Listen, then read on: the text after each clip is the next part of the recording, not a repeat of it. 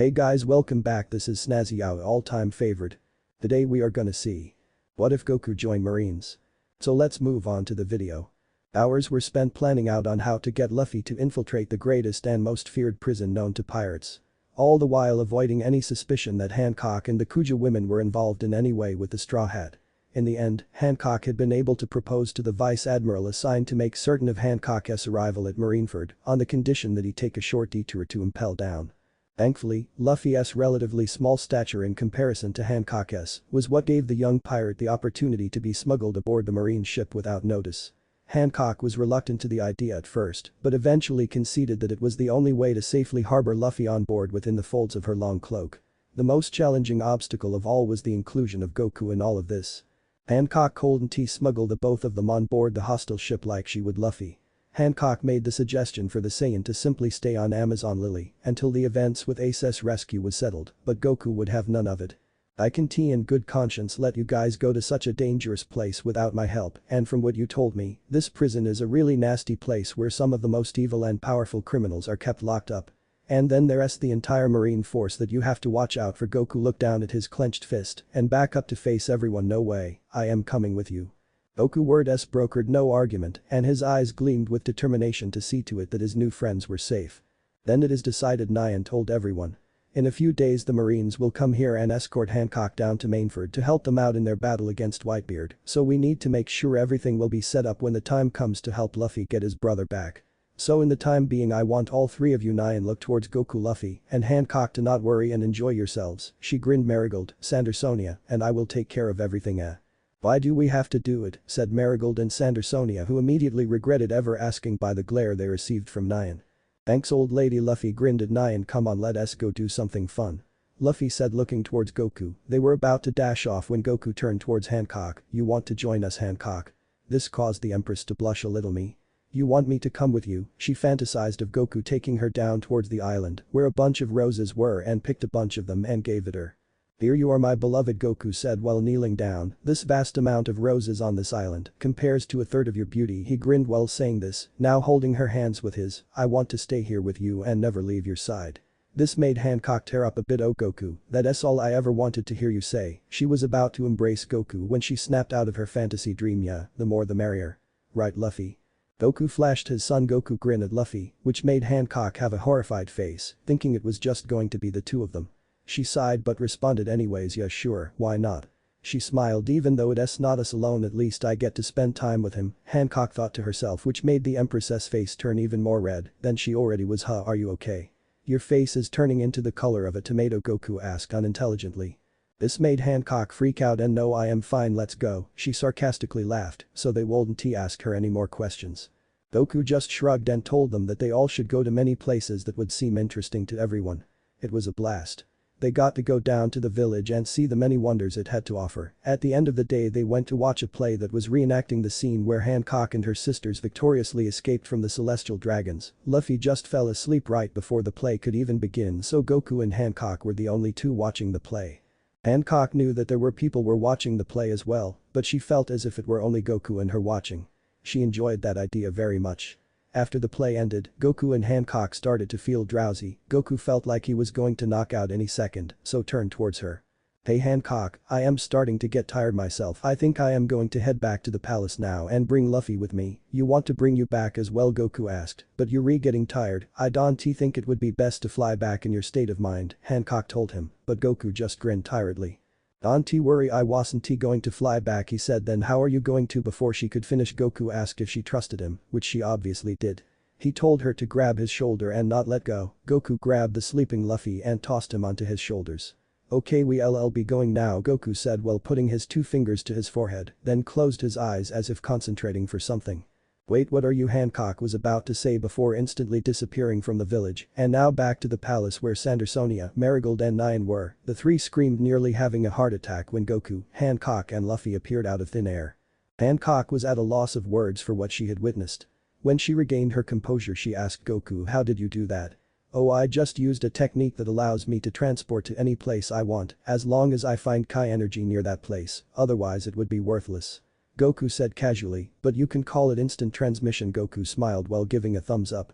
Afterwards Goku left the speechless ladies and took Luffy into their room so that they could both sleep because Goku knew that he would have a big day tomorrow. Once the sun started to rise, Goku woke up to head off towards the arena to train. Shockwaves were heard around the island, there was loud crashing and boom sounds coming from the palace. Everyone woke up thinking something bad was happening in the palace, so they rushed towards the location of the noise to see what was going on. Hancock, Luffy, Nyan and the two sisters were the first ones to arrive and see that it was Goku making all that noise. Everyone was watching him pose the Kamehameha wave, thinking that he was just testing his technique. After Goku fired the beam he disappeared from his original position and right in front of the enormous beam. Watch out. Everyone screamed at Goku to move away from the attack, but he didn't listen, he stood his ground waiting for the beam to come closer. Then he reached out his hands to stop the wave in mid-flight. Goku gritted his teeth, he looked like he was struggling to keep the attack at bay since he was being pushed back a little. But of course Goku being the overachiever he has started pushing back the attack and it looked like he was smiling. Everyone was shocked to see Goku start smiling when he was fighting for his life to stop a deadly attack. They thought the attack was so big and loud the entire island started shaking violently, causing everyone to start falling because they couldn't hold their stance against the violent rumble. Hi! Goku screamed before he crushed the wave together in the palm of his hands. Instantly a huge explosion engulfed Goku, making it impossible to see what had happened to him. Goku. Hancock screamed, thinking he had been hurt or worse by that explosion. Hancock was going to jump into the ring, but Marigold and Sandersonia were holding her back, so she couldn't, fearing that she may be hurt as well. The fire started to recede and only black smoke covered the arena. Hancock started crying thinking the worst had happened to Goku, she later started to faint. Hancock. Her sister cried out before catching her before she hit the floor. Hancock looked at the ring one more time thinking Goku was gone. Goku, Hancock said, tearing up. Immediately a flash of golden light shined through the smoke and then the smoke started to recede and a man was seen standing in the middle with gold hair spiking upwards, his eyes had a green teal color and a golden flame aura surrounding him. He is wearing the same clothes Goku wore, but some parts were torn on his clothing, but the man himself looked fine. The man was holding his arms outwards to his side and was looking down. Hancock and Luffy slowly got up and walked up to the ledge to face the golden-haired man who was still looking down. Goku. Hancock steadily said.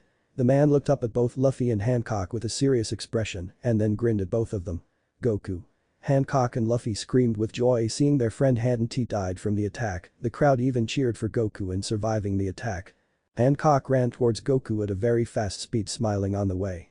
She embraced Goku in his arms and hugged him tightly. Oh Goku. I thought we lost you. She said while crushing him with her bear hug which surprised him that she had that much strength. Goku just looked at her face and smiled. Don't worry, I won't ever die to an attack like that, Goku said with pride in his voice. This just made Hancock hold him even more tightly. Hancock, can you let go of me, you're kinda of crushing my arms, Goku said with a little smile on his face.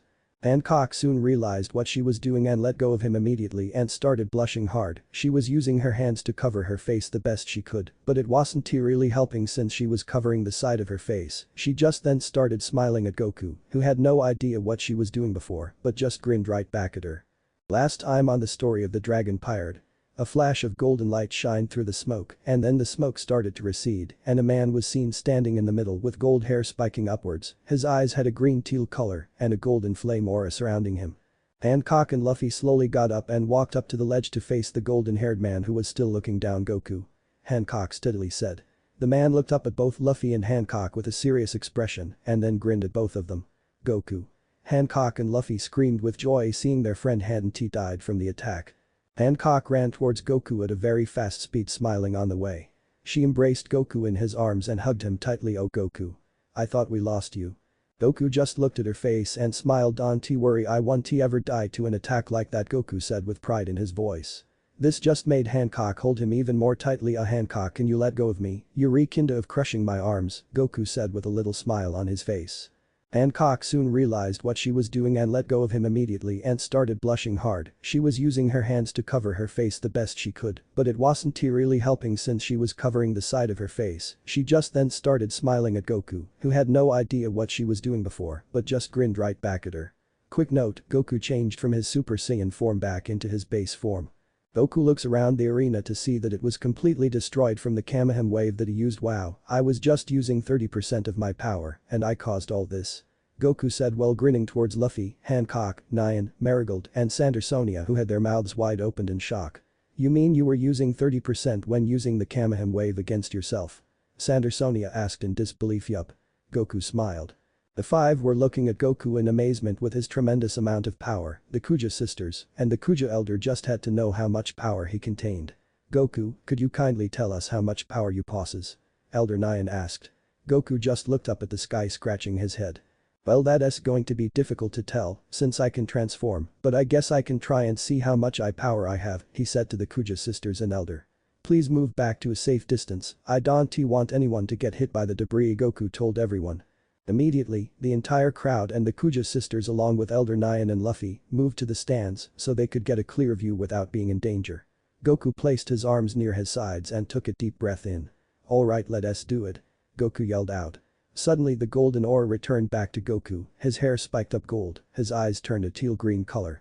His body bulked up and increased his height to 6 feet 3 instead of 5 feet 9. Goku noted it the first time he transformed as a Super Saiyan when he appeared out of the smoke. It might have to do with the lower dense gravity on this earth than my earth, Goku thought. He snapped out of his deep thoughts and looked towards everyone. This is a legendary transformation that some Saiyans have mastered, which causes us to mutate and multiply our battle power many times over. But I call it a Super Saiyan. Everyone listened intently, amazed at the sudden change in Goku. But I am not finished yet, Goku grinned. He powered up again, causing a little rumble around the stadium, but nobody had noticed. Goku transformed again, and this time his golden flaming aura had lightning around his body slimmed down slightly, but his height stayed the same.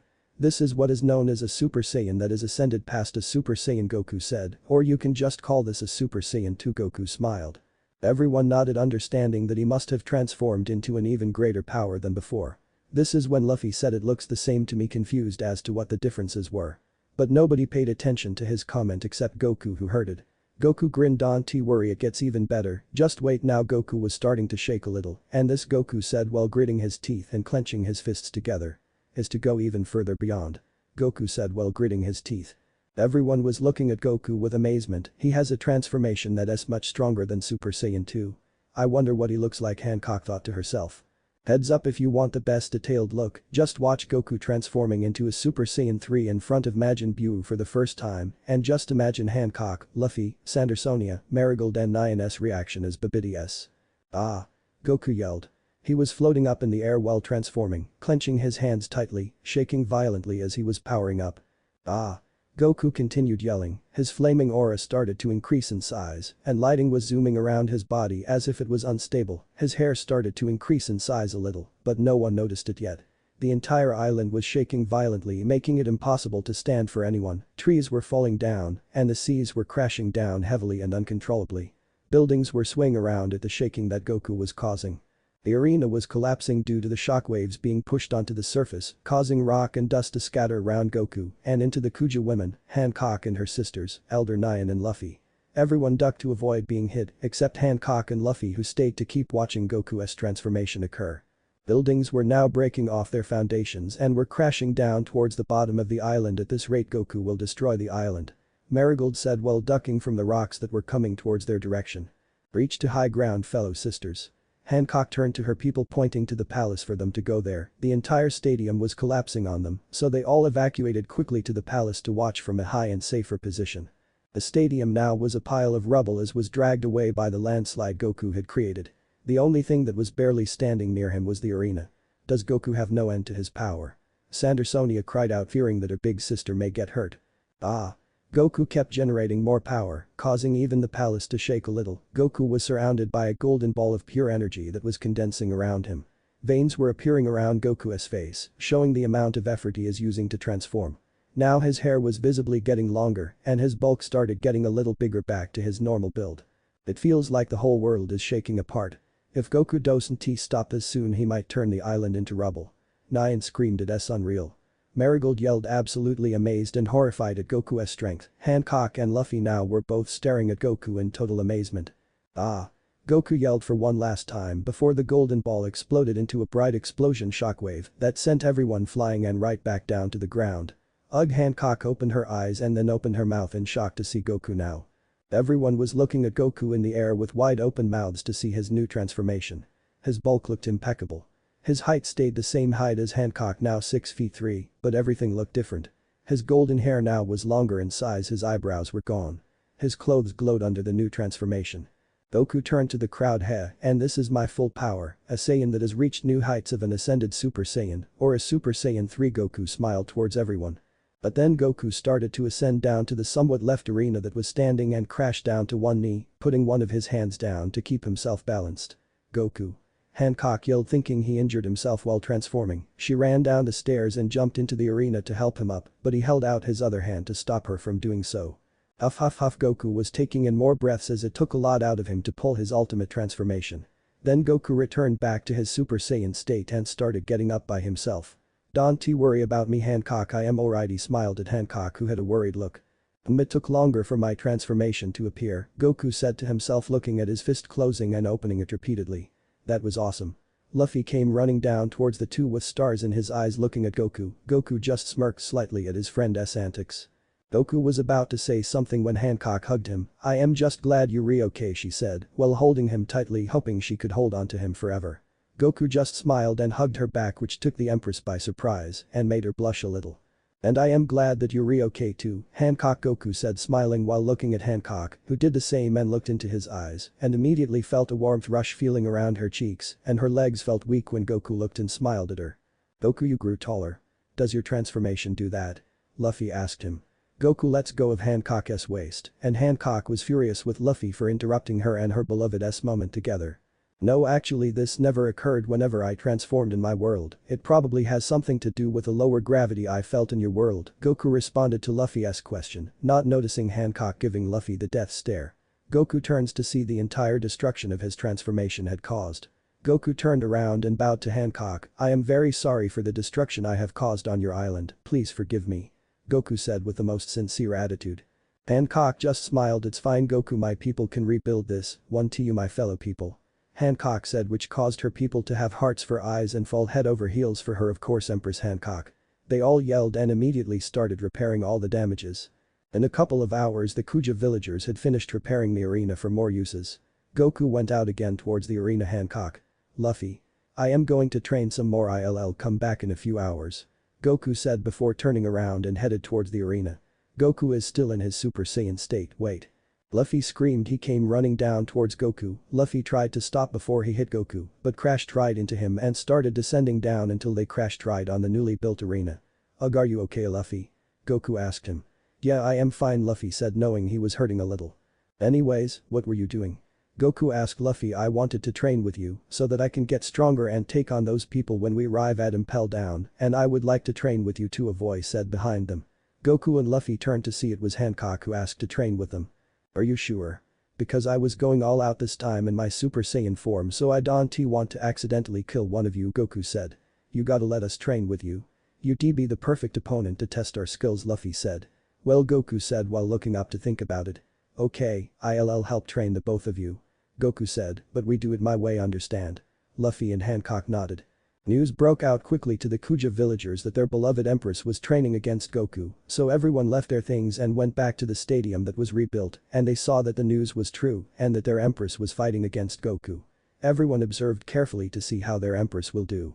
Okay, we will only be doing sparring lessons, Goku said, which made Luffy sigh in sadness. I thought we were going to fight. We are, Luffy. Well, mostly you two will be doing the most fighting. Goku smiled. The both of you will take me on at the same time, and I'll fight you both at my Super Saiyan form, even though that may be overkill. Your objective is to knock me to the ground, and be warned, I want to be taken out quickly, and my objective is the same as yours, but the roles are reversed. Since I want the fight to be somewhat fair, I'll lower my power to 1% in my Super Saiyan form, Goku said, while posing his fighting stance. The tensions grew high as both sides were getting ready to battle each other.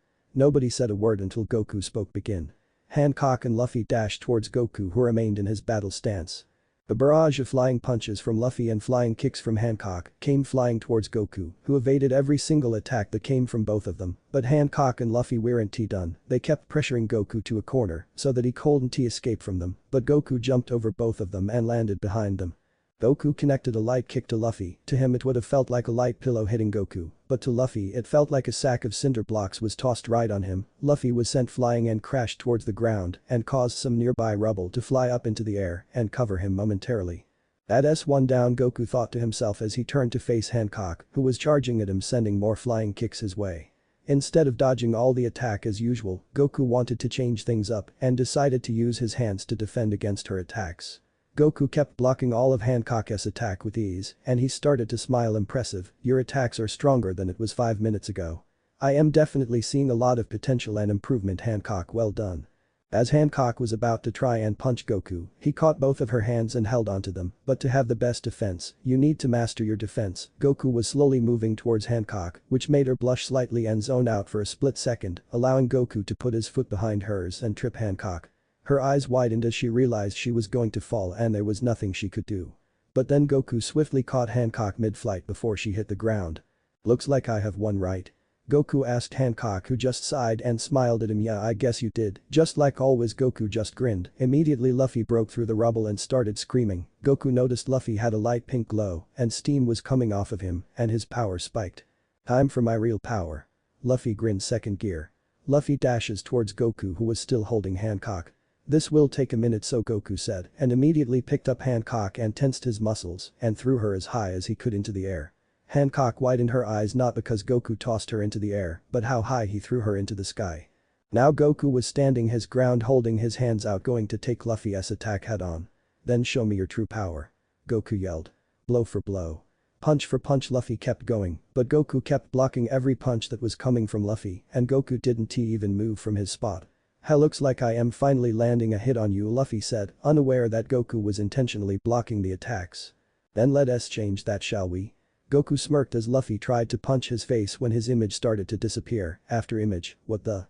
Luffy said, confused as to where Goku went when he suddenly appears behind Luffy with his hand in the air with a chop motion. Luffy turns around too late. Oh shy. Goku chops Luffy's pressure point, causing him to go limp but not unconscious and started to fall face first, but Goku caught Luffy's shirt and put him on his back. "Nice job, Luffy, I saw an increase in power. Keep this up and you can get even more powerful." Goku smiled towards the grounded Luffy. "Even stronger than you?" Luffy said. "Well, let us not get ahead of ourselves," Goku chuckled. Goku looks up into the sky and puts his 2 fingers to his forehead and it to the falling Hancock. He put out his arms and caught Hancock in a bridal style form. "Going down, Milady," Goku said jokingly. Hancock couldn't help but laugh slightly at Goku's joke. "Oh, stop it, Goku, you read too much," Hancock said while still laughing. Goku started to descend onto the ground and the crowd started to cheer for Goku on his victory. Goku couldn't help himself and took a bow, which made Luffy and Hancock to start laughing again. Goku turned around to both Luffy and Hancock. "I am very proud of the both of you, I really am. I know that if you keep working hard you will reach new heights and will be a more powerful fighter, especially you, Luffy," Goku said, while Luffy grinned. "Congratulations to the 3 of you for doing an outstanding job.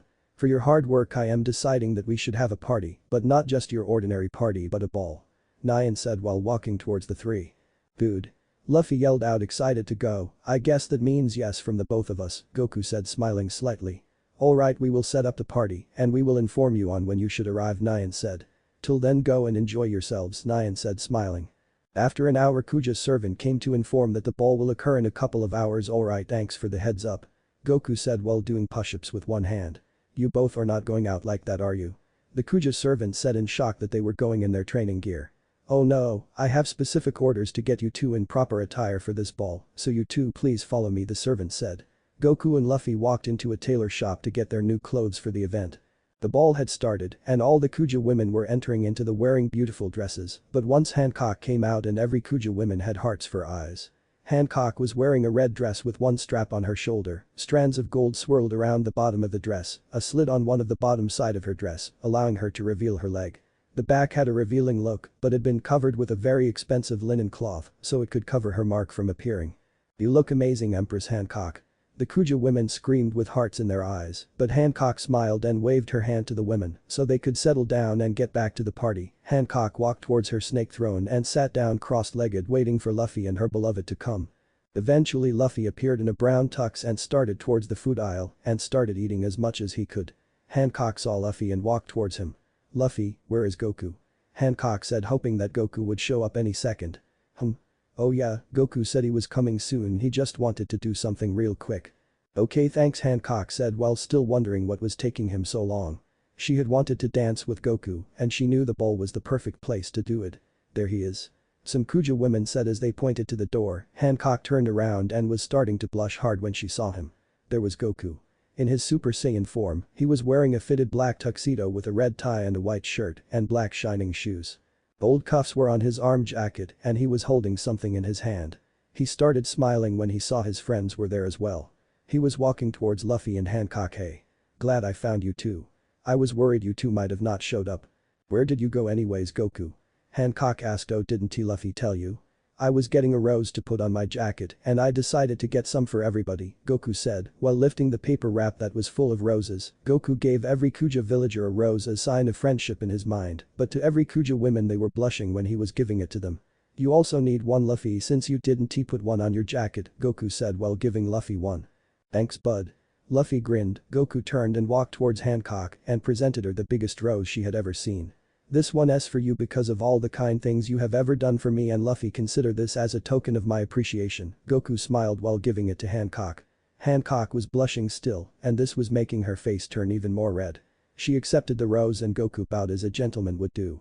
Music was starting to play, and as Hancock was about to ask Goku to dance with her, the entire Kuja women crowded around Goku asking him to dance with them. This made Goku feel nervous since there were many coming at him at the same time, but he just went with it when one by one they were taking him to the dance floor. A true gentleman. The Kuja women said when they were dancing with him. After a while, Hancock was sitting on her throne with a saddened expression when a hand came to her view. She looked up to see Goku extending out his hand to her. I see you here all alone and an empress shouldn't have to attend a ball without having at least one dance, so would you care to dance with me? Goku said smiling at Hancock. She blushed a little and smiled. Yes, I would like that very much.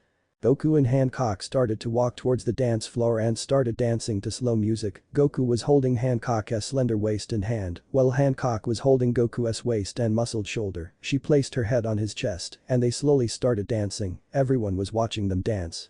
I never knew you were an expert at dancing, Goku. Hancock said. Well, when you're dancing with 100 people in one night you pick up pretty fast, Goku said jokingly. Hancock started laughing at Goku's humor as they continued to slow dance. I am glad that I got to dance with you, son, Goku. Hancock said. And I am glad I got to dance with you as well, Hancock, Goku said, making Hancock turn red slightly. After a while the slow music ended and the two parted ways to applaud the musician.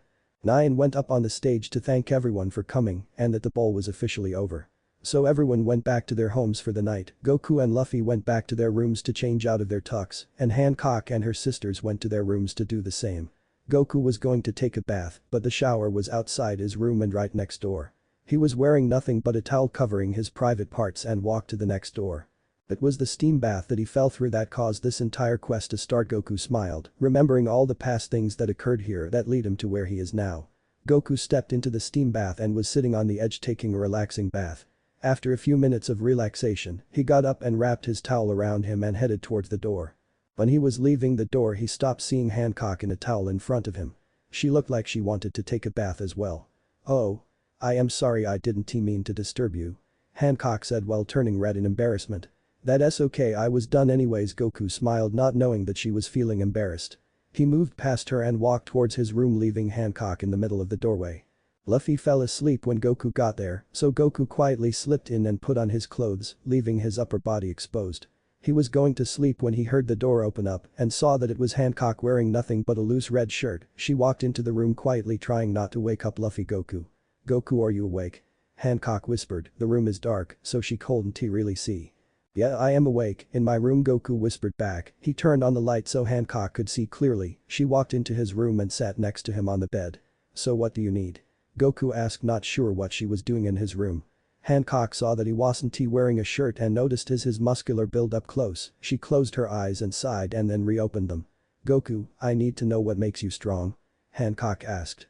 Well, it's because I train my body to its limits, and Goku was interrupted by Hancock. No, not like that, I mean what drives you to become the strongest? Everyone has a purpose to do something in life, so what's your purpose in being the strongest? Goku was silent for a moment, then responded to her question. It's because I care. I drive my body to the limit to protect the people I care about because I fear that if I am not the strongest then I'll lose everyone that I love. Goku said depressingly. I always train my body even if I can't bear the pain anymore. Even if I am injured in battle I won't stop because it feels as if I am failing everyone. I'd rather risk my life to save others. Goku smiled a little. It's what makes me into the man I am today. Hancock smiled at Goku. She knew that he was truly in fact a man pure of heart and would do anything to help others in need. You really are one of a kind, Goku, Hancock thought. She placed her hand on top of his and held it, but Goku hadn't noticed because he was deep in his thoughts, and Hancock knew this as well. She smiled and started to head to the door. When Hancock reached the door, she turned to look at Goku one last time.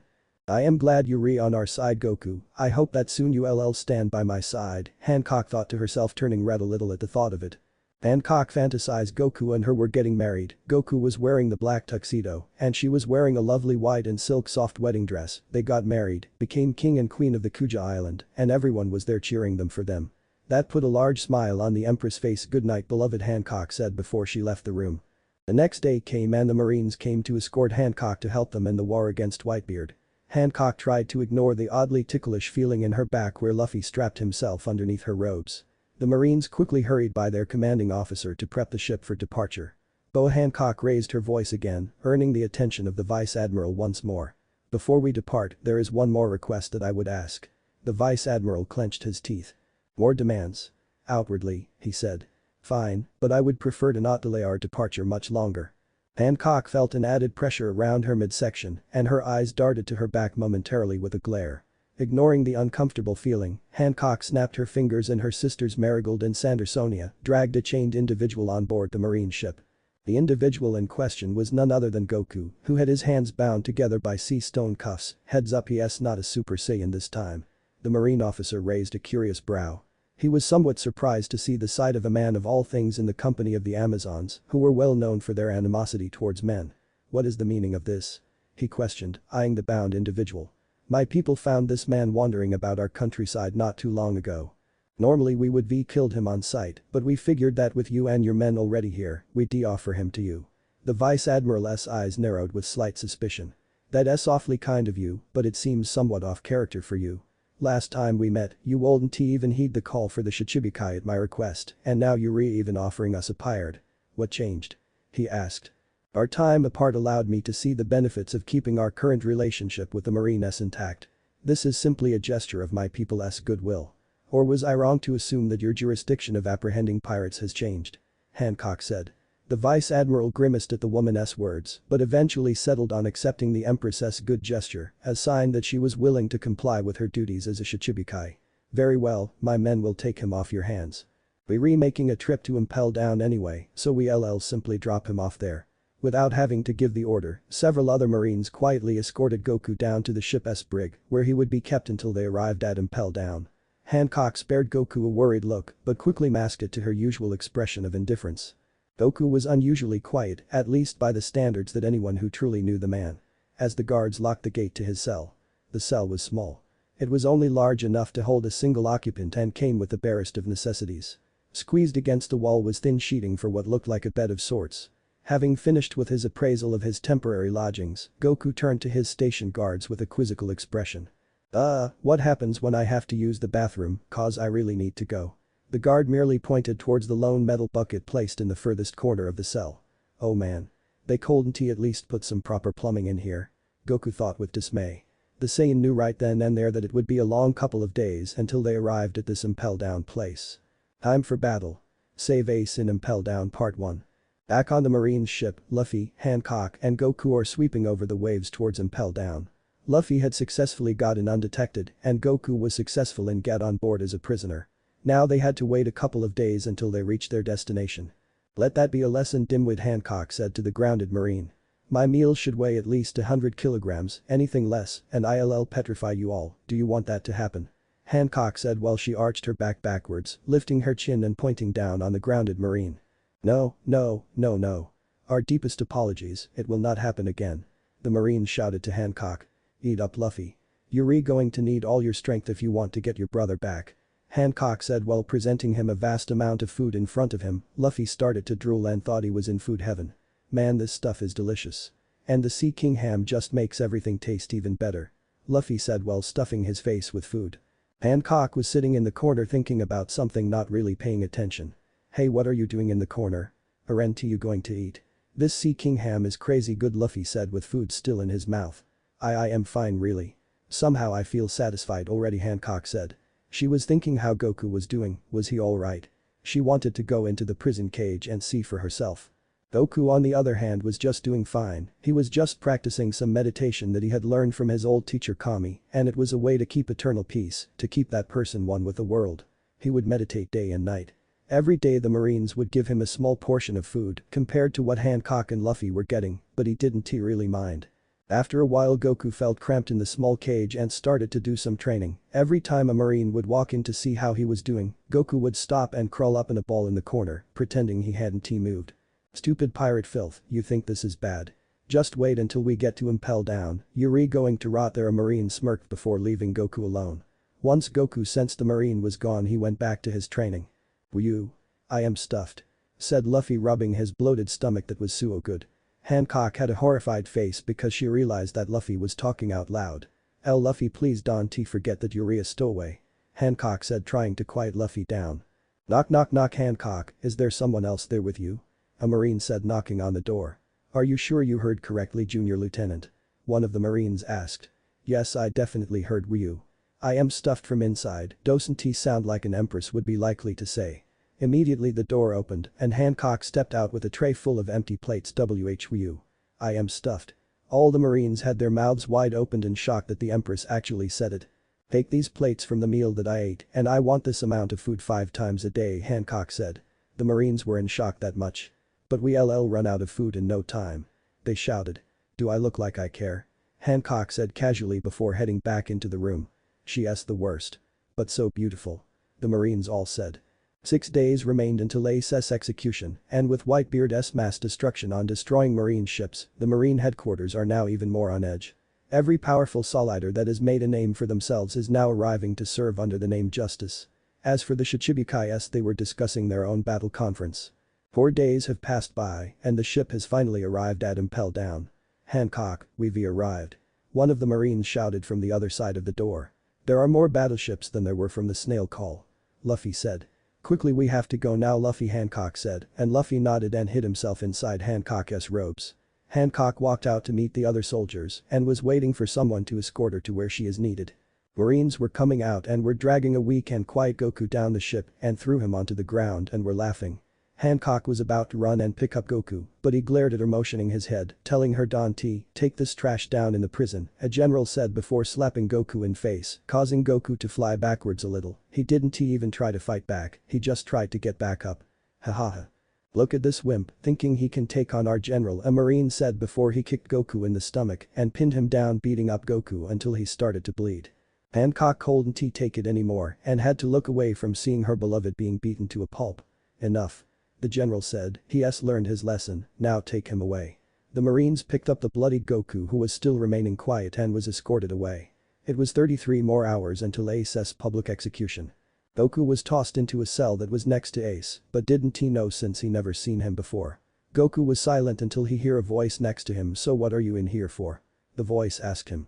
Goku didn't know what to really say because he feared that if he reveals his plan, everything would go down the drain from there. "I was just fighting some people called Shichibukai," hoping that it was an acceptable answer. "You fought a Shichibukai? Humph, not bad, man, not bad at all," the voice said while chuckling. Goku was about to ask the voice a question when Hancock, led by some people, entered in the room. "Portgas de Ace. You have a visitor," a Marine commander shouted. Goku was shocked to hear that his cellmate next door was Luffy's brother the entire time. Bo Hancock noticed Goku and stayed quiet until she turned and looked at Ace. "What do you want with me?" Ace asked her. "I have not business with you, I just want to see you for myself, the man who will be the trigger for the battle in which I am set to participate," Hancock said calmly. After having her conversation with Ace, she turned around. "I have finished my business here," Hancock said while walking towards the other direction. Once everyone left, Goku asked Ace what she had told him because he didn't understand entirely. "My brother," she said. "Yes." Here Goku smiled slightly at the sound of that, knowing that his friend made it in. "Alright, now I gotta wait until Luffy comes to help Ace so I can go find the strongest fighters," Goku thought. Luffy was running around trying to find Ace down on each level of torture, but couldn't find him anywhere until he was notified by someone that Ace was locked away in the lowest part of the chambers. He started off towards that direction. "Hang on, Ace, I am coming," Luffy thought to himself. The 33 hours had passed and it was time for Ace's execution. Goku was worried now. "Where is Luffy? I thought he was going to appear a few hours ago." Ace was now being dragged off and was going to main fort to be executed. Goku wanted to stop them, but with his malnutrition and his strength depleted, he was helpless to do so. After an hour Luffy comes crashing through the door with a bunch of people behind him to save Ace. No. I was too late, Luffy screamed, punching a wall causing a crater to appear. The others were giving food through the cell for Goku to eat and regain his strength. Thanks, Goku said. He broke his sea stone cuffs and kicked the sea stone cell out of its hinges. Everyone except Luffy was shocked to see someone break a sea stone material because they all thought he was a devil fruit user. Before anyone could ask Goku if he was a devil fruit user, Luffy asked where the nearest exit was. They blocked off every exit so we can escape, someone said. Damn it. Luffy yelled angrily. Goku grabbed Luffy's shoulder and smiled. Do you trust me? Goku asked calmly. Everyone was grabbing hold of the next person, linking arms, and was holding on to Goku, who put his 2 fingers on his forehead.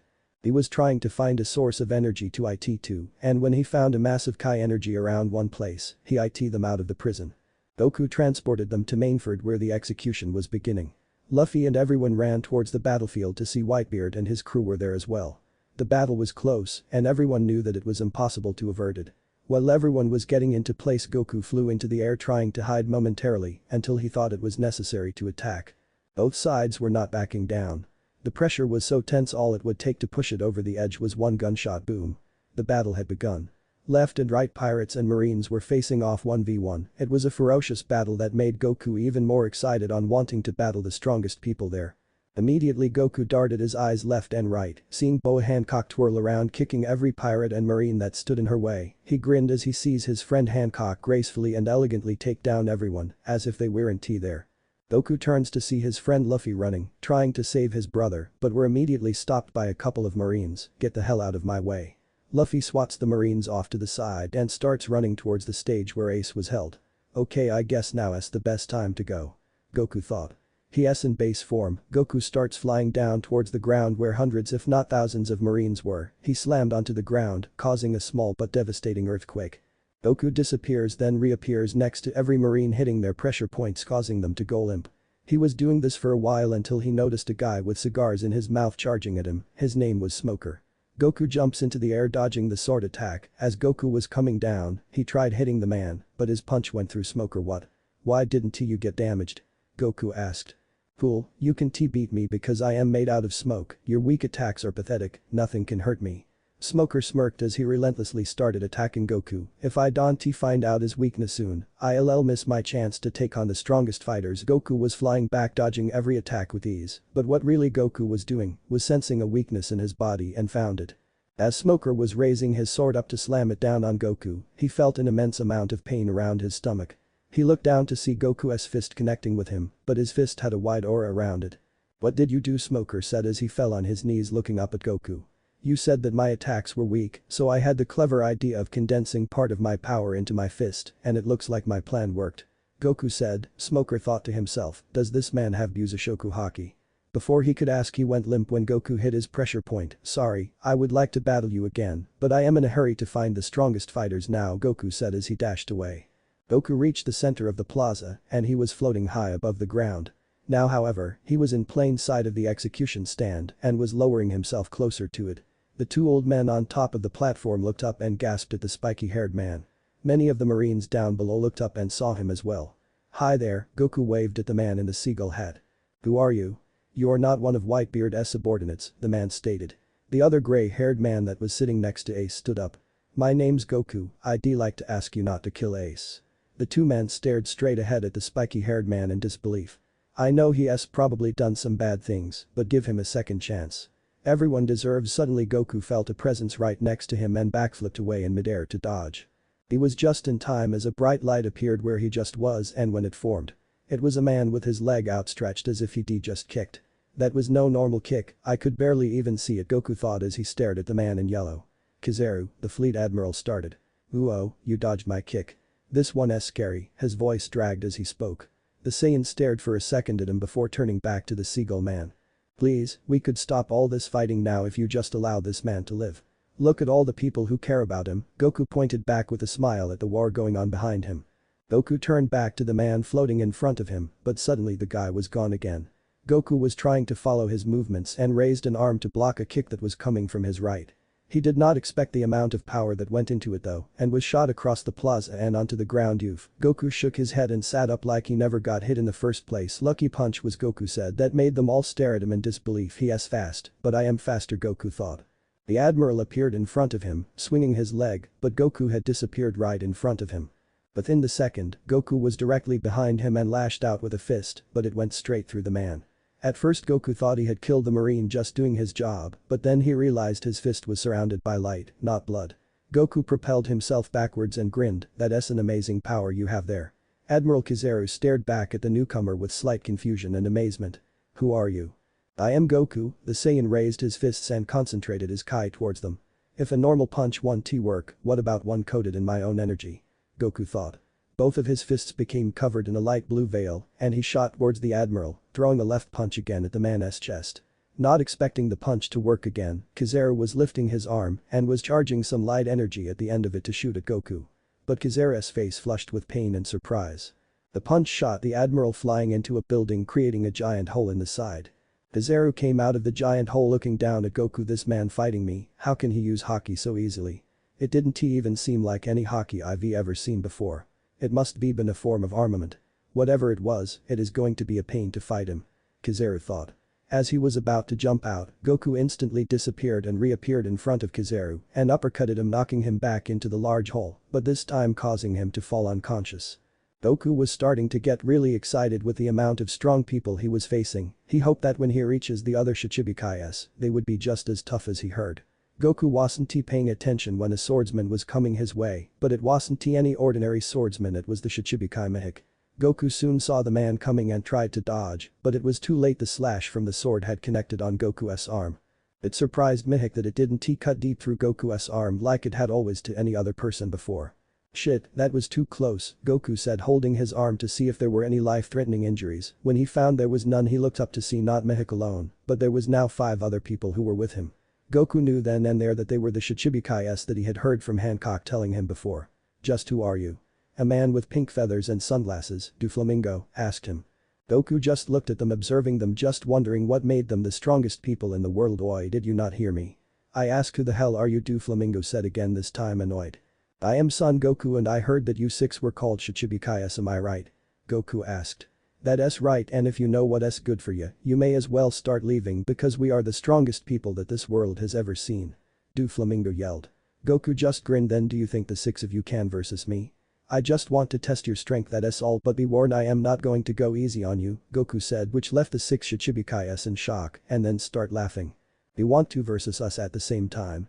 Honestly, how stupid can one person be? Doflamingo said while laughing. Please let me take care of him, okay?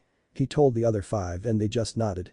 Doflamingo dashed towards Goku, going to strike him in the face, but Goku just disappeared, causing him to stumble a second. All the Shichibukais were looking and wondering where Goku had gone until they heard a voice that answered their question. Like I said before, I wasn't going to go easy on you, so you better come at me with full power, Goku said while facing away from the Shichibukai in a badass way. The Shichibukais looked at each other and then at Goku. Goku turned around to see the war had stopped fighting and every soul on that island was watching him challenging the Shichibukais head-on. Even Whitebeard couldn't help himself but smile a little at Goku's bravery in taking the Shichibukais head-on. The 6 Shichibukais and Goku were on the ground getting ready to versus each other. But Hancock wasn't accepting this idea of Goku throwing away his life just to fight the Shichibukais. She ran in front of Goku, holding out her hands, blocking him from going any farther. Goku didn't show any emotions, but inside he was angry because of what the Marines had become. He thought that the world government was supposed to be fair and equal, instead it's corrupted and it's full of people who take advantage of others. Get out of the way, Hancock, Goku said in a stern voice, trying to walk past her, but she pushed him back, which caught the Saiyan off guard and shocked everyone, wondering why she was trying to stop him from challenging the Shichibukais. I said get out of the way, Hancock. Goku said, his voice raised a little. No. Hancock said while keeping her hands in the air. What? Goku said, his tone was getting angrier. I said no, Hancock said, still trying to keep Goku away from the Shichibukai. Get out of my way, Hancock. Goku roared. Everyone winced at the sheer strength Goku possessed. Even his shout had caused the Shichibukai's spines to tingle. I want to let you get killed just because you want to take on those people, Hancock said while pointing towards the Shichibukais. You're not going to stop me, Goku said in a dangerous voice. He was going to walk past her again, but this time, Hancock had slapped Goku hard on the face. This made Goku fall down and momentarily be in a state of shock, seeing his friend had actually slapped him in the face. Goku saw that Hancock had a pained expression when she had to slap him. Huff huff huff, if you want to get to them, you're going to have to kill me, Hancock said with tears in her eyes, threatening to spill down on her face. If you want to fight them this badly then you're going to have to destroy me. Hancock screamed. Goku's eyes momentarily turned to normal and then back to a cold stare. Goku started getting up and then slowly extended his arm out towards Hancock, his hand then started glowing a ball of energy, and he pointed it to Hancock, who was shocked to see he was going to actually fire it at her. Hancock closed her eyes awaiting her destruction at the hand of her beloved. But instantly Goku dashed towards Hancock and hugged her, which made the Empress blush and feel a little weak. I am sorry that I had caused you so much pain, Hancock, I know this must be hard, but please let me fight them, Goku said softly. Hancock turned his face towards hers, and she started to tear up a little, but Goku, what will Luffy and I do if you die? We need you, Goku, I need you. She muffled the last part while she buried her face in his arms. Goku just picked up her face with his finger and smiled at her. You won't have to worry about me ever again, Hancock, cause know this, my passion to keep everyone I love alive is what keeps me going, and I am not going to fail now just because of them, Goku said, pointing to the Shichibukais. This put a little smile on Hancock's face. Then will you promise me something, Goku? Hancock said to Goku. What is it? Goku asked. Promise me you'll come back to us. Hancock said to Goku, which made him grin. That's a promise that I can definitely keep, Goku said smiling. Then here's my token of appreciation, Hancock said as she kissed Goku on the cheek, which made her turn red and put a big smile on her face. Goku grinned and had let go of Hancock to face the Shichibukais, who were confused as to what happened. Sorry about that, Goku said while cracking his neck. Now where were we? The Shichibukais were getting annoyed with Goku's cockiness, especially Doflamingo, who took it personally when Goku made a fool out of him moments ago. Doflamingo was seething with rage but was hiding it with an evil smile. Ahahaha. You think you can beat us? Doflamingo said while dashing towards Goku, who wasn't moving from his fighting stance. You're nothing compared to us. Doflamingo said as he punched Goku in the face, causing a pile of smoke and rocks to go scattering around the two, making it difficult to see them. Luffy was watching open mouth as he saw his friend take the hit head on and not try to dodge it. What was he thinking? Luffy thought in disbelief. Even Hancock had been shocked to see Goku not try and dodge the attack. The dust was clearing up and Doflamingo was seen first by everyone, and he was smiling his evil smile. What a waste, couldn't even take a single punch. And that wasn't even my full power, Doflamingo said while laughing. You were saying? A voice said in the dust. Doflamingo said looking back at where his fist was surrounded by dust. The dust finally cleared and everybody had their mouth opened in shock. There Goku was, he took the punch alright, but he didn't even seem to notice the punch that was connecting to his face. He was just staring right back at Doflamingo. Who the hell is he? Doflamingo thought to himself. Now everyone was staring to see what Goku would do next. He just backed up a bit and slowly retracted his arm back in a position that looked like he was going to punch Doflamingo. But Goku's fist never hit Doflamingo at all. Goku just thrust his arm forward and immediately Doflamingo was sent flying backwards afar and crashed down heavily. The other Shichibukais just stood there in disbelief of what Goku did. It was like Goku never even touched Doflamingo, but Goku did something to him. But what? Hancock thought to herself. Doflamingo gets up and yells towards the other Shichibukais and him. Immediately all 6 Shichibukais dash towards different sides of Goku trying to surround him. This technique isn't going to work on me. Goku smirked while preparing himself for their attack. The Shichibukais rushed at Goku from all sides throwing punches at him constantly, but he kept blocking them all even from behind him. The faster they punched the faster Goku was adapting to their speed to counter them. Enough. Goku yelled throwing his arms outward to his side, causing all the Shichibukais to be pushed back. Goku glared at the 6 Shichibukais and then smiled, which really put everyone in a state of confusion. Impressive, there's no doubt in my mind that you people are really the strongest in the world, but you got one problem that's really destroying your power, Goku said looking at all the Shichibukai.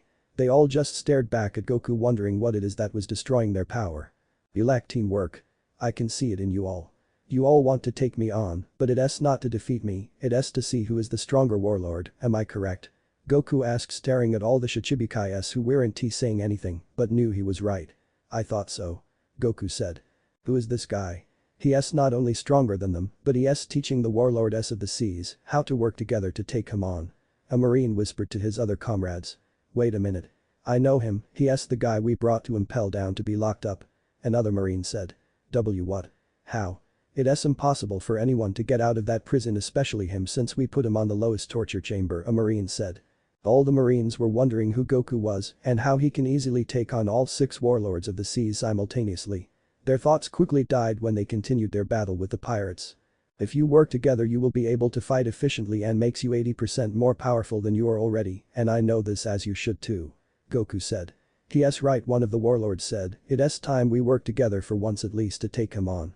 Quickly the warlords worked together, coming at Goku with a faster speed and more coordinated punches at him. Good. Now I can fight you at your full power. Goku said, smiling, still blocking their attacks. Soon one of the Shichibukai landed a punch on Goku which took him by surprise that one of them managed to get past him. Their powers are rapidly increasing, Goku thought. He disappeared out of sight and reappeared behind one of them and kicked them heavily on the side, causing the Shichibukai to go flying into another Shichibukai. BTW, no one is watching their fight anymore because it's a war, so you can always watch a cool fight, right? Put me down on the ground. Doflamingo yelled to Goku, who grabbed him from behind, and both were floating now. Poor choice of words, Goku said. He sped downwards, slamming Doflamingo onto the ground, which caused Doflamingo to wheeze since all the air left his lungs during the impact. Goku looked up to see Mihik coming at him with his blade, so he repeatedly backflipped away from Mihik's sword range, causing him to get annoyed that his sword wasn't connecting with Goku. Ahhhh. Mihik yelled as he threw his sword in a spinning way towards Goku. Crap. Why can't I move from my position? Goku said. His legs felt like it just fell asleep on him. He turned slightly to see Doflamingo was still on the ground but was using his hands to stop Goku from moving. At this rate the sword will chop me in two. Goku thought until he remembered something. He put his fingers to his forehead and it away from the sword. A split second more and Goku would have definitely been hit by the sword. Where did he erg? Doflamingo was kneed in the gut by Goku, causing him to roar in pain. Goku chopped at Doflamingo's pressure point, causing him to go limp. He was doing this to the other warlords as well, until they were all on the ground defeated. Goku just stared at them from up above until he heard a Shichibukai, well, what are you waiting for? Kill us already. You beaten all of us, so just end us, we're no match. Goku just shook his head side to side, saying no, you guys are very powerful. It's just I had to study all of your fighting styles that really helped me out. If I hadn't, who knows how long this battle would have taken. Goku said. Auntie, take this defeat badly, but take this defeat as a purpose to keep training and allow yourselves to be pushed beyond your limits, then you will truly know what it feels like to be the very strongest you can be, Goku said, smiling and giving them a thumbs up before dashing away to find his friends. What a weird guy, Hemihik said before passing out along with the other Shichibukai's. Goku was too late, Ace had been executed, and Luffy was just standing over his brother's corpse crying silently until he passed out from the pain he had endured from the battle. Luffy. Goku yelled, dashing towards his fallen friend. Haha, look at him, he passes out just from seeing him die. What a pathetic pirate, a Marine said. Goku just turned around to look at the Marine with an angry glare. Hancock came after seeing Luffy pass out and saw Goku was shaking violently. Goku turned to see the man called Whitebeard had died standing up and the Marines were making fun of him as well. How dare you make fun of them? Goku yelled at the entire Marine. They tried saving this man, pointing at Ace, and yet you continue to laugh at them when they tried. I want to let their purpose die in vain. Goku yelled. Ahhhhhh. The golden explosion came from Goku, causing everyone who looked at him to go blind momentarily. After their visions came back they stared at Goku, horrified to see he had transformed. He had golden hair sticking upwards, his body glowed and glistened under the sun ray, and his body was engulfed in a golden flame.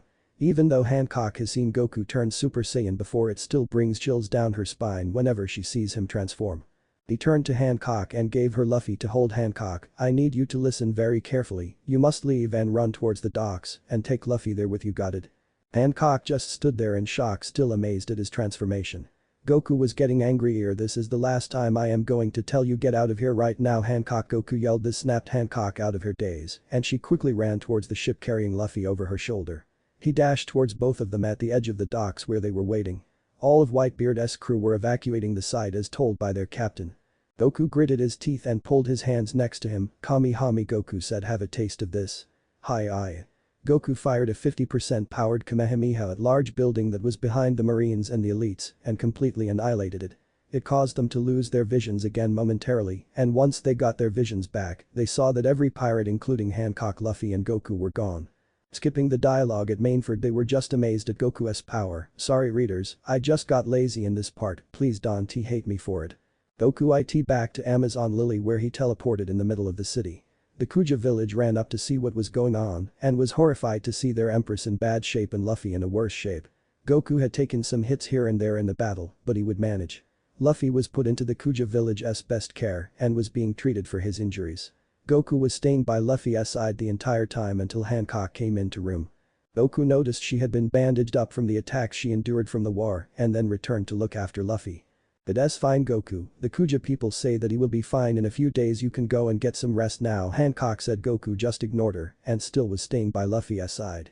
"Goku," Hancock said, "it's my fault, I was toying around with the Shichibukai's too long that I didn't notice Ace being executed." Goku said, closing his eyes. "Don't say things like that Goku. You didn't have anything to do this, but you chose to act and help Luffy try saving his brother. If it wasn't for you, Luffy might have been in a worse condition. That was a very noble thing that you didn't even need to do, and I know that Luffy respects you for what you did, even I respect you for what you do," Hancock said. Goku just smiled and looked at Hancock. "It looks like you've grown into a very wise person, Hancock." "Thank you." Goku just smiled at Hancock, which made her blush slightly. "He called me wise. Is this his form of saying I love you?" Hancock said, which made her blush hard. "In fact, you sound like a good friend of mine, Bulma," Goku said casually, which made Hancock spin her head towards his quickly. "Hey. Bulma. Who's Bulma? How do you know her? Is she a very close friend? How close are you with her?" Hancock said, barraging the Saiyan with so many questions about who Bulma was. "She's just a close friend I know of since I was a little kid. In fact, we went on an adventure as kids, it was fun. Talking about the journey to find the Dragon Balls." Goku grinned, he slowly got up and started walking out the door. "I guess I'll go catch some sleep then. I'll see you and Luffy tomorrow." Then he it back into the palace, leaving the Empress wondering who was Bulma and was she going to steal him away from her. The next day came and Goku flew down towards the Kuja village's medical house to check up on Luffy. "He will be fully recovered in a few more days. We'll inform you and the Empress if anything good happens." A Kuja woman taking care of Luffy said. "Thanks." Goku said, giving a thumbs up before leaving the house to go and train some more. Goku went to the arena and was doing some usual training until Marigold and Sandersonia came to the ring. "Oh hey. What are you two doing here?" Goku asked. Marigold was the first to respond to the Saiyan's question. "We would like to have another match with you Goku, if that's okay," Marigold said. "Yes, so will you accept our request Goku?" Sandersonia asked. "Sure. I would love to take you both on again. It was fun the first time we versed." Goku said, grinning at them, "But a little heads up, I've grown a little stronger after taking on the Shichibukai's, so don't hold back on me, go all out." Goku said as he was doing his fighting stance. Sandersonia and Marigold nodded, preparing themselves to fight Goku.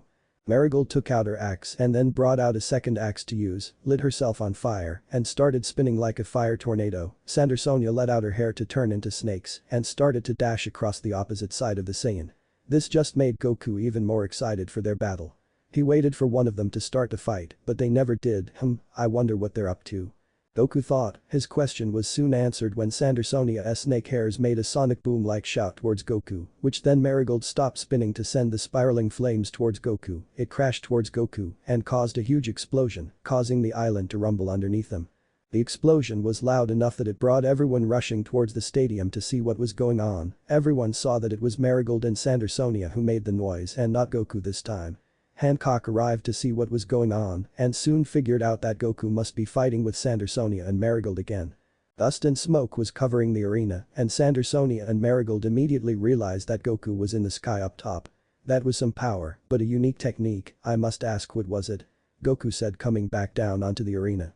"That was our tag team technique that we learned a few months ago. We call it the Morubasset Bakuden, Flaming Buster Bomb. I made up the technique, so don't go searching for it. It required much power and timing, and it seems you can take it on easily," Goku Sandersonia said, smiling. Goku just grinned at them and then went back to his fighting position. Hancock smiled. "That's my Goku for you, never stops improving and always knows how to get the upper hand on you," Hancock thought. Marigold then spun around while on fire and charged at Goku, who then started to backflip away to dodge the flames. He sensed Sandersonia behind him, so he disappeared and reappeared within the second behind Sandersonia to kick her on the side, knocking her off balance and hitting the floor with a thud, causing some parts of the arena to crack and rocks to scatter around. Goku turned around to start evading again Marigold's flaming axe spin, trying to find a way to get past her defense, but she wouldn't let up. After a while this caused Goku to get annoyed. He retracted his arm and then stretched out his hand, causing a fast and huge gust of wind to collide with Marigold's flaming spin, extinguishing it. This took Marigold by surprise that Goku stopped her flame body, but she didn't stop though. Marigold kept spinning towards Goku, who dashed away to do a backwards flip kick strike on Marigold's attack, with full force resulting Marigold to drop one of her axe. Goku disappeared to reappear again behind and then disappear again over and over to confuse Marigold on his position. She turned to her left with wide-eyed shock as did everyone else. Not only Goku was there, but there were multiple Gokus there as well. Sandersonia started to get up and went behind her sister back to back trying to figure out what is going on. The Gokus all started to talk at the same time. Since you used a technique on me, I decided to let you see one of my techniques called After Image. After Image? Sandersonia and Marigold said simultaneously.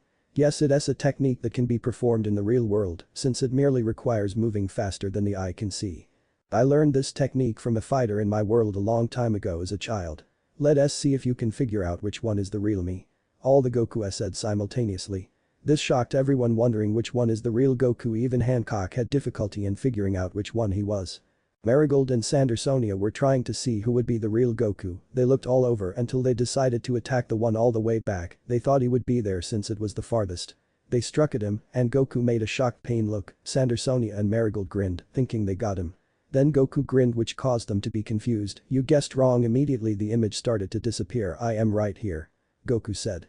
Marigold and Sandersonia turned around to see Goku surrounded in a blue aura flying towards them with his fist ready to attack. You lose, Goku said as he reached Marigold's face ready to strike. He pushed out his fist at Marigold, who was waiting for the punch to connect with her face, but it never did. Marigold and Sandersonia looked up at Goku, seeing that he had stopped and had his face turned away from them and towards the sea. Goku what's wrong? Marigold didn't finish her sentence when Goku dashed into the air and flew towards the bottom of the island, leaving everyone in the stadium confused as to what he was doing. Goku flew towards the sea looking for the Kai energy he had sensed while fighting Marigold and Sandersonia. There was definitely a spike energy feeling here, but where did it go? Goku was searching left and right for where it went. It appeared for a split second and then gone the next, as if it never existed in the first place. Goku was about to give up when he felt the same spike in energy far left of him and headed towards it. Goku soon sees a man face upwards in the seas floating around. Goku immediately picks him up and flies them back to the arena to let the mysterious man down gently.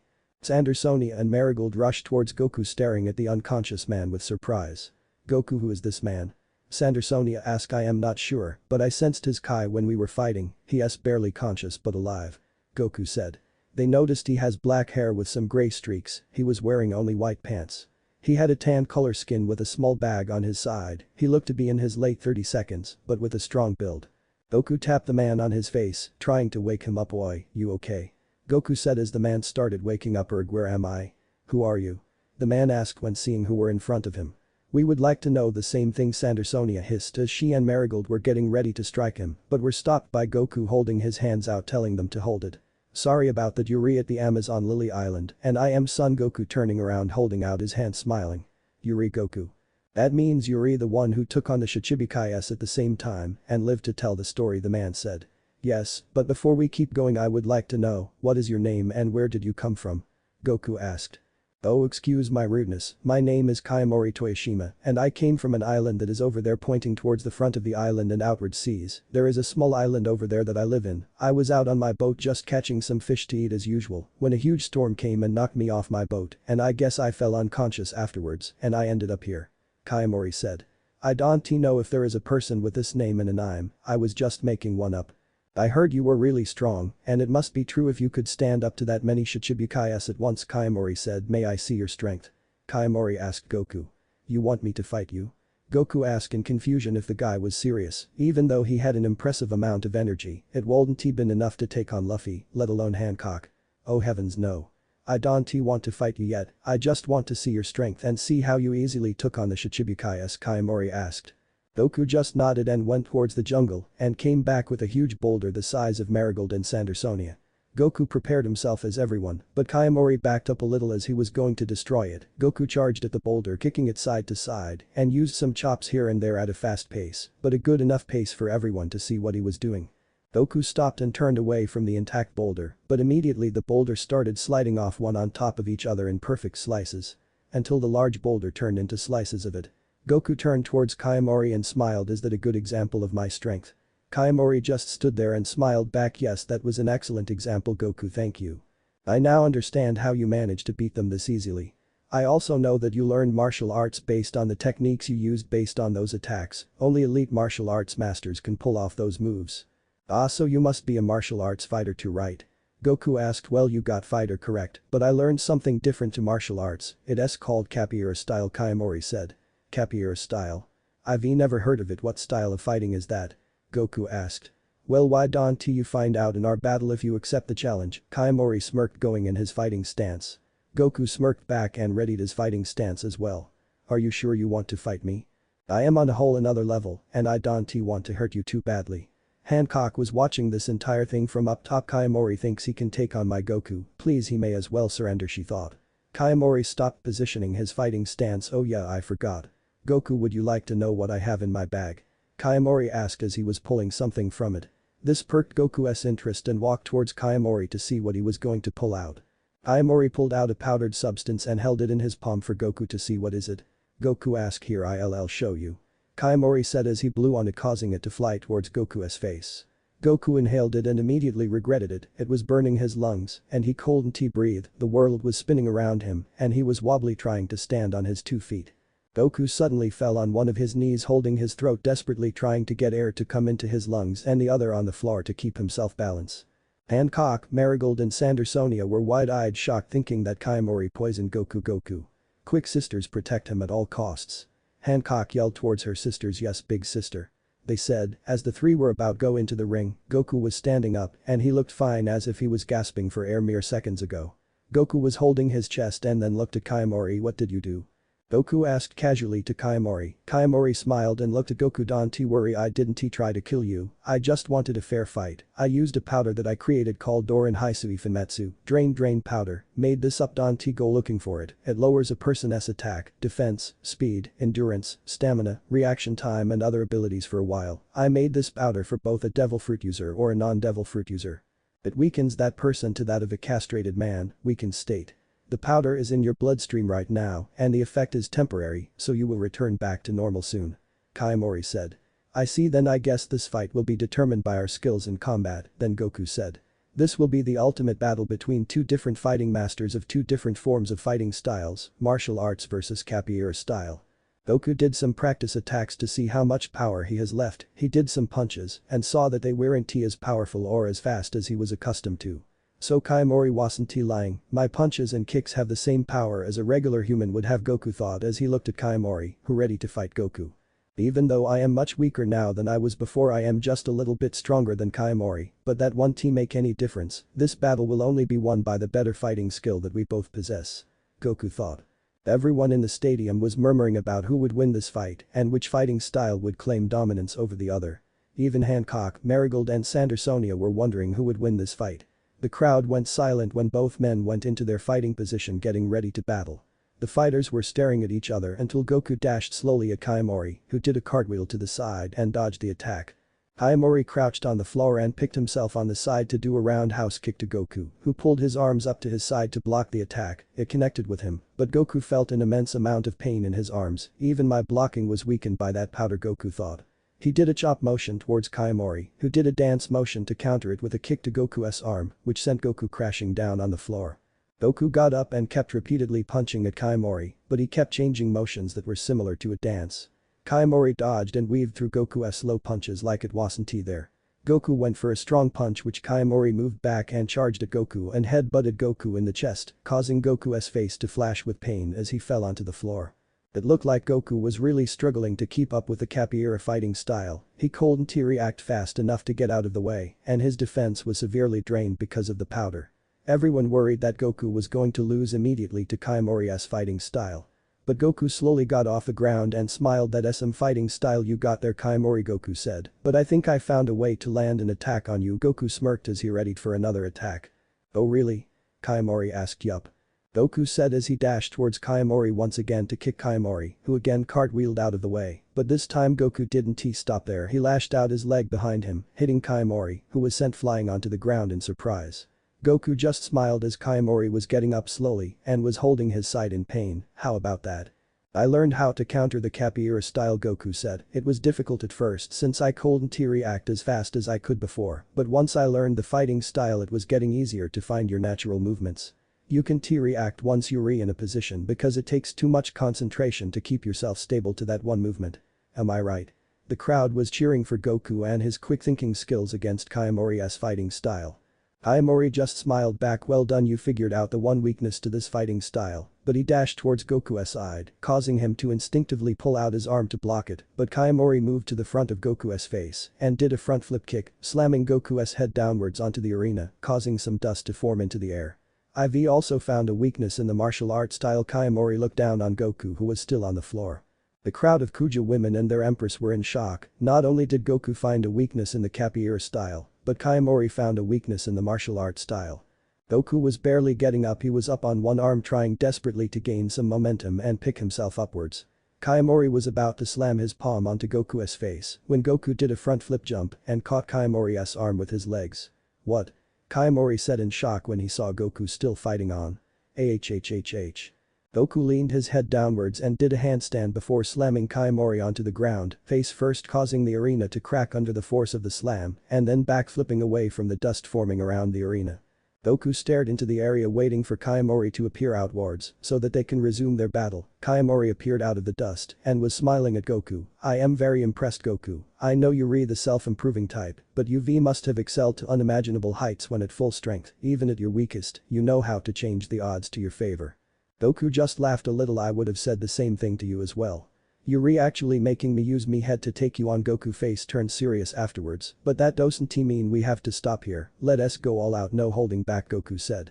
Kayamori just nodded. Before they were going to fight, Goku took off his shirt, wristbands and his shoes. Finally, I can fight more freely. Goku smiled as he dropped his stuff on the floor, which made a huge thud which shocked everyone. Goku, were those weight clothes? Kayamori asked. Oh yeah, I always put on 300 pounds when I am fighting someone, Goku said casually, as if it was normal.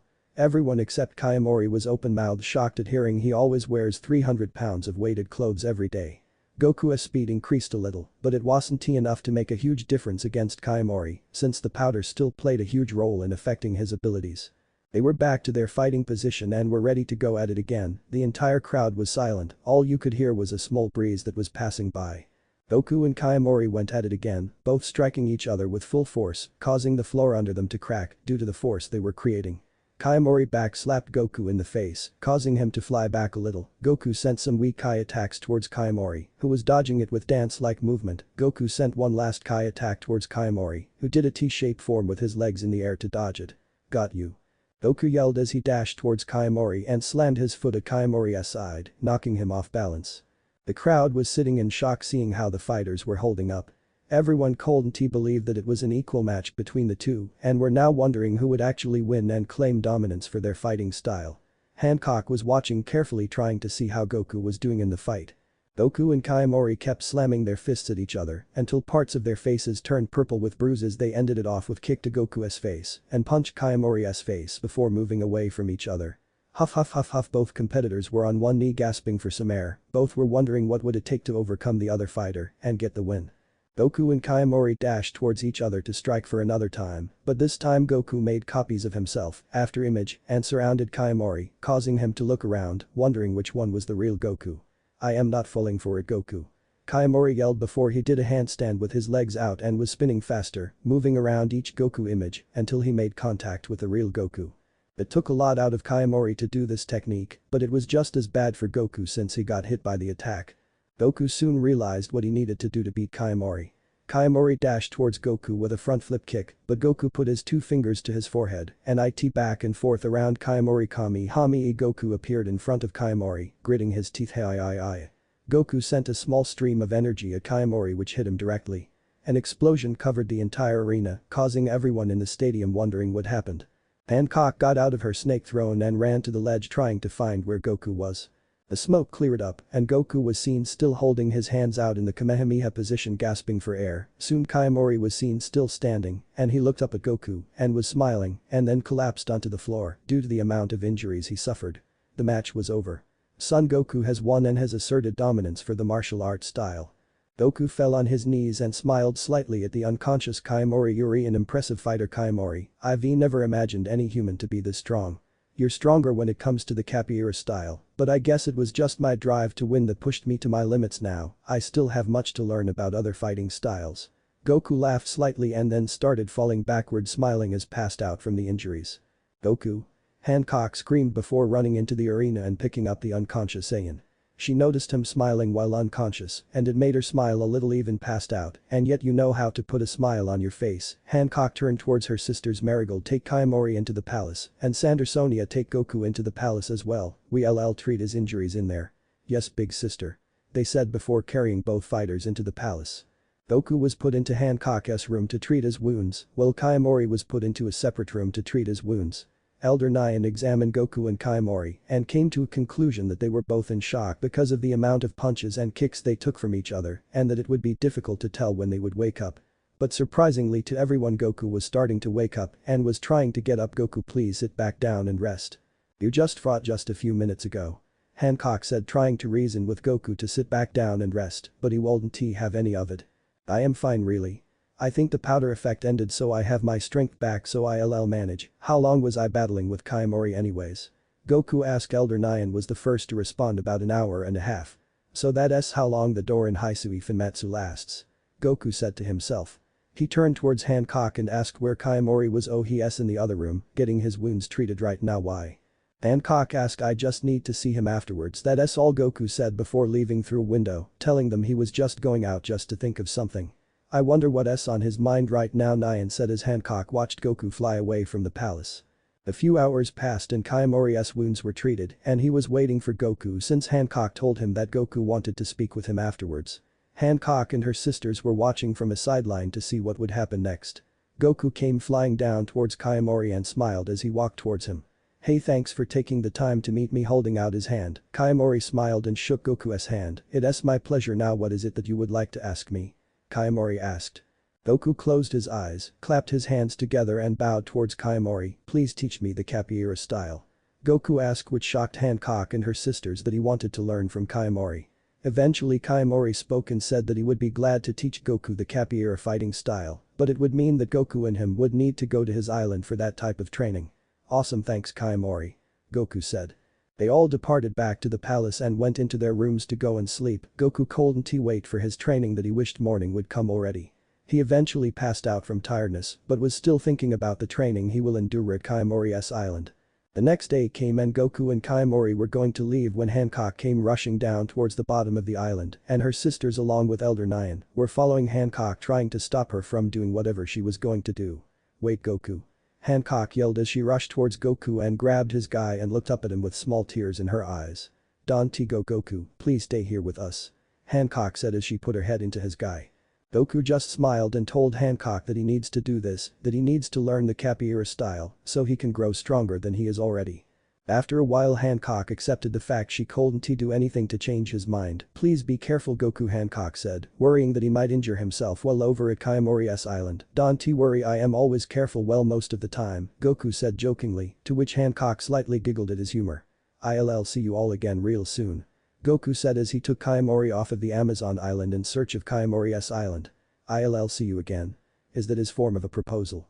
Hancock blushed slightly at the idea. No, it's not, Hancock. Nyan said in an annoyed voice that her empress was thinking anything Goku said was a form of romance to Hancock. After a while they found Kaimori's island and they immediately started training once they landed. Kaimori wanted to keep things level, so he brought Goku into a room that looked similar to the room of spirit and time. This where we will train, Kaimori said as he put on a gas mask and turned on a switch, causing the drain powder to come from small holes in the wall. Goku's lungs started to burn again and everything was spinning like the first time. Soon Goku got used to the burning feeling and got up. Oh man, this is definitely going to be difficult, I can't wait to get started. Goku thought in excitement. 2 years had passed and Goku had mastered the capoeira style far better than Kaimori. Goku and Kaimori went their separate ways as Goku traveled back by boat because he felt exhausted and didn't want to fly or back, even though he could, he wanted to take a slow ride back. As he was traveling back, Goku fell asleep and was slowly drifting towards the Isle of Women where all of his friends were. He soon arrived at the island and word soon spread that the Saiyan had returned. Snake Empress, the Saiyan Goku has returned. The Kuja women called to their empress. Goku returned. Hancock said, holding her chest and smiling happily. Quick, I want a 7-course meal prepared for him immediately. I must see him at once. Hancock said while arching her back, pointing to the Kuja women. Of course, Empress Hancock. They cried out before leaving to prepare the meal. Hancock couldn't wait to see Goku, it had been 2 years and it was painful for her not to see him for that long. Sister, you must eat, you haven't eaten in hours, Marigold said. Hancock turned away and clasped her hands together. Goku must have not eaten for a while. He must have the heartiest of cuisine to regain his strength. Hancock said. Once it is prepared I'll take it to him, Hancock said, blushing slightly. I forbid you, Hancock, to see him right now, Elder Nyan said as she entered into the room. If you go alone to see him right now it will set a bad example. This is the Isle of Women, Nyan said. I cannot wait. I am the Empress, Don T, tell me what to do. Hancock said as both glared at each other. Back with Goku.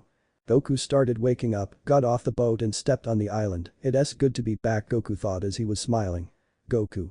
A voice was heard by his left. He turned to see Luffy running towards him, waving at him, and another person with him, Jinbei. Luffy. You're alright? Goku said as he slapped Luffy's hand as they met. It's good to see you, Goku. Where did you go? When I got up I realized you weren't here. Luffy said. Haha, well, I went off training with someone called Kayamori at an island off in the distant, Goku said. Is he still there? Luffy asked. No, he told me he was going around to journey off into the world to meet other people and live his life in peace. Goku said, "Aw, I wanted to meet him and see if I could fight him," Luffy said sadly. Goku just laughed. You and me have a lot in common, Luffy. Food, saving others and fighting strong people, which made Luffy grin. Hancock was on her chariot riding down the island with her sisters, Elder Nyan, and the large amount of food in another chariot. She clasped her hands together and smiled. I wonder when we get married if Goku will stay here on the island. I don't think that the Saiyan hugging you would be a reason for marriage, Hancock Nyan said, annoyed with her empress's behavior. Then what must I do to marry him? Hancock said to Nyan. I don't think I am the one to ask, Nyan replied. They arrived to see Luffy and Jinbei talking with Goku on their training and their next journey. Goku. Hancock yelled. Goku turned around to see the Kuja sisters and Elder Nyan all there. He smiled and waved at them. Hey, it's great to see you all again. Goku said as he was walking up to them. Goku, you're back. I was so worried you were gone. You must be hungry. I've brought food for you. Please eat as much as you want. Hancock said while turned away from his view. You can eat his eyes, and yet you want to talk about marriage, Nyan said in disbelief. Sweet thanks, Hancock. Goku said as he was stuffing his face with food, as did Luffy and Jinbei. After they ate, a voice was heard behind them. Goku. Are you ready to go? We will be leaving soon. They all turned around to see it was a female flying in the sky wearing a green gown with a black vest that dropped towards her side. A large ring was around her neck. She had a light blue skin with her hair pulled back, and she was holding a staff in her hand. Her name was Vados. Vados was smiling as she dropped down towards the floor. Oh, I see you have guests. Well, I guess I can make an exception for you, but we must hurry before he gets mad at us for being late. Goku just smiled back. Vados. You came. I thought the tournament was to happen 2 weeks later. Apparently both of them wanted to have the battle now because it was too long for the both of them. Whis is going to pick up your partner, so we must leave as soon as possible, Vados replied. Makes sense. I wouldn't be surprised considering how they both are, Goku said jokingly. He turned to see everyone staring at him with confusion, and he knew that they wanted an answer. Oh right. Sorry, I forgot to introduce you, guys, this is Vados. She was training me as well while I was gone. Vados, these are my friends Luffy, Nyan, Hancock, Sandersonia, Marigold and Jinbei. Everyone said hello to Vados except Hancock, who turned away with a horrified look. Goku was training with her. No, he's trying to fool me. Is this what they call cheating? Hancock thought in shock. It's nice to see you all, but Goku, we must go now, Vados said as she formed a cube out of thin air. Please would everyone follow me into the cube so we can get there as safely as possible, Vados said while walking into the cube. So did everyone else. Goku was about to walk in when Hancock stopped him. Goku, who was that girl? Huh, which girl, Hancock? Goku asked, confused. The flying girl. Hancock said with a sad look. Goku smiled. Oh Vados. Didn't you hear me? I said she was my teacher who is helping me get stronger than I am already. Kayamori trained me for a while, but then I met Vados and her student who is crazy strong. I went to train my hardest and I guess it paid off, Goku said casually while laughing a little. Hancock looked down on the ground. Goku says this as if it were normal, so it must be true, he must be telling the truth. Hancock was smiling and relieved. Goku. We have to go now. Vados said, poking her head out of the cube. Oh shoot. Let us go, Hancock. Goku said, running towards the cube. Hancock blushed a little. Oh okay, honey. She ran into the cube and stood next to Goku as the cube started to ascend upwards. Everyone except Goku and Vados were startled that they were flying upwards. Hancock was afraid and held onto Goku's arm for support. Goku just smiled. Don't worry, Hancock. You're safe here with us. This helped out a little, but she still held onto his arm. As the cube exited Earth, everyone told one last glance before the cube went into hyperspeed and traveled away from Earth. They arrived outside of the universe to a small planet with a dome-shaped arena between the two universes that it was near. If you don't understand, there were multiverses in DBS, so I took that and put it here, it explains better than me. Vados landed the cube on the planet and turned to Goku. Goku, will you please come with me, we need you to know the rules beforehand, everyone else please stay here, I will come back soon to pick you up. Everyone nodded as Goku and Vados walked out the cube and into the dome where they saw Whis and Goku's opponents, the gods of destructions Beerus and Champa. It's about time Kakarot, I thought you wouldn't show. A man walked out behind Whis, it was Goku's longtime rival and ally Vegeta. Vegeta. Glad to see you again, it's been too long since you wished me away, and all Goku said grinning. Shut up. That wasn't even my fault, I didn't know he was listening to me when I said that. Vegeta said, gritting his teeth and clenching his fist angrily. Hey. It's fine, I really don't care, Goku said, holding his hands out, trying to calm the Prince of All Saiyan. Dad. The voice was heard from the opposite side of the dome, a little boy who had the same hair as Goku walked out with an older guy with glasses on, they were Goten and Gohan. Goten. Goku said while flying towards them. Dad. They both yelled while running towards him. Gohan and Goten ran to their father and gave him a hug, asking him how he was, what he did during his time in another world, and how he gotten so tall. Goku did the same. Everyone from Gohan and Goten's side came out to see it was Goku, everyone from the Dragon Ball crew except Kai, they all ran up to Goku, and they all were talking to each other until Goku asked where Kai was, everyone went silent afterwards, but Gohan responded to his father's question. Dad, Mom ran away a year after you left, she had a mental breakdown and wanted to escape from here, we tried looking for her, but none of us could find her. It's all my fault. Goten started to cry. I taught Mom how to hide her Kai, so she would be undetected. She said she wanted to learn this so she can be safe from enemies, I didn't think she would do this. Goten said, bawling his eyes out. She left a note on the table for us to see it. I've held onto it ever since then, Gohan said while pulling out the note to give it to his father. Goku took the note and read it silently. To all my friends and family, I am sorry for everything that I've done, and I am sorry for hurting you all. I can tell you how happy I am. I have 2 sons that are successful in life, friends who I consider family to support me in my time and need, especially in the state I am in now.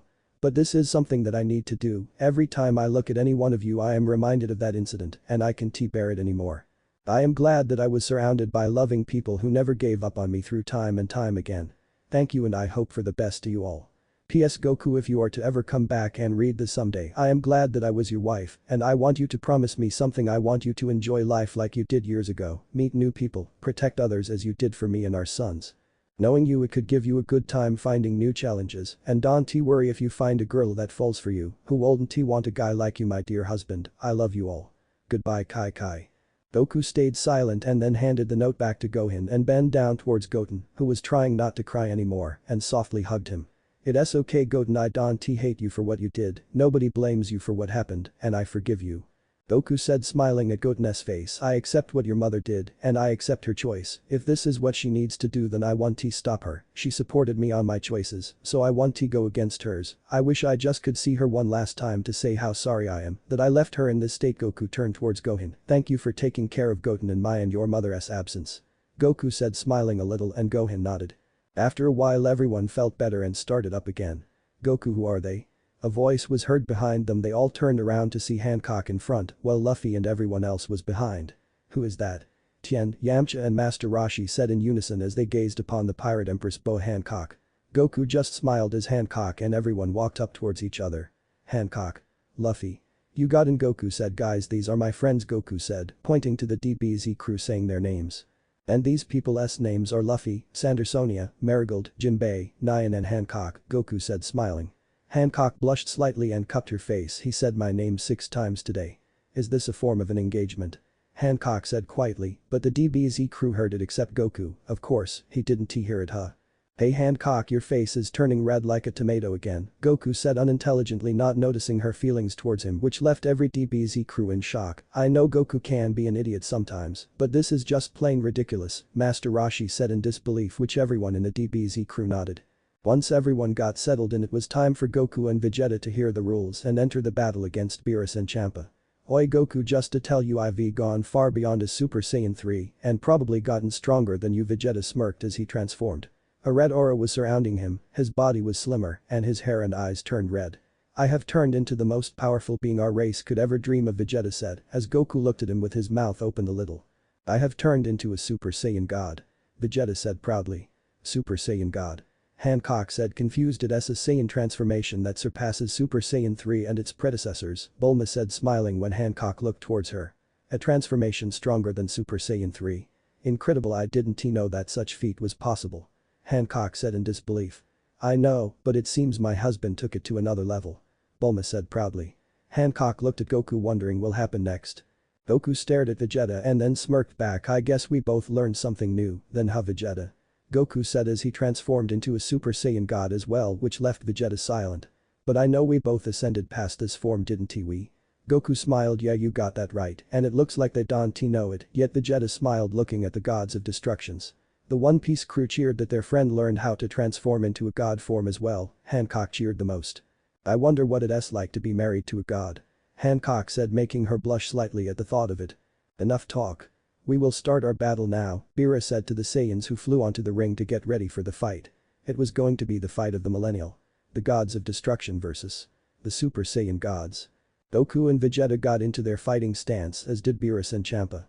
The battle was going to begin and everyone tensed up waiting for both sides to start. Begin. Vados and Whis said. Both Vegeta and Goku dashed towards the gods of destruction and paired off Vegeta versus Champa and Goku versus Beerus. Vegeta repeatedly threw punches at Champa, who effortlessly dodged all of them and then started punching back, left and right, back and forth. Vegeta and Champa kept going at each other's throats. Goku punched at Beerus, who dodged it to do a roundhouse kick to Goku's face. Goku backflipped away to then come back to slam his foot down at Beerus, who disappeared and reappeared within the second behind Goku with a Kai energy beam and shot it towards Goku, who turned around and slapped it away from him and onto the arena, causing it to explode a little. It was incredible. Beerus attacks while Goku counterattacks. Their blows causes the ground to shake and rocks start to break apart due to the shock waves created by both fighters. Goku slams his fist into Beerus' cheek and Beerus retaliates with a kick to Goku's face. Both break off to then continue their fight. Goku rushes towards Beerus and pulled out his fist to punch Beerus, who blocked the punch with his hand. The force of the punch caused a large crater to form underneath them. Beerus smiled. He had only seen Vegeta turned into a Super Saiyan God, and Beerus was already impressed with Goku's ability to transform into a god as well. Impressive, tell me, Goku, was it? How does it feel to become a god? Beerus asked, still blocking the punch. It's incredible, Lord Beerus, Goku said as he moves back a little to look at the god of destruction. Good, now channel that energy and bring it outwards to face me. Beerus said as he rushed towards Goku at incredible speeds, which Goku was having a hard time to see where he was going. Beerus slammed his foot at Goku's back, which made him fall over. Goku jumped up into the air trying to find Beerus, only to be behind him again and slam his fists down on Goku's back, again causing him to crash down towards the arena. Goku jumped back on his feet desperately looking for Beerus and where he had gone. Beerus was right behind him, his hand out in the air, was smiling. Do you think you can take me on at this speed? Beerus said as he was slamming down towards Goku's pressure point. Goku. Hancock yelled as she saw he was going to get hit from behind.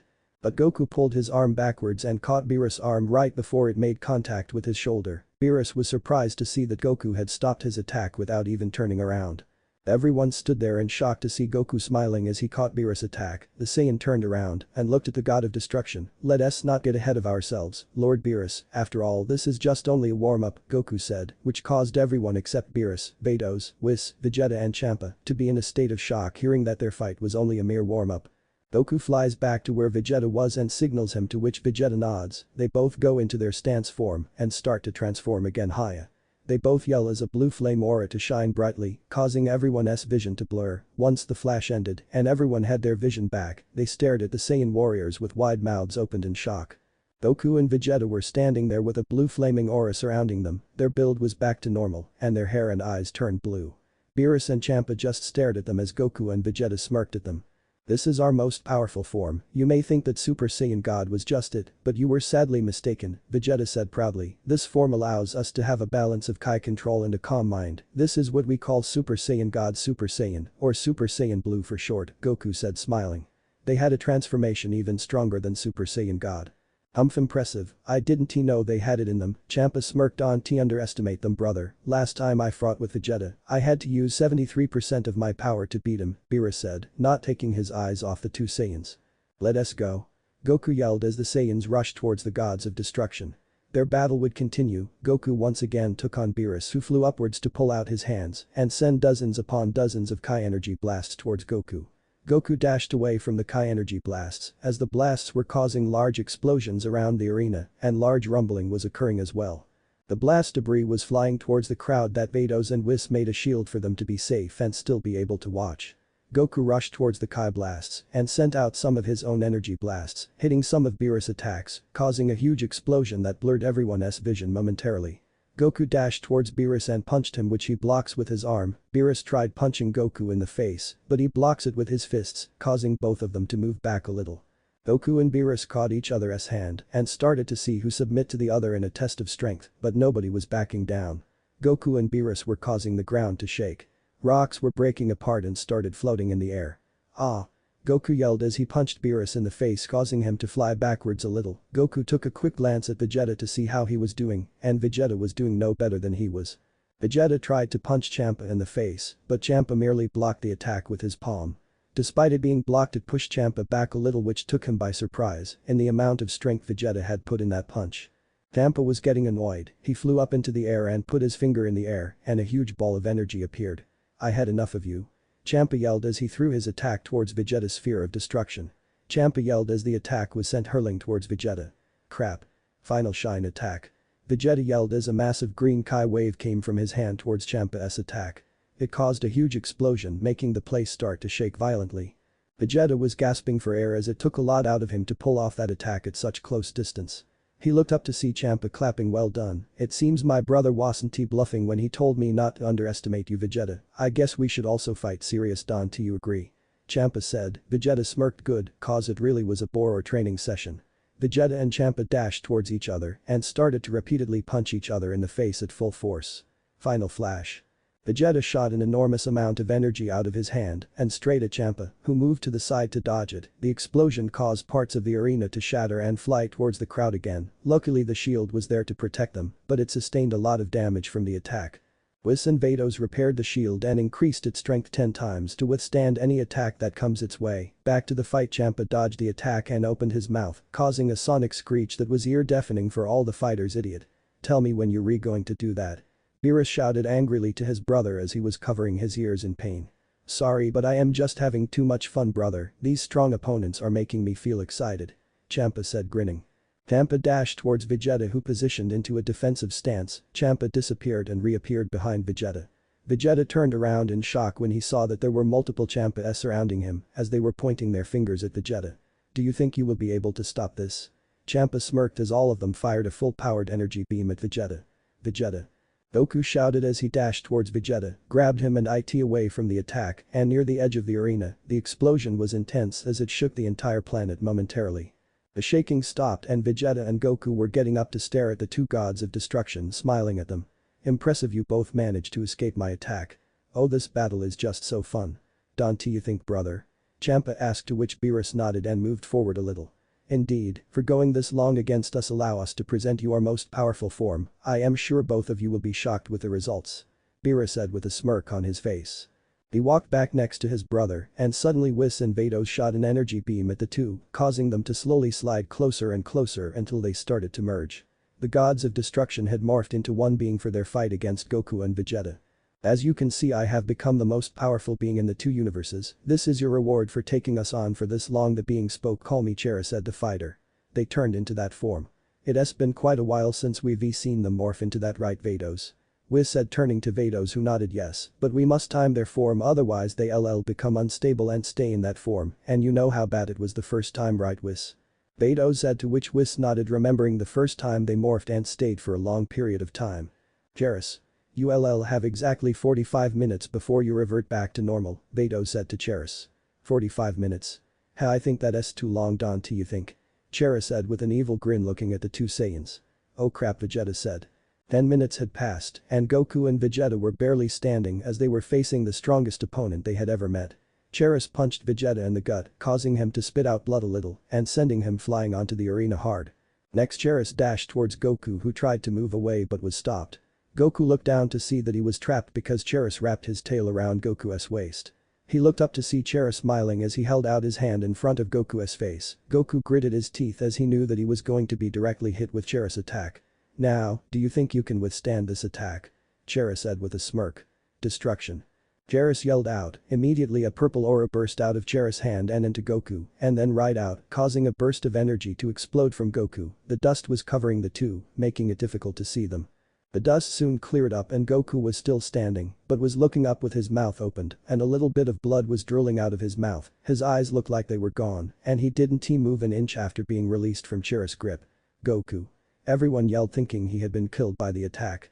Cheris walked away from the standing Goku who then started to fall backward slowly, but Goku gritted his teeth and stopped himself from falling. What? Cheris said in shock as he turned around to see Goku didn't fall unconscious.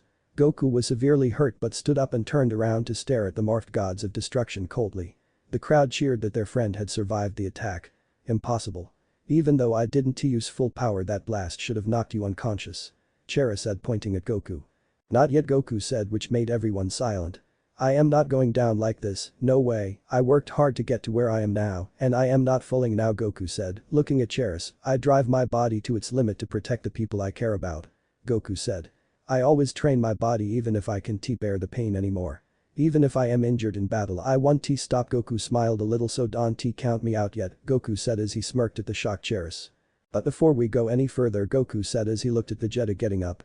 Vegeta, Goku yelled, smiling. Vegeta looked up to see Goku smiling and was confused until it hit him. He clenched his fist angrily. No way, we are not doing that, Kakarot. Vegeta roared at Goku. Ah, come on Vegeta, it's our last chance to even the odds. We have no other choice, Goku said, trying to reason with the Prince of all Saiyans. The humiliation I'll suffer, Vegeta said angrily, looking at Goku. You better hope this will work, otherwise I'll tear you apart. Vegeta yelled at Goku, who was smiling. Deal, thanks Vegeta, Goku said, flying to the side of the arena. Yeah, hurry up and let us get this over with, Vegeta said, annoyed as he flew near Goku. I think a lot of you know what is going to happen now. Both Saiyans put out their arms to the opposite side. No way. Goten yelled. You don't think they are? Krillin said slowly. They are. Kid Trunks said, jumping up and down excited, as did Goten. What are they doing? Hancock asked, the two kids jumping up and down excited for what was going to happen next. They're going to do the fusion technique. Goten said, smiling and waving a peace sign at her. Fusion technique? What's that? Hancock said, still confused as to what Goku and Vegeta were doing. The fusion technique is the process of merging two separate beings into one, combining their attributes from strength, speed, endurance and other types of attributes. It's just like Beerus and Champa's transformation, but we've never seen them transform until now, Piccolo said to Hancock, who looked down at the two Saiyans in the ring. Fusion ha.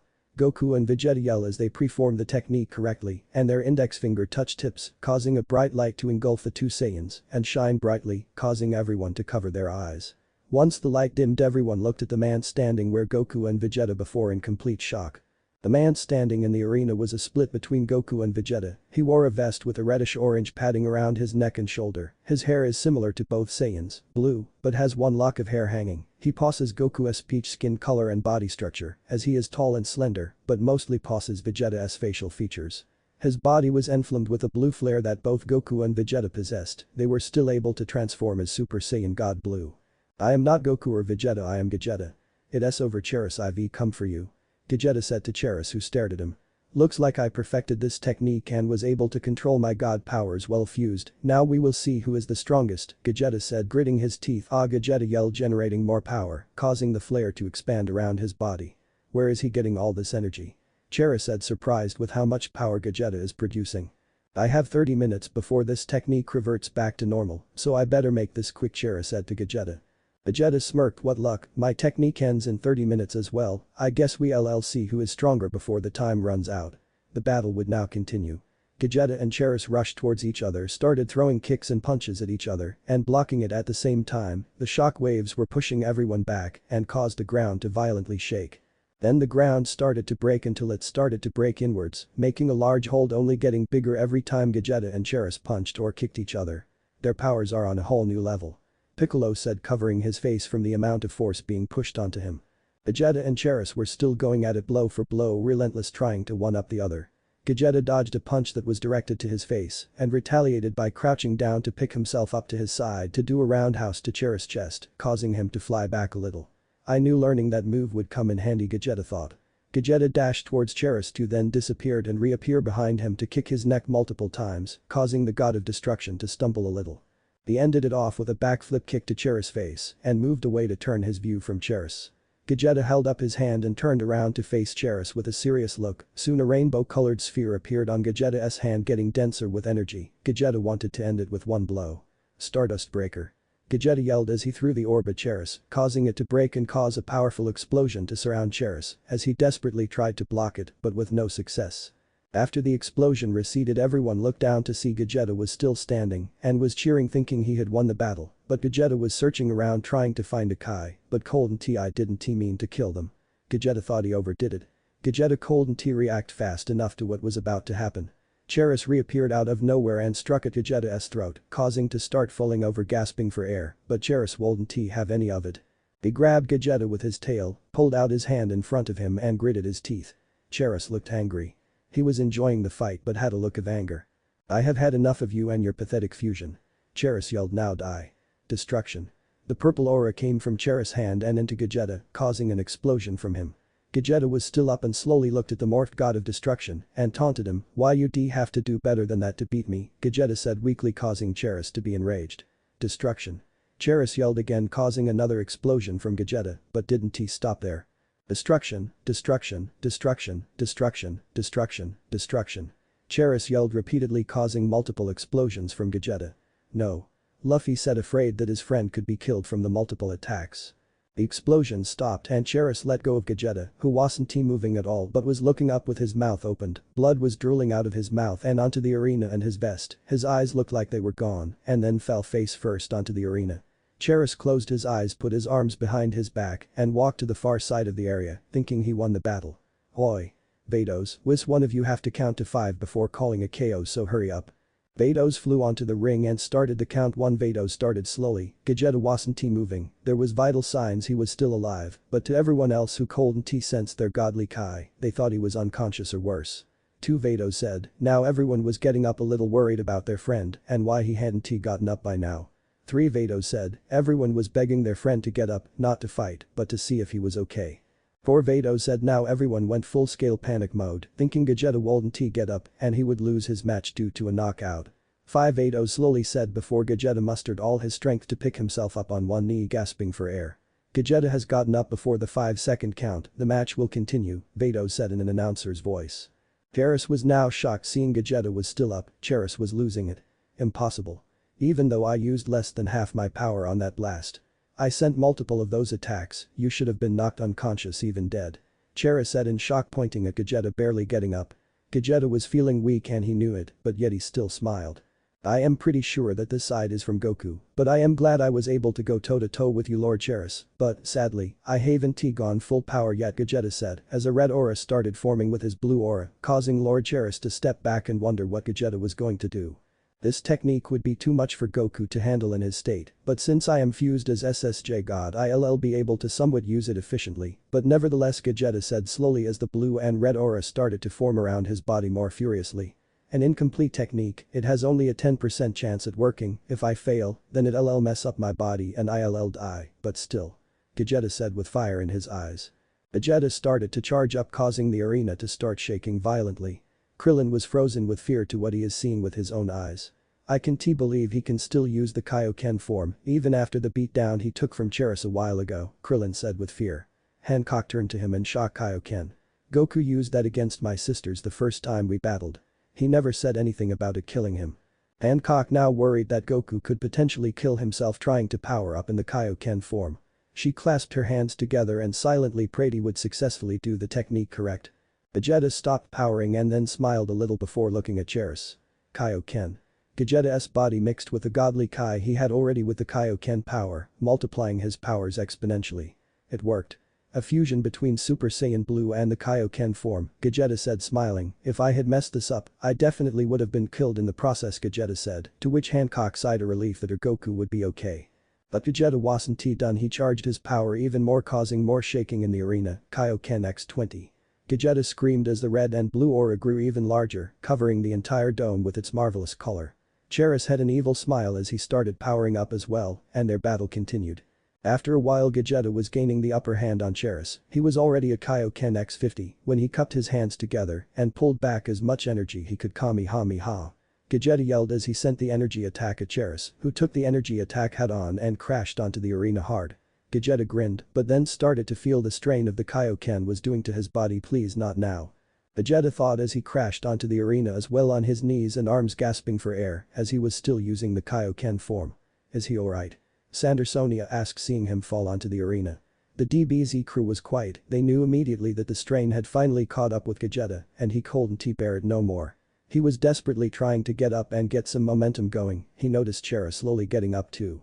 They both glared at each other and then proceeded to rush at each other again, but instantly as the two came close to each other, they went for a punch, but instead of two fists connecting, there were four fists pairing off.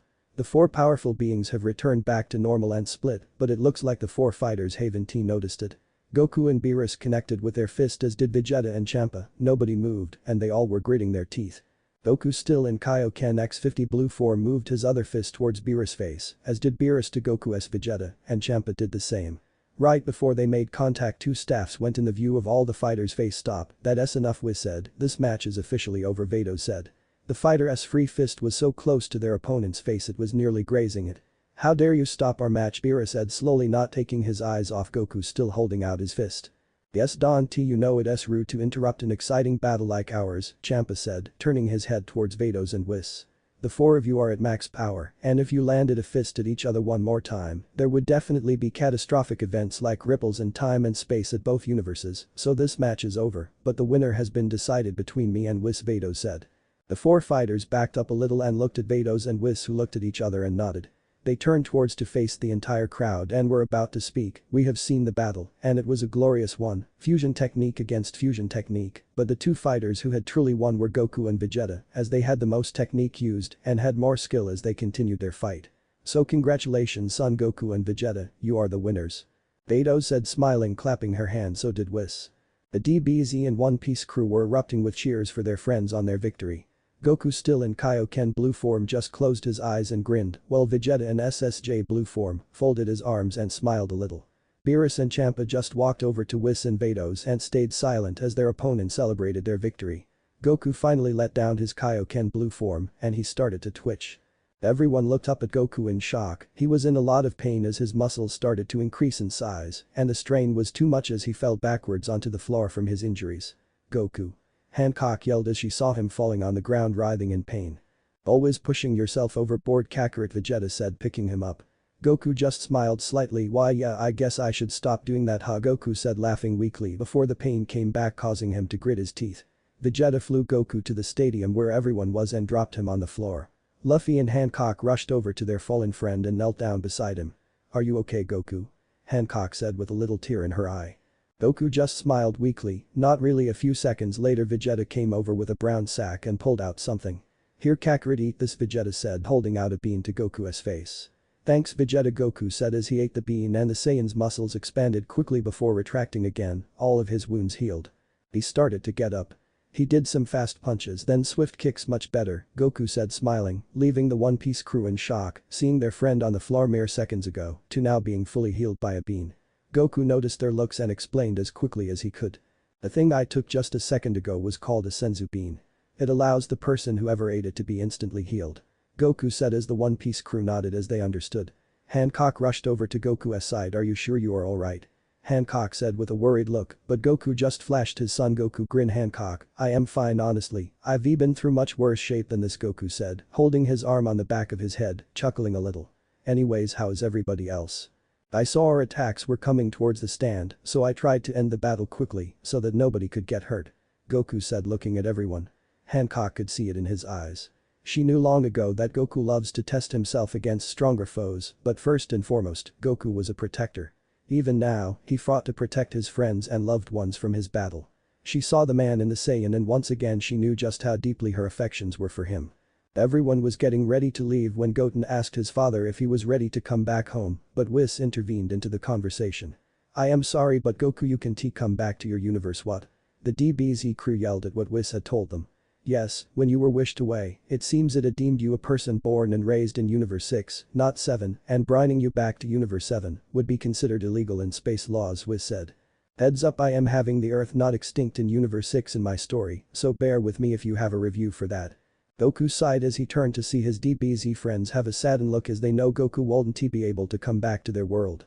Goku just looked at his friends with a smile before he spoke. Don't worry guys, I'll be just fine. I know it is hard to see me go, but you'll come to see that it was going to happen sometime anyways. Don't let this be a chapter of sorrows, but a chapter to a new life for everyone, Goku said, and besides I probably wouldn't have wanted to come back yet. I want to help my friend achieve his goals in being the king of all pirates, Goku said, pointing at Luffy. Thanks bud. Luffy said with a grin. Piccolo was the first to respond. It looks like you've grown wiser son, Goku, Piccolo said with a small smile, causing Goku to grin. After everyone said their goodbyes, Goku and everyone else went back to the cube and started to head back to their Earth. So Goku, were you serious when you wanted to help me achieve my goal in becoming the Pirate King? Luffy asked. Goku grinned. Of course. I never say anything that I don't mean, the question is will you accept me into your crew? Goku said with a smile. Of course. Luffy yelled, knowing with Goku's help he will definitely become the Pirate King.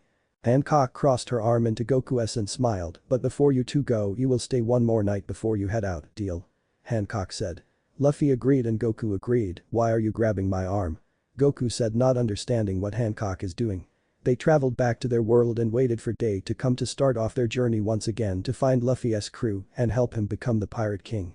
Day after today got here and Goku went out to the area to teach a little bit more before Luffy and him needed to set sail. As Goku went into the ring he pulled out something out of his pocket. It revealed to be a tablet. Goku remembered that Bulma had given it to him for his schooling. Again on the tournament that is no everyday education equipment, Goku. This once is made by means of Whis and had a touch amendment from me, Bulma said, giving the pill to Goku. Now this training tools has a button that allows you to boom the pressure to how much you can manage to Earth's gravity, similar to the gravity chamber however portable.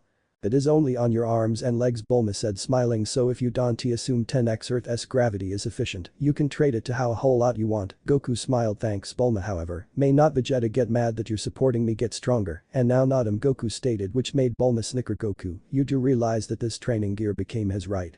Goku had a horrified appearance. Vegeta He'll kill me if he knew IV his device. Don't forget the last time I just tripped over his dumbbell. He went ballistic and attempted to spoil the whole lot to get returned at me, Goku stated, terrified. Bulma simply chuckled. Don't worry, I'll take care of him. Now pass and help your pal obtain his desires. I am certain the two of you'll be pleasant friends for existence. Goku smiled and gave a thumb up earlier than running into the cube. Thank you Bulma. Return to the present. Goku clicked the capsule and threw it onto the floor. 4 round purple tubes have been laying there for Goku to use. Goku put the pink tubes on each his arms and legs and pressed the button to 150x Earth times gravity and started out to do handstand push-ups. It turned into now not sufficient strain, but he did not want to do his normal schooling. Nowadays he wanted to do a mild training. Recall this, Goku did over 2000 handstand push-ups earlier than the Kuja women began to be aware him. After 8000 push-ups they fashioned a collection around him, but Goku was oblivious to them standing near him. No marvel our empress has caught an hobby over this man, one of the Kuja girls stated, inflicting the organization to chuckle. 9997, 9998, 9999, 10,000. After completing his set Goku flipped upwards, landing gently on his feet and putting the red weight gears down with a gentle thud. His eyes finally caught the group of ladies searching at him. Smiling broadly, Goku greeted the laughing women and they replied in kind. Luffy turned into watching at a distance before he came up to Goku. Hello Goku. Luffy grinned. Goku greeted, become round and smiled. Luffy. How long had been you right here? Goku asked. Lengthy sufficient to look you do 10,000 handstand push-ups. What are those things? Luffy stated, pointing to the weight gears. Oh, those are schooling gears my pal gave me to use after I want to educate. Do you want to attempt? Goku asked, to which Luffy prevalent.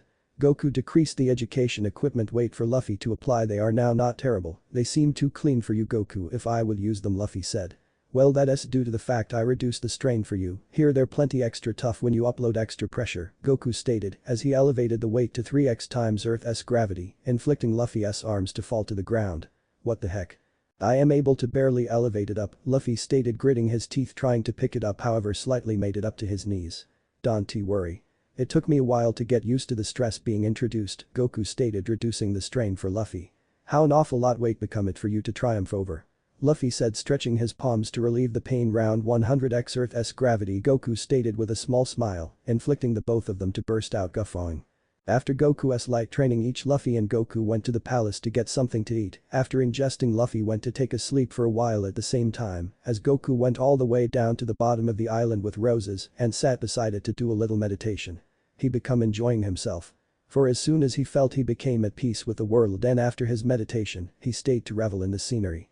The wind become brushing barely against the roses to make it appear to be it become dancing in unison, inflicting Goku to smile. He enjoyed this, he loved it very plenty. It turned into time for Goku and Luffy to head and set sail off the Amazon island and search for Luffy's team.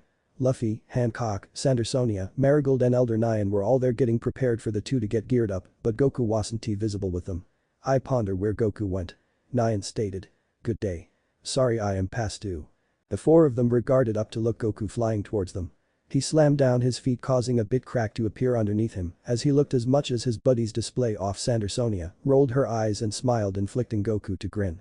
Responsible as Price. Goku shrugged as he walked in the direction of them. Hancock smiled warmly on the Saiyan. I already loaded up all of your preferred meals into the boat, such a thoughtful woman like me might make an extremely good wife, you understand. Hancock stated blushing barely. Thank you for the meals Hancock.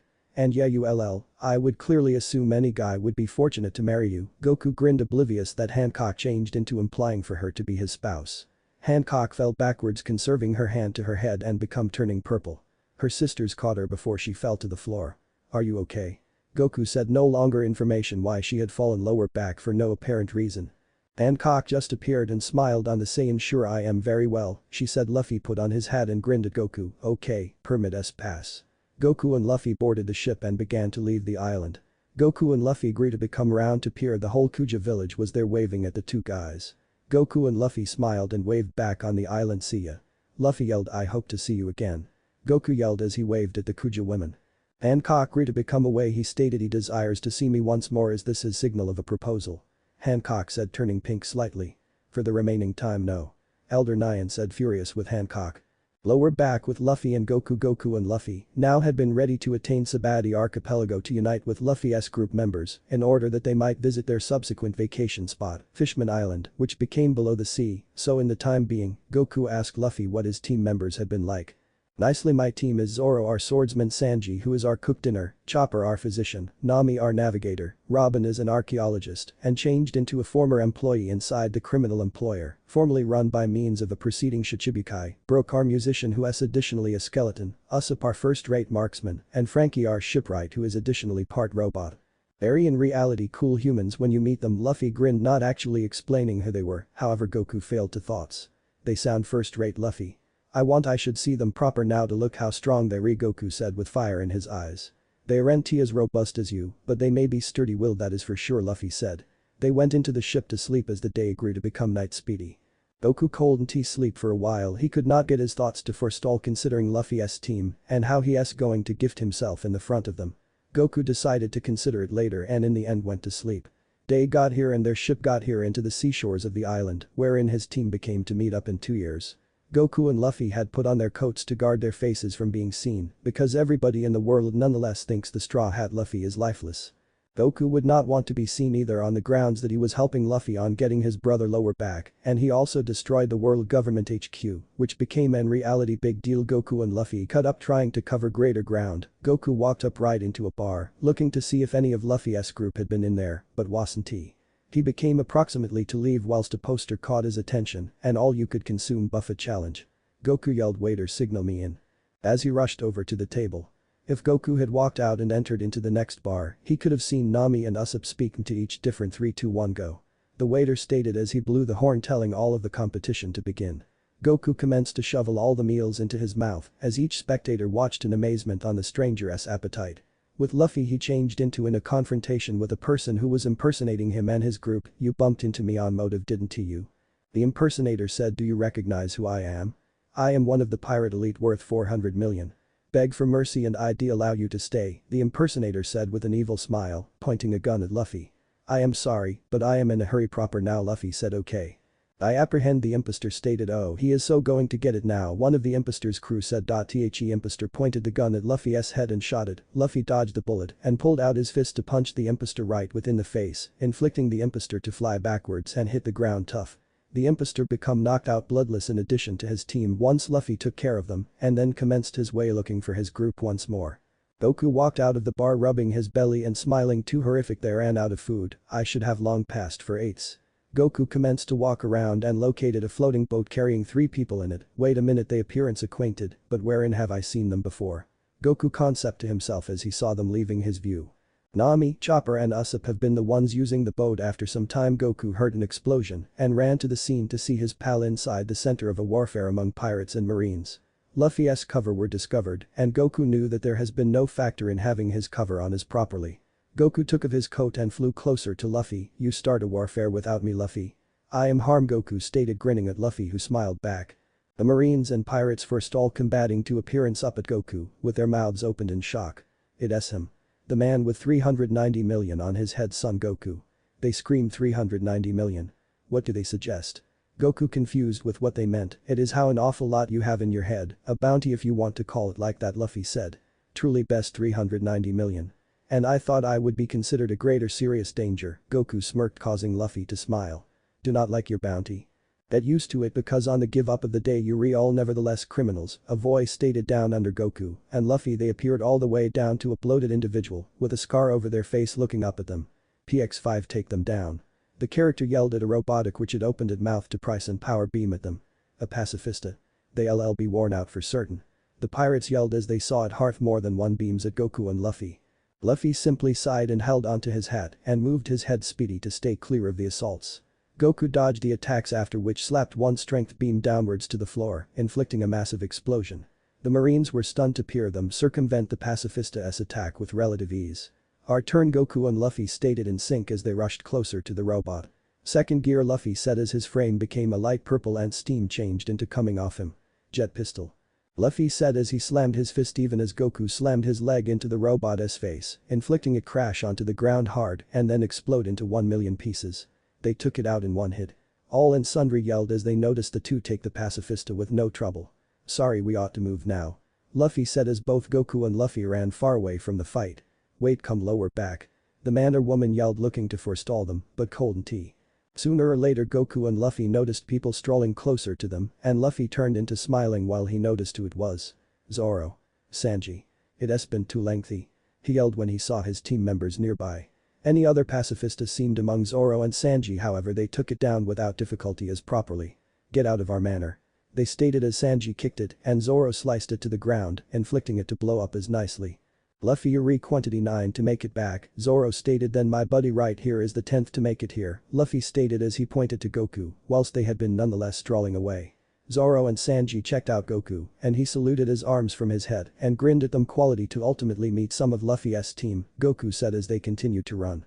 Soon Luffy, Goku, Zoro and Sanji met Rayleigh, the person Luffy told Goku about who helped educate him while Goku went away to educate with Kaimori.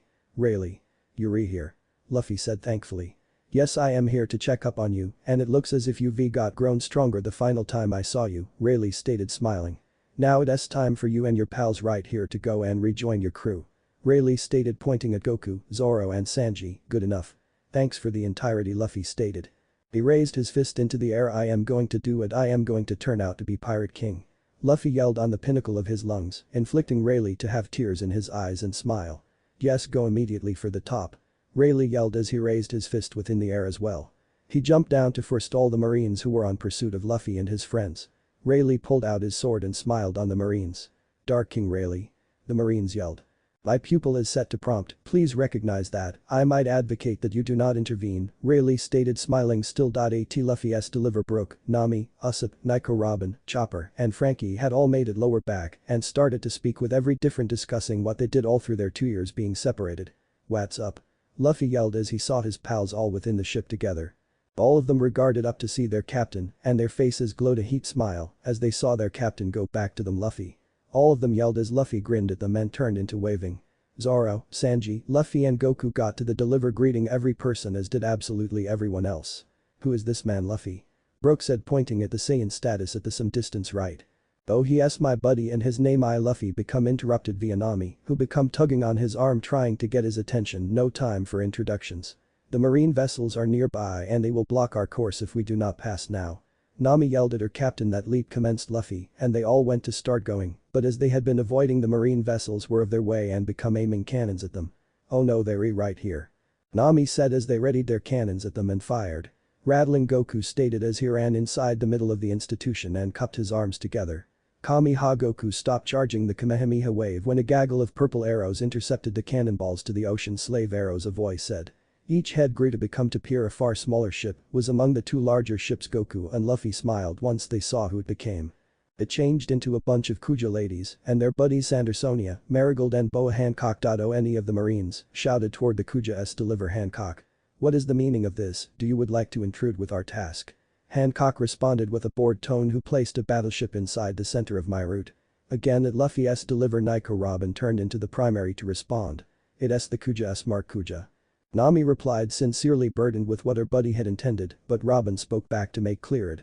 A sturdy all-woman pirate organization led via the Pirate Empress from the Shichibukai, every man except Goku, Luffy and Zoro, stared at the Pirate Empress with hearts of their eyes. Shichibukai. Who's that? She's like the maximum stunning individual I have ever visible. Usopp stated together with his mouth opened, Sanji literally became stone whilst he gazed upon Hancock, this splendor has no bounds. Brook said protecting his bony hand to his cranium falling backwards. Why is a Shichibukai here? Frankie said still gazing upon Hancock. It's Hancock and the others Luffy stated inflicting everyone besides Goku to show in the direction of their captain in shock that he is aware of them.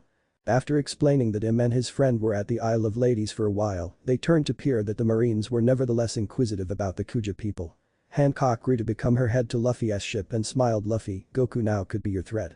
Hancock idea as she checked out Goku and winked at him, but he didn't recognize she winked at him, specifically Luffy smiled and gave a thumbs as much as Hancock before he grew to become and looked at his friends and pounded his fists together, alright we are saved allow us activate now. Luffy stated causing all and sundry to start moving to get their ship going. They all knew in which they had been going now, Fishman Island.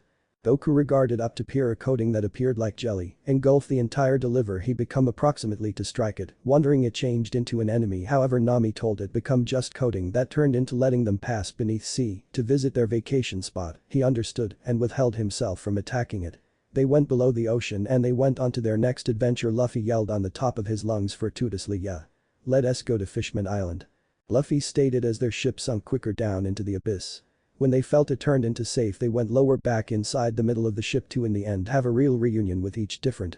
It is so suitable to peer you all, 2 years had handed so quick while you think about it, it feels as if we by no means even left Luffy said grinning at his pals, causing them to grin lower back.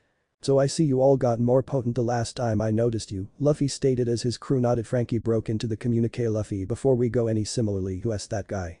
Frankie said pointing at Goku who became placing his hands on the railing and leaning at the aspect. Everyone glared at him questioning who he changed into and what he needed to do with Luffy. Zoro pulled out one among his swords, Sanji pulled one of his legs back, Usopp retracted his slingshot and all of them aimed at Goku who nevertheless stood motionless and stared at all of them. Luffy went in front of them and informed them to lower their guns, he is a new member of our team and he is robust, stronger than me, Luffy stated, causing Goku to smile and get up. Oi. It's nice to sooner or later meet the relaxation of Luffy's group. I am Son Goku, but you can simply call me Goku. Goku said, smiling at them saluting his arms from his head to them. What is so special about you? Zoro stated still retaining out his sword at Goku, but Goku simply idea about his question. Well I took on 5 humans called Shichibukais right now and beat them, I have a 390 million bounty on my head reputedly, and there may be plenty extra that makes me special however I will depart to those 2 Goku stated, causing Nico Robin to step lower back in shock. Anybody checked out or wondering what had gotten into her? You are him. You are the man who took out 5 of the strongest people in the international and blasted the Marine HQ out of life yup. Goku smiled brightly at the crew when they checked out him with wonder and amazement. Zoro had stayed silent whilst seeing how scared Robin regarded, so he knew not to engage with the man, however, but he smirked and walked forwards to Goku and looked him in the eyes, so that you think you are more potent than anyone combined. Goku smirked lower back. Ull never without a doubt know until I try, causing Zoro to grin and nod in approval of Goku and shook arms with him. This greatly surprised all people due to the fact Zoro certainly in no way got at the side of each person and here became one person who he really considered a group member. Welcome to the Straw Hat Pirate Group, Goku Zoro said before leaving to go to his room in the ship. Then Nami walked as much as Goku with a instantly face, if you want to join this team, then you have to pay the popularity rate that become positioned up for brand spanking new humans, Nami said, preserving out her hand. Goku requested how an awful lot and she said 50 million inflicting Goku to move again, I do not have that kind of cash. Goku stated causing Nami to show around. Well I guess we going to must throw you off this deliver, then Nami said casually. Actually even years later and you still haven't T-modified Usopp said. Then Goku smirked as he had in concept. Brief. What does FREOFCHARGE spell? Goku stated. As Nami turned into approximately to reply, Goku quick said any other thing, so how a good deal does it value to join? Goku stated free of rate. Nami said before she found out she fell into Goku's lure. Goku simply smiled honestly freed from price.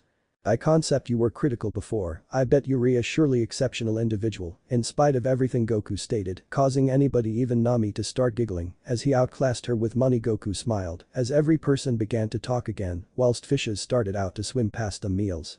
Luffy said about to stretch his hand out of the bubble however become smacked hard inside the head by using Usopp and Chopper. Fool, do you need us to drown? Usopp yelled at his fallen captain. Don't ever try this once more. Chopper yelled. Sanji lit up a cigarette and requested Nami to tell them approximately the bubble earlier than Luffy can do something reckless again. Certain Sanji. Nami stated turning toward him and inflicting him to fly into the air as blood turned into spraying from his nose. What the heck?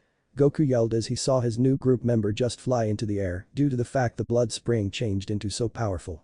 Yes, much like Master Roshi however a lot younger. Goku concept as Sanji hit the bubble, causing it to enlarge on one aspect of the coating. At this price he may want to burst the bubble. Nami said Sanji alternatively went via the bubble and was floating inside the sea unconscious with hearts in his eyes and became smiling. Crap I were given him. Goku stated as everyone saw him placed his 2 fingers to his head and then absorb a massive breath and the it out of the boat and right into the water. All and sundry was shocked to peer Goku disappear and then reappear subsequent to the unconscious Sanji. Goku grabbed Sanji and it them lower back into the ship. Goku dropped Sanji onto the ground and absolutely everyone crowded around Sanji. After a while Sanji commenced to awaken and they all had been happy to see their pal turned into safe. I am no longer certain what you did however thank you Goku, actually Luffy said inflicting Goku to offer him a thumb up and smile no hassle, he said subsequently all people sat all the way down to eat lunch that Luffy and Goku had delivered from the Isle of Ladies taking part in their time paying attention to Goku's tale, so Yuri from another universe. Great. Usopp stated in disbelief. Properly yeah I are aware of it sounds ridiculous however it's all true Goku stated searching at his crewmates. Chopper walked up to Goku can also I see your body, I am their team health practitioner, so I need to recognize if there is something extraordinary between you and the others, so I will deal with you every time you are harmed if this is okay. Chopper requested. Goku stated Shuran took off his guy and allowed Chopper to study him. Nami and Robin could not stop observing the Saiyan's muscular build. It changed into very hypnotizing to them. After inspecting Goku, he placed his guy again on, and then the two were released from their trance. Not anything plenty isn't the same as Son Goku's frame to the frame of a human, except the reality that his cells increase in power when injured in struggle, and that they become absolutely healed Chopper said. Yeah it in reality facilitates outguard humans I care approximately Goku said giggling a little. Whilst all people become talking with each different, they did not be aware the deliver some distance off within the distance following them. In that deliver it was the moist-haired pirate Caribou and his team friends. They wanted to sink Luffy and his group to then take their heads back to the pinnacle of the ocean, so the world would recognize that the Straw Hat Pirates have been easily defeated by them. But unluckily, as overassured as they had been their captain became effortlessly overpowered with the aid of Sanji's kick and he changed into tied up by Luffy.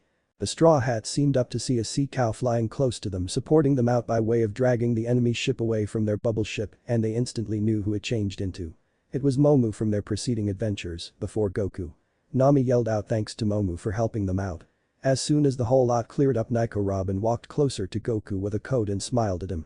Dear, it's going to get colder as soon as we reach the bottom of the sea, so this can maintain you heat for now Goku kindly declined the coat it's satisfactory, it appears you'll need that coat more than me, Goku smiled before he raised his kai, inflicting a blue flare to engulf around his body, taking Robin by using surprise. See? I'll be simply first class. This can maintain me warm when we hit the lowest of the sea, Goku said, still smiling still thank you for your issue, though Nico Robin just shrugged before she wrapped the coat around herself and walked away. Growth a massive explosion turned into hurt as everybody ran to the edge of the deliver to see a kraken had seemed below their deliver, inflicting Nami to have a glance of fear it'll smash our ship if it wraps itself round us. Goku become in his fighting stance while Luffy simply grinned and smiled I am going to tame that beast and have it journey us to Fisherman Island Luffy said. After a whole verbal exchange seeking to get Luffy to alternate his mind and failed that they had Luffy, Zoro and Sanji encased in a bubble to help him tame the kraken. The three went outside and started out to assault the beast, while Luffy became charging his equipment third to punch the beast. The Kraken attacked the boat, however Frankie dispatched rockets at it, inflicting to move again and attempt once more, however this time, Chopper went up and used shield factor and inflated himself, inflicting the attack to dance off of him, but the ship moved as well near a boulder, which could pop the bubbling casing. Robin walked up the front and positioned her two palms in an X shape and two large arms regarded to stop the ship from hitting the boulder. "Those people are Super Goku," stated in amazement watching them from the facet.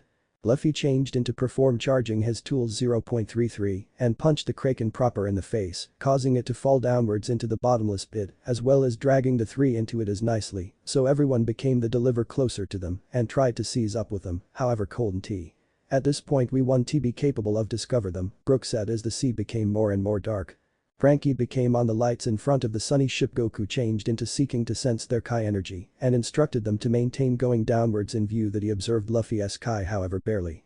After a while they noticed an angular fish coming towards them but changed into stopped, but a massive seaman with lots of facial hair. "No, we do no longer consume ships, you recognize this," the man stated to the fish. However, as he said this for some cause a ship from the far side with the names the Flying Dutchman informed the ocean man to assault them, so the seaman just obeyed. Goku became about to it out of the boat to stop the seaman, however the seaman become punched via a large tentacle. Anybody seemed to look it changed into Luffy, Zoro and Sanji. They came lower back into the ship and advised everybody that they tamed the Kraken and Luffy even named the Kraken Surim. Goku just laughed. "Luffy, you can just survive about anything, are you able to?" Inflicting Luffy to grin, Luffy told the Kraken to guide them to downwards and far from the Dutchman and to concentrate to Luffy. Because it changed into going downwards, an explosion erupted and everybody looked up to peer a large boulder coming in the direction of them. Zoro desired to leap out of the bubble to slice it far away from the ship but became stopped through Robin, telling him the stress from the ocean might immediately weigh down him. Usopp shot a ball at the boulder to which it opened and a large quantity of seaweed regarded to slow the boulder for a while, but then were given out of the seaweed to pursue the group another time. "We're going to be overwhelmed for sure if we do not stop it," Usopp said. Goku simply smiled and walked up the front. "My turn," Goku stated as he cupped his hands together. "Kamihame," Goku said as a ball of strength became forming round his hands. What s he about to broke became approximately to mention Haya. Goku yelled as he dispatched the energy blast toward the boulder and incinerating it at once and additionally giving the deliver a huge raise downwards into the sea. Anybody checked out Goku besides Luffy with their mouths opened in surprise at what he did. Goku grinned and held his hands at the back of his head before strolling off. Nami ran up and grew to become Goku and round and grabbed his guy with an indignant look. "Oh no, you do now not get to do some bizarre assault and no longer give an explanation for yourself," Mr. Nami stated, inflicting Goku to answer with a small smile. "Nicely, maximum of your pals did an unusual assault and I failed to query them," Goku said, causing all of us besides Nami to snigger a touch.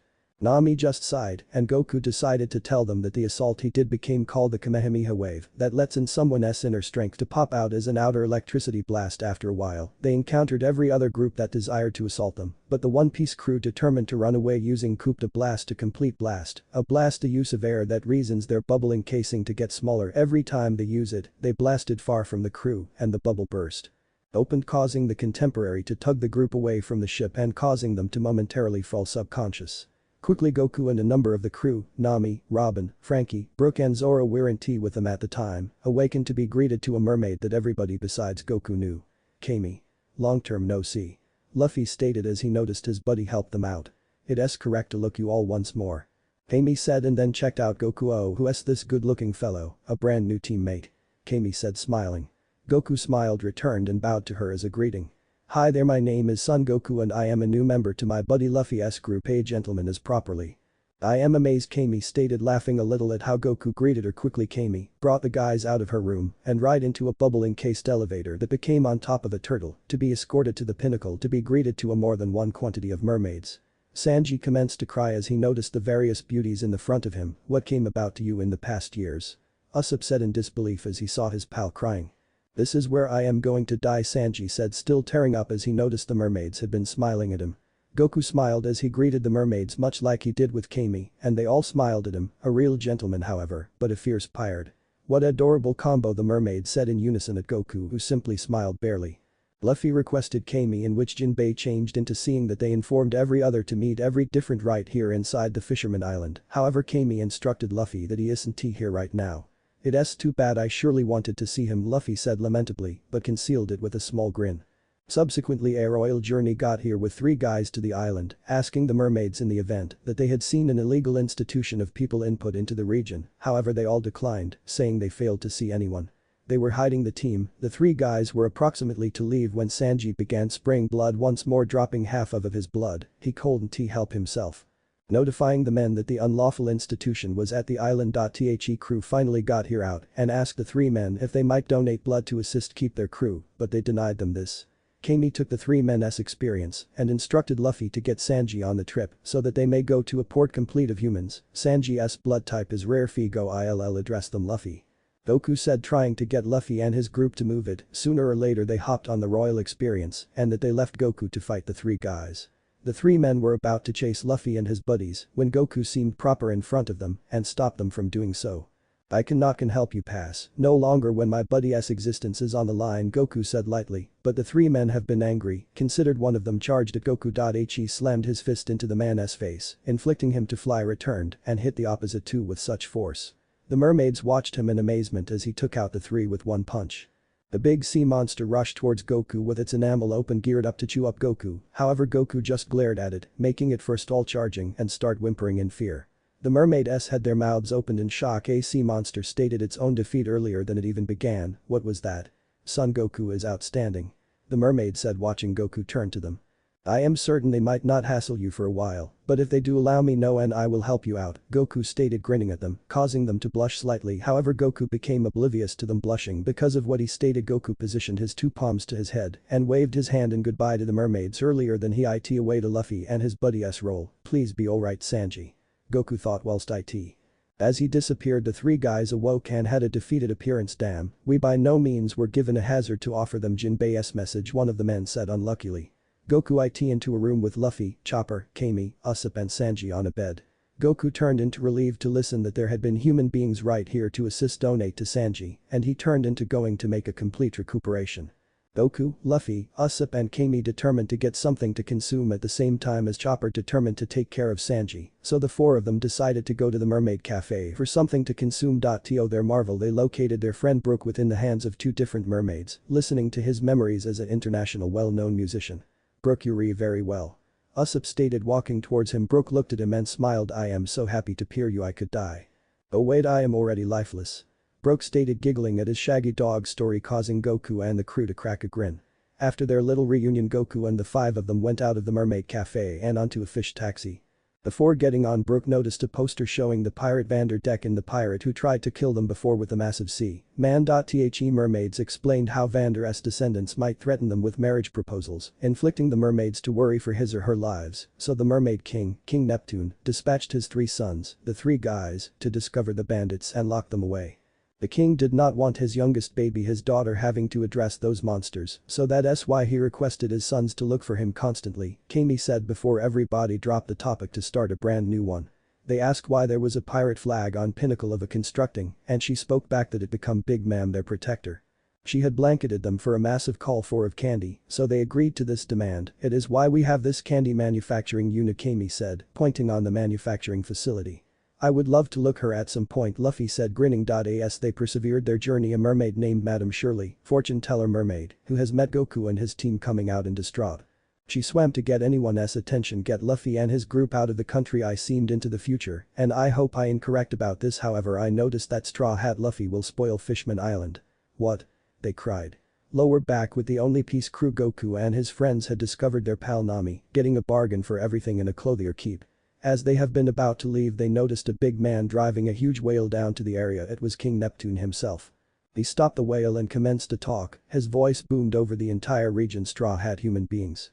I am inviting you to the Ryugu Palace, King Neptune stated, inflicting every mermaid who heard him speak to be in surprise. The team turned into being escorted into the Dominion once they have been at once interrogated by means of a few mermaids in higher ranks.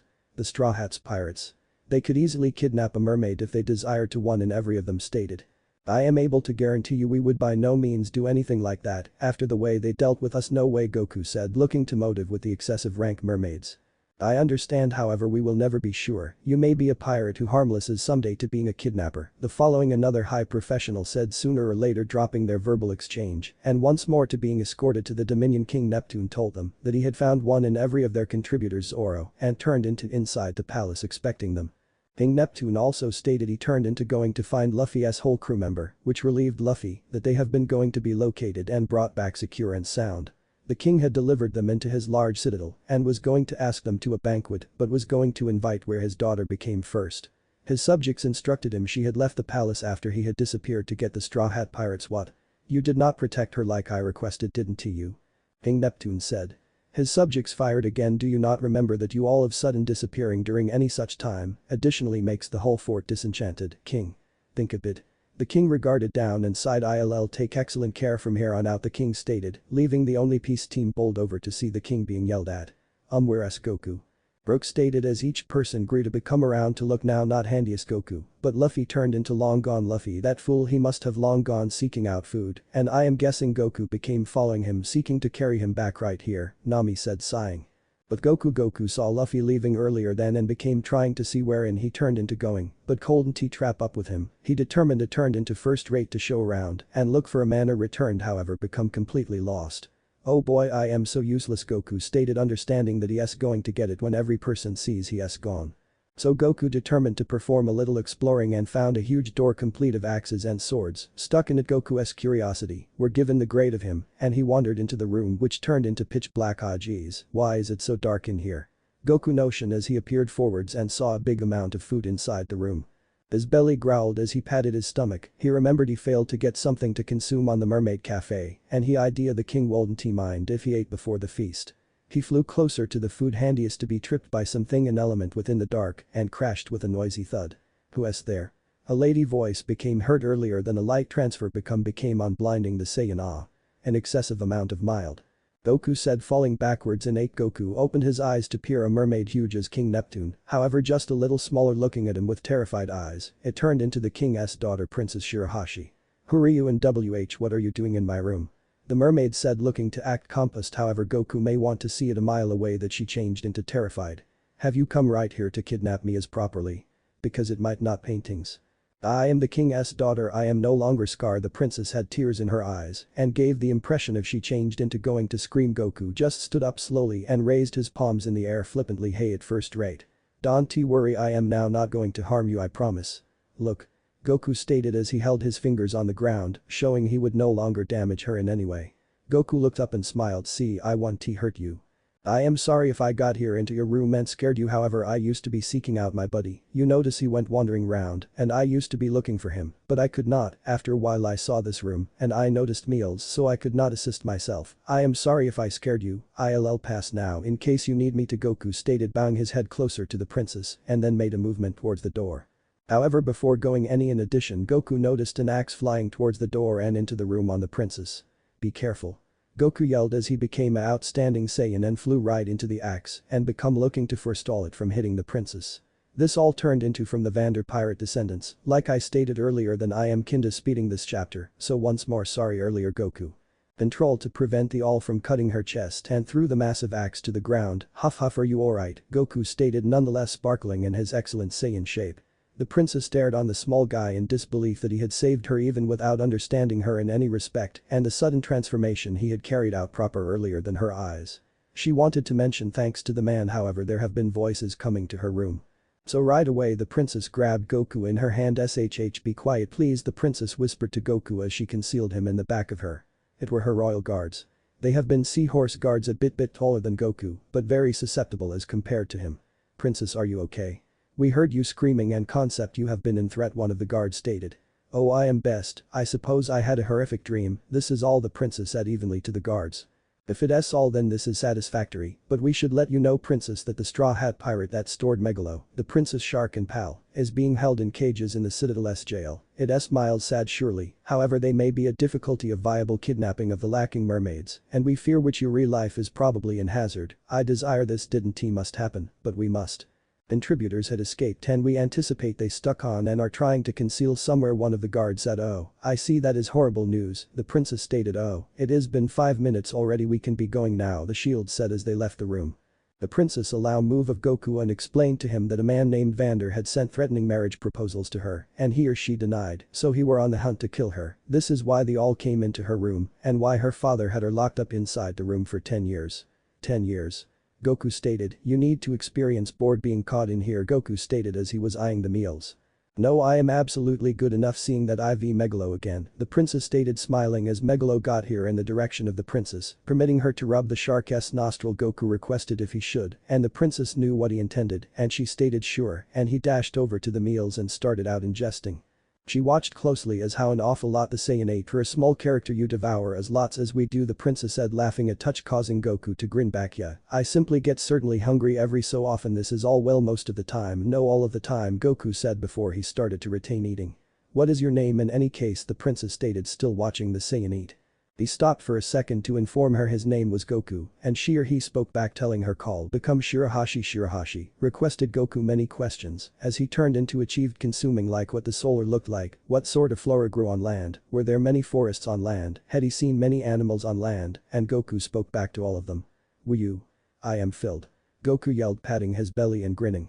He flew to the doors after which grew to become around and smiled permit S cross an adventure Shirahashi. Goku stated as he dropped his high-quality Saiyan form. The princess had a horrified look. What? I cannot do that. My father can be dissatisfied with me, and with that madman at the free. The princess protected her face as she was approximately to cry again, wondering that Vander may come after her. Goku simply flew up to her face and smiled, don't worry, I will shield you. If there is any greater attacks coming in the direction of you, I will just leap it away. Goku said smiling because the princess take a look at the man in disbelief.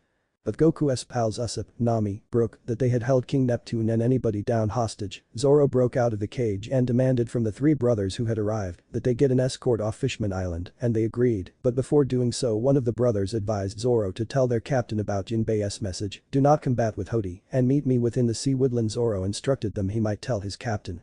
Back with Goku, so in which would you like to head, Shirahashi?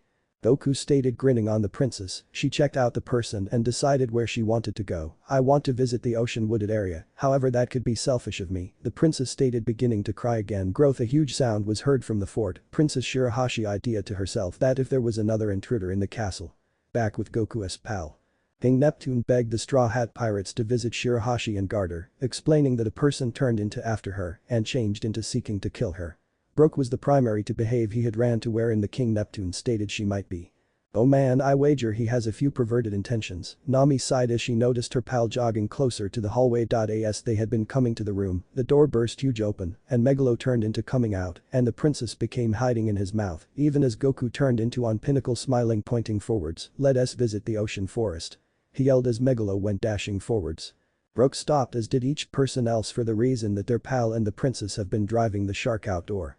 The princess is long gone, we ought to inform the king that she had escaped one of the royal guards that had accompanied the team into the princess' room. Returned with Goku. So how does it experience to be outdoor in 10 years, princess? Goku requested as Shirahashi appeared out of the shark's mouth. My heart is beating fast, Goku. I have by no means visible this sort of dazzling sight for a completely long time, the princess stated fortuitously. Goku grinned. Well then we re off to the sea forest subsequent, your majesty, Goku stated as Megalo swam faster to get to the sea woodland. What they failed to recognize become that the pirate Vander become on his way to get the princess. He has a devil fruit power that permits him to send any object, regardless of how some distance they're immediately at them, so he's using an object to fly towards Goku, Megalo, and Shirahashi. The three landed at Coral Hill seaside, wherein Goku saw Chopper and Sanji there. Goku jumped of Megalo and went to speak with them as a group of mermaids swarmed round Megalo, thinking what was incorrect with him when you consider that he had a look of pain. He could not bear it anymore and he spit out the princess. Princess Shirahashi. The mermaids yelled in shock as they noticed the princess getting up. The mermaids and mermanes tied up Goku and the Straw Hats as they concept they were seeking to kidnap the king's daughter. No, to procure it all incorrect, they weren't trying to kidnap me. The princess said, seeking to persuade the human beings. Goku allowed them to tie him up. He knew it is an extra problem than being a gain for him, besides he could without difficulty ruin the ropes if he needed to, but he wasn't so positive approximately Sanji and Chopper, so he waited this one out. Goku nevertheless tied up, looked up to peer something flying closer to them. Howdy, what's that coming towards us? Goku said as everyone turned round and checked out the sky in surprise. It turned into Vander. IV found you, my liked. Vander stated with an evil smile, causing the princess to be in a nation of shock. Please run away, princess. One of the mermans stated to her, however she stays immobile, fear becomes stopping her from doing so. Vander changed into giggling deviously. You may get away this my love if you take delivery of my provide to marriage. Vander said looking on the terrified princess. I am sorry, but you are now not my kind. The princess stated with tears in her eyes inflicting Vander to have a pained look after which a look of anger. How dare you? I've held on to these emotions for the past 10 years. And you've got stepped throughout them, inform me. Who are you planning on being with then? Vander roared inflicting the princess to begin crying a little fearful of the small guy who raised his axe at her. Recognize this now, that what I do to you no longer being held responsible on my head, but yours. Vander screamed as he charged at Shirahashi. Goku had enough, he instantly cross up and broke the ropes and disappeared from sight. Vander become right near the prince's face now die. Vander yelled as he raised his axe at Shirahashi's face. He slammed down the all awaiting to look the blood pouring from the princess, but it never did. Vander burdened, looked up to see a person among him, and Shirahashi holding the axe managed near the blade and was looking at his coldly. It changed into Goku. Do not you dare touch my friend, Goku stated coldly as he turned into still retaining the axe in a single hand, and as Vander was nonetheless seeking to add extra stress to the all, however it wouldn't budge because of Goku's giant electricity. Goku unexpectedly kicked Vander inside the belly, sending him flying onto the ground. Difficult. Goku ran over to his buddies and informed them that they want to get on Megalo and they needed to depart now. Old people understood and Shirahashi, Sanji, Chopper, Hachi, an injured crew member of some other pirate group who had warned them about the risk, sorry for this rushed scene with a random man or woman. And Goku had were given on Megalo and started to swim far away from the island. Goku told Megalo to go for the ocean wooded area and Megalo listened and commenced to swim quicker. Soon afterwards the 6 of them, which includes an injured member, Hachi, sorry sincerely rushed this component, please do not hate me for this. Of them reached the sea woodland sea, I instructed you I'd assist you reach right here, Goku stated grinning inflicting the princess to grin and have tears in her eyes, thanks Son Goku I'd have by no means made it here without your help, Shirahashi stated. Goku noticed the Sunny Deliver and Frankie down within the sea wooded area and informed Megalo too. Gradual down. Frankie good day. Goku yelled getting Frankie's attention. Frankie smiled. Goku, Chopper, and Sanji Yuri again. Frankie stated. He explained that Robin, Luffy and Jinbei were with him and that they were ready on the rest of the team. Any other person seemed and Frankie explained that he become going to assist coat the ship with every other bubble so that they might keep touring below water. But the reason of ways Luffy were given to the forest, apparently Luffy was within the kitchen whilst he heard the communique on the loudspeaker between Zoro and the 3 brothers. While he heard Jinbei become at the ocean wooded area he took a ride down right here as fast as feasible. The direction he would have been within the kitchen, Sanji stated sighing earlier than he lit a cigarette before every person else should say a component and axe seemed out of nowhere, but Goku saw it and kicked it away with such pressure. That was Vander as simply, he is probably close by, Goku stated as he flew downwards, are you okay princess?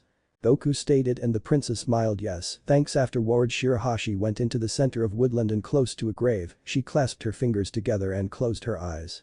Goku flew upwards and requested the princess whose grave become this and she or he said it changed into her mom's. Goku felt sympathetic for the princess because he knew that the princess might have not visible her mother's grave due to the fact she become locked up for so many years. He flew up to her shoulder and sat down. I am sorry for you loss princess, Goku said slowly, no longer taking his eyes off the grave. Do not be, I simply desire I had a while to mention some things to my mother, it really is all Shirahashi said, no longer starting her eyes. Goku left Shirahashi and appreciate for alone time together with her mother and allow her to grieve for her loss. Goku walked back to the ship and noticed that Nami and Kami had additionally arrived as well. They explained that King Neptune became captured for the duration of a wonder attack by enemy pirates and the rest of the group stayed lower back to fight off a number of them. The princess got here returned and overheard the whole lot, she asked if her father will be okay. And Nami instructed her she wasn't certain. Quickly Jinbei advised anyone his history with the pirates, which includes Arlong who Nami has a sour reminiscence approximately, and other pirate Vander that is pursuing Shirahashi, and they listened in very intently, taking in every word and considering what he is telling them. After explaining the whole thing that brought about Shirahashi's mom's death and the discharge of Arlong into Nami's fatherland, Jinbei paused and Nami spoke and informed him she didn't hate him, but she hated Arlong. She forgave Jinbei for what had passed off because she knew he failed to recognize that every one of these occasions could take place. Nami grew to become to Shirahashi and talked to her approximately their lives and the way it changed into comparable in a way. Nami then requested approximately Shirahashi's energy to name and see kings that she heard from Jinbei's tale and the princess nodded, telling her she had the capacity to. Quickly afterwards a display seemed and showed the face of Hody, I am guessing. Lol, I am doing so awful right now. He defined his new technology and how he will recreate the Fishman Island and placed and give up to the plans of uniting fishmen and humans. He then confirmed an image of a beaten and bloody king of Neptune to broadcast to the entire island and for each mermaid and merman to look father. Shirahashi yelled on the display with tears in her eyes seeing her father badly injured. Goku gritted his tooth angrily seeing the king who had helped out his buddies escape the fortress whilst he left himself at the back of in chains and was overwhelmed to a pulp. Hody grinned an evil smile. These days, I will cut open the pinnacle of this incompetent king. Hody yelled out to the entire island. However, before doing so, Hody stated as he grew to become the photograph to a few people in a small cage badly injured. It was Zoro, Usopp and Brook. They have been stuck. Luffy said in shock, inflicting Goku to clench his fist angrily. After this pathetic king is completed, the Straw Hat Pirates could be submerged in room filled with water and could drown immediately. Hody said laughing, pointing on the three inside the cage. Hody became to the digital camera preserving Luffy's photo and said he changed into going to take his head up to the surface to reveal the human beings how easily he turned into defeated. Luffy now turned into clenching his fist angrily as he noticed that Hody become now not only going to kill the king and his buddies but the human beings of the sector as nicely. Hody stopped the published and left the group wondering what they have to do now. Luffy changed into enraged. He pounded his fists together. We got no choice but to fight again. As Luffy said this, the entire forest started out to shake violently. Absolutely everyone was falling to the floor except Goku, and all of us looked at him with shock as they realized he was causing the shaking. Hody.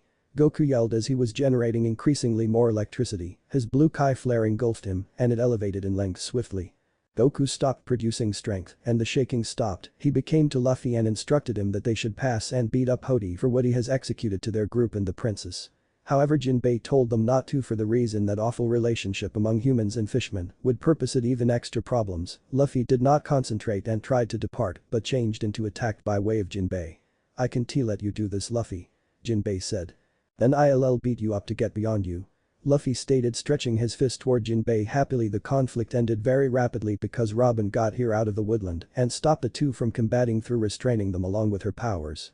Goku knew what Jinbei turned into speak approximately, but he desired to overcome the absolute living daylights of Hody, however selected to restrain himself and decided to behave smart about it, Goku performing reasonable soon.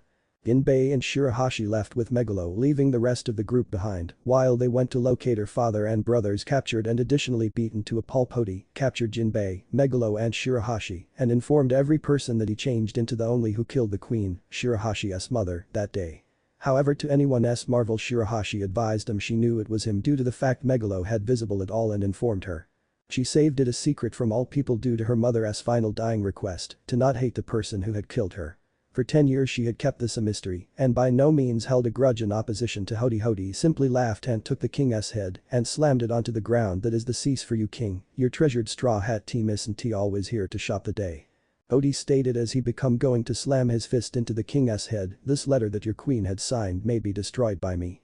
Hody stated as he confirmed the document with all the signatures that supported the union of fishmen and human. Goku. Luffy. Please store my father. Shirahashi screamed. Hody smiled as he changed into mere inches away from executing the king while his face flashed a look of ache. He regarded to look each Goku and Luffy had punched him inside the intestine a complete force, inflicting him to spit blood and fly backwards a far distance before he hit the ground hard that they had saved the king. And now it was time to get ready to help go back the order and bring back peace. It's them. It's in reality Goku and Luffy. They're right here. The Navy shouted at the two warring parties who stared at their enemies, military. Brief lower back the warring parties up, a rebel said, and as quickly as he stated this over lots of Neptune's people came to useful resource. Luffy and Goku in their struggle. Goku and Luffy were hiding in Megalo's mouth the entire time, along with the relaxation of the team. Nami seemed out of nowhere and he or she become smiling as was preserving a chunk of paper in her hand. Is that this vital to you? Nami said smiling as she turned into waving the file with the signature inside the air. She took it out Hody's hand when he turned into dispatched flying by using Goku and Luffy. Robin swiped the keys to the chains to the captured royal families. She unlocked the chains and the royal circle of relatives such as Jinbei and Megalo had been let loose. As Robin did this, a deliver came flying in the direction of them. It was the Straw Hats pirate ship and Frankie became in it. Gan Cannon Hearth. Right now the deliver dispatched a blast towards the battlefield and a big explosion occurred, inflicting the place to rumble a little. Then straight away a huge whale, the whale that includes the king round, came down and grabbed the brothers and the king and swam them up to protection. Shirahashi, determined to stay, returned along with her friends inside the battlefield. All of the Straw Hats pirate members got together besides Frankie on the time. The rebels had a glance of worry as to what they saw. They noticed destruction from one pirate group as they stood together boldly. One of the rebels ran up and commenced to yell at them. "Oi! Inform us now, our pal or foe to the Fishman Island." The riot yelled at the Straw Hat pirates. Luffy simply held onto his hat earlier than he spoke. "Are we pals? Or are we foes? That form of issue is with the intention to decide for yourselves." Luffy said because the entire team looked forwards onto the battlefield. There could be no the next day if there's no today. The stakes could not get any better than this. Goku, Luffy and the Straw Hat pirates versus Hody and his navy. "Time to settle the score," Goku said as he smirked and slammed his fist into his palm, searching on the enemies ahead. He was geared up for a fight and couldn't wait to get commenced. The crowds that were watching nearby had witnessed the entire thing. They cheered for the Straw Hat pirates for saving their king and the royal family from certain doom. But as they were cheering, Hody started to get up and had a look of anger at the sight of the two who punched him before. "Those damn humans," Hody said angrily as the Straw Hat crew weren't paying attention to him but to each other. Nami walked up to Shirahoshi and gave her the letter to unite humans and fishmen. "Here you are, Princess," Nami said. "Thank you very much, Nami. And thank you, Luffy, Goku, for saving my family. I don't think I'll be able to." Shirahoshi started to cry as she tried to thank the crew, but she could barely muster a word afterwards. Goku grinned and gave her a thumbs up. "Don't worry about it, just consider this as a friendly act from us humans," Goku said, causing the princess to start smiling a little while crying. "Well played, Jinbei. I knew I shouldn't have let my guard down when I captured you and the princess so easily." Hody shouted to the crew, "And Jinbei, you people despise me the most, accepting humans as if they were comrades." Hody said angrily, clenching his fist. "You're just as naive as that fool of a king. If I were king, I'll shower the human kings of the world in a rain of blood. And the legend of the dreaded kingdom under the sea will begin." Hody said, smiling devilishly. "There's 100,000 of us and only a few of you. Soon I'll take over the world and become the Pirate King." Hody said, laughing maniacally. "Pirate King, you say?" Luffy said as he saw the army charging towards them. "Bad move," Goku thought as he felt a surge of energy spike from Luffy at an alarming rate. Luffy glared at the fishmen who were charging at them, and instantly half of the fishman army stopped moving and were shaking violently before they crashed onto the floor unconscious. Luffy increased Conqueror's haki in a span of 2 years. "Incredible," Jinbei said in disbelief. Luffy looked at Hody with no emotion dashed across his face before he spoke. "I don't care who you are, but there only need to be one Pirate King." Luffy said, still staring at Hody, causing him to move back a little. Luffy jumped up into the air and increased the mass of his fist and slammed it downwards into the ground, causing thousands of fishmen to fly into the air and hit the ground hard. "Bring 1,000,000 people, it doesn't matter. I'll defeat every single one of you," Luffy said as he slammed his fist onto the ground. His crew got into position for the fight. Nami, Usopp and Chopper got into the ship to prepare for battle while Sanji, Zoro, Robin, Brook and Jinbei were on the battlefield preparing for the fight. Goku started to generate much energy as he could for a single attack. As he was generating the power, the battlefield started to shake violently, causing larger rocks and boulders to collapse at the amount of force Goku was putting off. "Hey I!" Goku yelled as flight up into the air and right back down to slam his fist onto the battlefield, causing a large earthquake to start up and cause a large sum of the army to fly backwards at the sheer force of Goku's strength. "How can you save the princess when she's all wide open?" Hody said as he aimed at the princess, who had a look of fear knowing what was going to happen next. She covered her eyes as Hody charged his attack water shot. Hody screamed as a burst of pressurized water was flying towards the princess but was easily taken down by Jinbei when he used his own water shot technique against Hody's. Hody wasn't done yet. He ordered the rest of the army to shoot cannon at the prince's head, but they didn't respond since they were being bombarded by Brook's and Zoro's attack. Brook took out his hidden sword and sliced at the fishman, while Zoro spun around with his three-sword style, accelerating his speed tremendously. "Kakujo o Tatsumaki," Zoro said as he stopped spinning and caused a tornado-like attack to spin towards the army, annihilating them as they encountered the attack. Again the army didn't stop, they jumped into the sky and started to charge at the princess going for aerial attacks, but Sanji was there to intervene. He jumped into the sky and guarded the princess from the attacks. "If you want to get to the princess, then I gladly let you if you beat me," Sanji said as he stretched out his leg. "Double jam." Sanji shouted as he slammed feet so fast that it looked as if he had multiple attacking the fishman. "Boire Friar Spectrum." Sanji shouted. He kept slamming his feet at the army. After beating the enemies, "I am your knight, mom," Sanji said with hearts in his eyes when looking at the princess. Robin took on the army who came running towards the princess. She crossed her arms in an X form and immediately 2 large legs appeared from the ground, literally stopping the fishmen in the tracks. "Stomp," Robin said, and the legs came down and slammed on the army, nearly crushing them to death. Soon Frankie came out of the boat. Channel 4.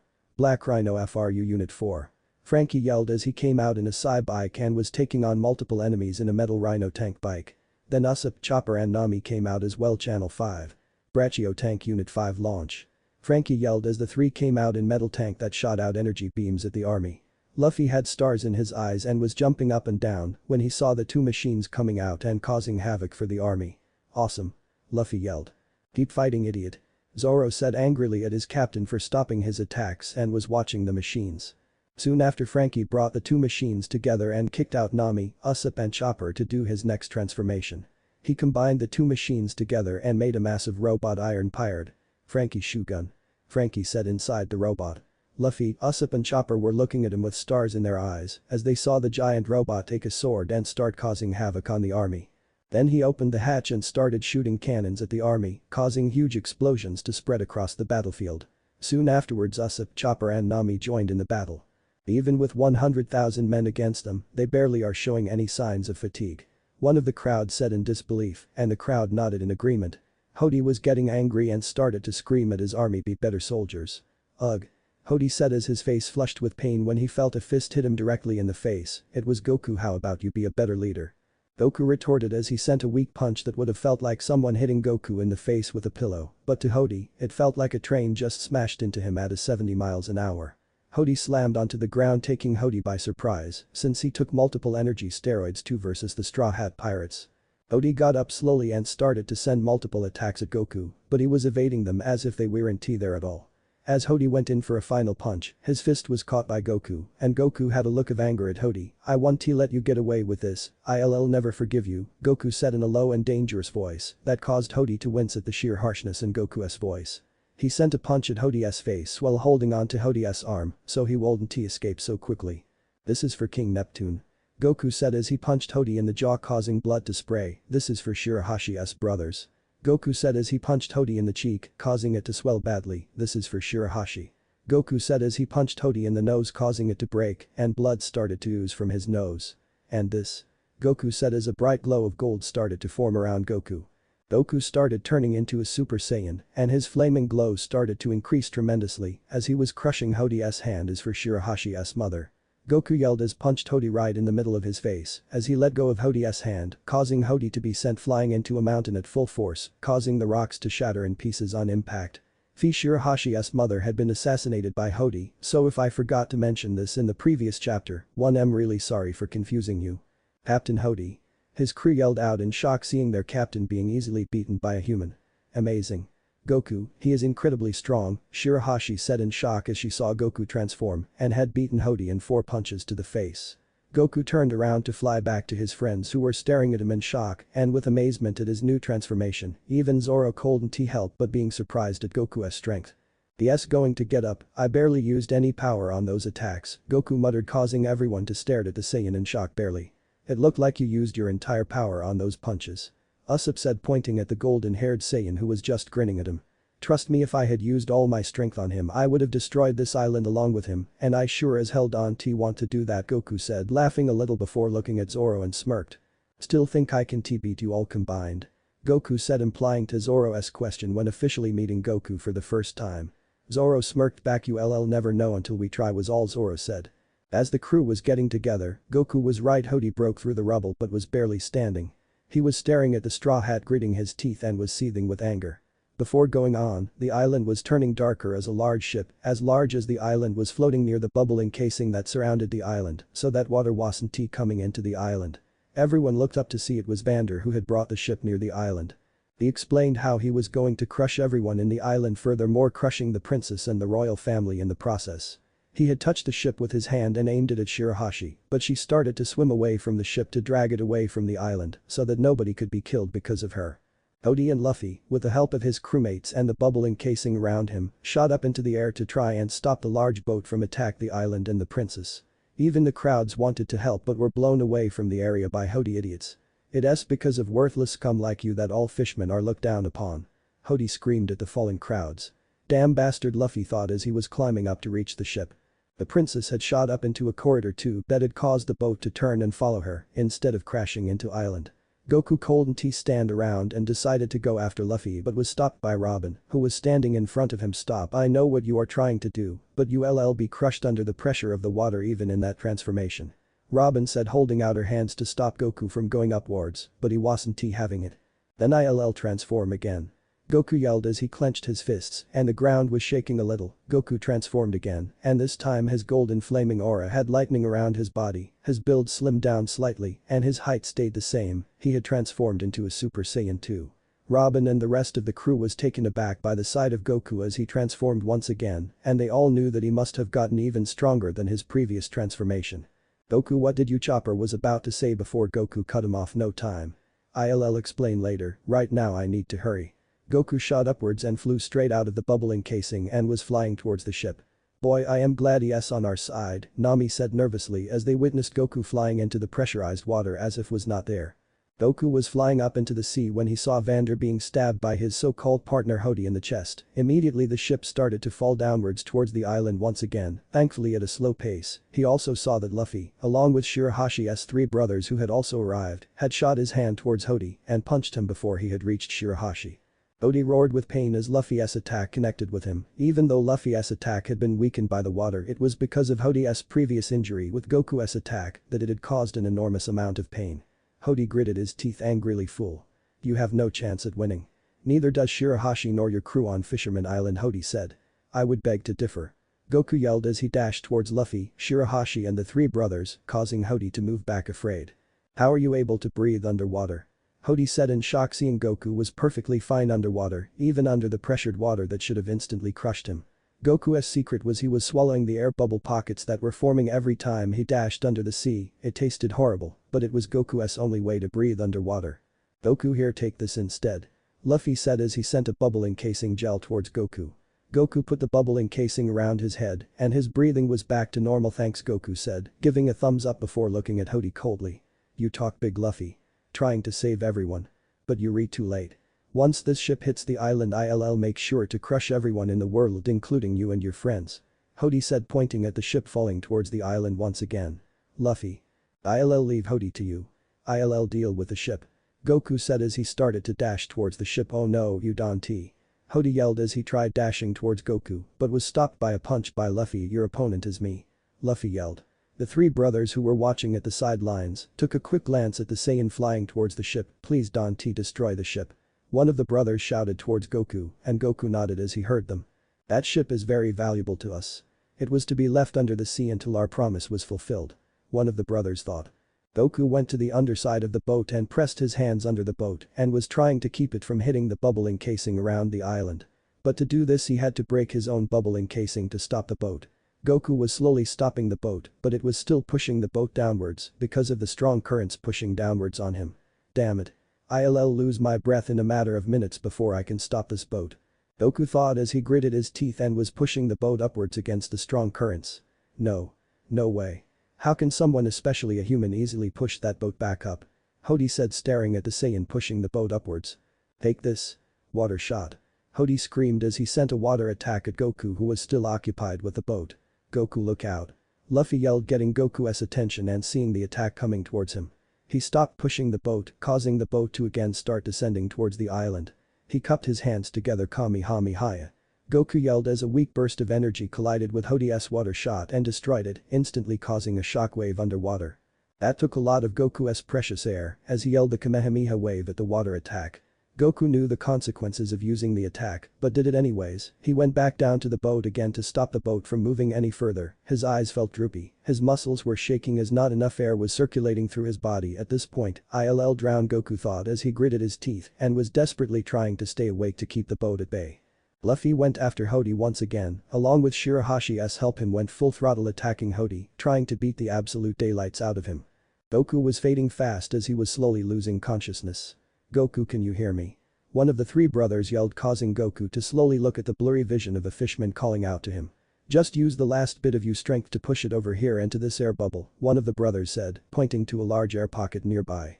Goku slowly nodded and mustered all the strength he could and pushed out his hand, causing a huge amount of force onto the boat, causing it to drift towards the air bubble. Goku quickly caught onto the boat, allowing him as well to glide into the air bubble and gasp for air as his body was feeling much better. Goku's breathing came back to normal and then resumed to keep the boat at bay from hitting the island. One of the brothers yelled out loud for everyone to hear. Straw Hat. Please bring everything back to normal. The brother said with tears in his eyes. Our mother was killed not by Hody, but by the island's grudge. If we don't stop, this island will be destroyed by its own hatred. The brother yelled out. What I am implying here is the fact that some fishmen had a hatred towards humans, while others don't, and this will cause the island to be destroyed by its grudge. Luffy was quiet for a moment before he spoke. Brohashi. Luffy calls him this cause he is Shirahashi's sibling. Let me take care of this, just sit back and relax. From the moment we descended into the plaza, we decided along with Jinbei, we won't let anyone lay a finger on Fishman Island. Luffy said, grinning at the brother who still had tears in his eyes. We friends after all. Luffy said, smiling at the brother, causing Goku and the crew to smile, hearing what their captain had said. This had motivated them even more to help save Fishman Island from Hody and his army. Hody had enough of Luffy and started to dash towards him at full speed. I'll end this with one shot, Luffy said as he was stretching his hand backwards. I'll tear your arm off and make sure to break every bone in you. Hody said as he was getting closer to Luffy. Gomu no, Luffy started as his arm started to get darker and was getting more dense. Luffy was using armament hockey for his single attack Red Hawk. Luffy yelled as he slammed his fist on Hody's chest, causing Hody to fly away from the force of Luffy's power and into the air bubble ship that Goku was slowly keeping bay. Luffy asked Shirahashi to bring him into the bubble and she nodded as she helped him into the bubble encasing as well. Hody was slowly and barely getting up when he saw Luffy with his arm stretched out and was getting bigger every second. Gear 3rd. Gomu no elephant gun. Luffy screamed as he repeatedly slammed down his armament fist right on top of Hody, nearly crushing him to death, and also was causing the boat to being crushed as well under the sheer force of Luffy's punches. Goku released his grip on the boat to watch his captain in amazement as to what he transformed. He never seen his captain so serious, so it took him by surprise. Luffy kept pounding away, causing the boat to being crushed little at a time by the force being put on it. Back with Luffy's crew on the island. They were taking out as many forces as they could, and when they finally did, they all rejoined together and were all looking upwards to see the boat being destroyed little by their captain. The only way to save this island now is if Luffy and Goku can destroy the boat before it reaches the island, Usopp said, staring upwards, then they have to do it fast. Nami said, worried that they would be crushed under the boat coming towards them. Luffy was relentless as he was still destroying the ship, but Shirahashi stepped in front of Luffy and shouted at him, pleading to stop him, if by any chance to save the boat. Luffy told Shirahashi to move, but she wouldn't, and if by any miracle, Shirahashi's shout had caused a large group of sea monsters to appear near the boat, stopping it in its track. Shirahashi and Luffy couldn't believe it. The Sea Kings. Why? Luffy said in shock, seeing the sea monsters stopping the boat. Sea Kings. I thought King Neptune was the king of the sea. Goku thought to himself when looking at the sea monsters stopping the boat. Luffy just smiled, knowing that the ship was stopped and the day was done. They had beaten Hody and his army and started to lose consciousness as his wounds with his previous fight with Hody were opening, causing blood to gush out. Luffy. Shirahashi yelled out as she tried to catch him, but Goku intercepted her and caught Luffy. Goku smiled and looked at Shirahashi. Don't worry, I got him, Goku said as the princess had a look of worry that her friend might be badly hurt. Everyone down on the island had witnessed what happened up in the sea. Everyone cheered. Fishman Island is saved. Everyone was cheering loudly as they knew that they had won the war against Hody. Goku glided the unconscious Luffy down into the island and brought them both to their friends who were waiting patiently for their captain and friend to come back to them. Goku dropped off Luffy onto the floor and everyone was relieved to see that all of them were okay somewhat. I can barely move after fighting that many soldiers, Chopper said weakly, but does anyone need medical assisting? Chopper said, trying to get up, but couldn't. Robin just smiled. I don't think we need you to get hurt any more than you should, Chopper, resting Chopper on her lap. Robin-chan. I can barely move as well, let me lay on your lap as well, Sanji said with hearts in his eyes. Goku just smiled. Don't worry, I'll help. Goku said as he extended his hand outwards and a bright golden energy beam appeared out of his hand. Ha! Goku yelled as suddenly golden aura glowed around every single one of his crew members, shocking everyone as they felt a lot better than they did before. I am on fire. Brook said as he was running around in circles thinking it was going to burn him. Eventually he realized it wasn't burning him at all. Everyone looked down on Luffy to see the effects were not working on him as they did for his friends. He's losing too much blood, does anybody had blood F-type, Chopper yelled out. Everyone shook their heads no, because they didn't have the same blood type as Luffy. Going to be alright. Shirahashi said, crying that her friend might possibly die. But Jinbei came forward and extended his arm. I am type F, take as much blood as you need, Jinbei said. Jinbei allowed Chopper to extract his blood and transfuse it into Luffy, and now everyone awaited. Goku extended his arm out again, and a flaming glow came from Luffy. "This should help speed up the process," Goku said, giving part of his energy to Luffy. Eventually Luffy started waking up and was smiling while his eyes were closed. "Jinbei," Luffy said smiling. "Oh, you finally woke up," Jinbei said looking down on the pirate. "Luffy." Everyone yelled, seeing their captain was going to be alright. "Jinbei be my nakama," Luffy said grinning. Nakama means friend. Everyone celebrated that Hody was captured and was going to be locked away forever, and his army will never be seen by anymore forever. The crowds turned their heads to find out that the Straw Hats weren't there anymore. "I wonder where they went," King Neptune thought. Soon after, Shirahashi, Jinbei and the crew ran away because they didn't want to be known as heroes and be praised as one. It was the thought that feared Luffy the most. He was a pirate, and even though he thought heroes were cool, he didn't want to be one. Hody and his army had been put into prison, and everyone was glad that the war was finally over. As everyone was getting comfortable on the ship, Goku, not Super Saiyan 2 anymore, noticed Luffy arguing with Jinbei and walked over to see what the commotion was. "Jinbei, you're going to join my crew?" Luffy said, demanding. "I am not going to yet, I have too much to do right now, but I am honored that you asked anyways. Someday I might join, and I hope you'll ask me then as well," Jinbei said, causing Luffy to cross his arms. "Damn right," Luffy said, crossing his arms.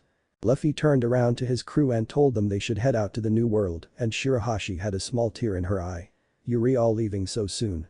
But at least let me thank you all for your help with a reward," Shirahashi said, trying to convince the crew to stay a little longer. As they were thinking about it, King Neptune had caught up with the Straw Hat ship and explained to them that all charges against them for kidnapping had been dropped and that he wanted to give them that banquet he told them before the first time he met them. "Food," Luffy yelled out happily, causing everyone to burst out laughing at their captain's antics. The crew traveled back to the palace and was having a grand time. Musicians were playing, singers sang as the crew ate, and mermaids started to dance, having a great time. Sanji nearly had a heart attack seeing the many beauties around him, and Chopper had to help him regain his composure. Goku was versing Zoro, King Neptune, Usopp, and Luffy combined in an arm wrestling match. "How the hell are you still not moving?" Zoro said as he and the rest of the guys were trying to push down Goku's hand but could barely move it from the starting point.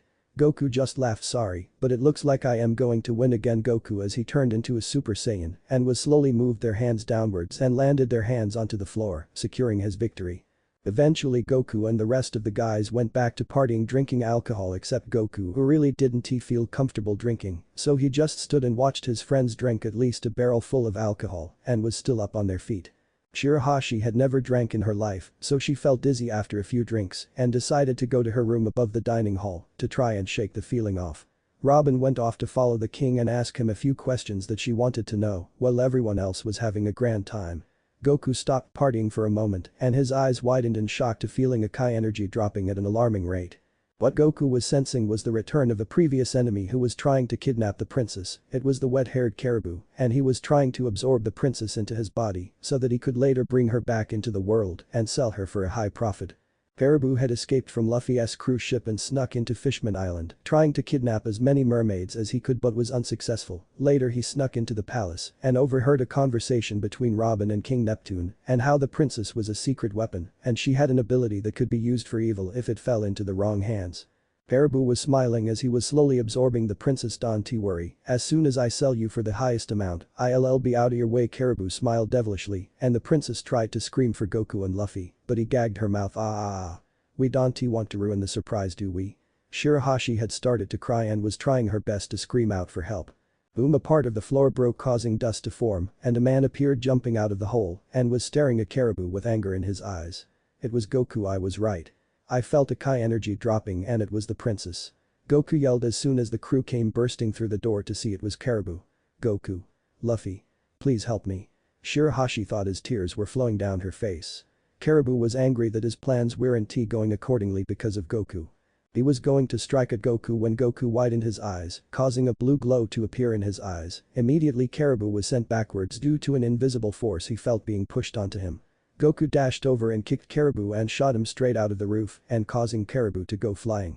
Everyone dashed over to the princess and asked if she was alright, but she had gone hysterical, knowing that if Goku hadn't sensed that she was in danger, she would have definitely been kidnapped and been sold off into slavery. Goku flew towards Shirahashi as she covered her face into her arms and started to wail in tears. "Hey. Don't worry. You're safe now, that's all that matters." Goku said, trying to cheer up the princess. Shirahashi looked up at Goku with tears in her eyes and she grabbed him and started to hug him, nearly crushing him to death with her massive bear hug. "Thank you so much. I was so terrified what he would do to me," Shirahashi said, still crying as she finally let go Goku, allowing him to gasp for air since he wasn't prepared for the bear hug. "You lucky bastard. I should have kicked him," Sanji said with tears rolling down his cheeks and was grabbing Goku's gear and shaking him back and forth, jealous that Goku was hugged by the princess and not him. King Neptune came in to explain to everyone that there was an intruder inside the castle and soon realized that they all knew as well, causing his to turn red in embarrassment. Well, that intruder Goku had sent flying out of the palace might be connected to the thief robbery, King Neptune said, catching Nami's attention. "Can we have the treasure if we find it?" Nami said with money signs for eyes. "Sure, after all you did for our kingdom, it's the least I can do," King Neptune said, causing Nami to turn around and gave a look at Goku, and he could tell what she was thinking from a mile away and knew that she was pissed. "Why did you have to kick him? We could have gotten all that treasure," Nami said, punching Goku on the head, inflicting her pain instead of Goku. "Don't worry. I'll just teleport us to where he is and see if we can ask him where it is, problem solved," Goku said, smiling. Nami sighed, "Fine, but if you don't bring any treasure back I am going to have Sanji give you no food for a week," Nami threatened. This motivated Goku to start going. Goku along with Luffy, Zoro and Sanji rushed over to an island where they had seen Caribou had landed. When they arrived they found him still unconscious and to their good fortune, the stolen treasure was found almost beside him. Goku grinned and was pointing at Caribou. "I guess my punch was just a little too much for him, I guess," Goku said as Luffy, Sanji, Zoro and him were putting the treasures into a bag and were both carrying 2 bags of gold, started to walk towards the candy factory when they noticed a catfish lion, Mr. Peckham's, angrily talking to some workers in the factory. "We had an agreement. Every month you give sweets to Big Ma'am for protection, you don't want to see her mad," the catfish lion said, gritting his teeth. The workers tried to explain to him why they couldn't give him sweets because Luffy and his crew had saved them, so the king ordered that all the sweets be presented to the banquet. As they finished the workers turned around to see Goku and the crew walking towards them. "Luffy? How was the banquet?" one of the workers said. "It was great. Thanks for the delicious sweets." Luffy grinned, "So they must be the Straw Hat Pirates," the catfish lion thought to himself. "Hey kid. What was all that talk about sweets?" The catfish lion shouted at Luffy. "Please Mr. Peckham's," the workers were trying to calm him down but were unsuccessful. "Yeah, we ate so much it was awesome." Luffy grinned happily, not noticing Peckham's glaring at them angrily. "Peckham's threatening people left and right, isn't he going to help you collect sweets?" a man said far behind Goku and the crew. They turned around to see a man drinking tea while sitting down on a boulder. "Excuse his rude behavior, let us resolve this more peacefully, the tea party starts in 4 days, so if we send the candy tomorrow, we shall have enough time to arrive on time," the man said, not moving from his spot. "Oh. Where are my manners? My name is Baron Tamago Swar," the man said, finally getting up. He was taller than anyone at there and was just watching the crew with no expression that was creeping Goku out a little.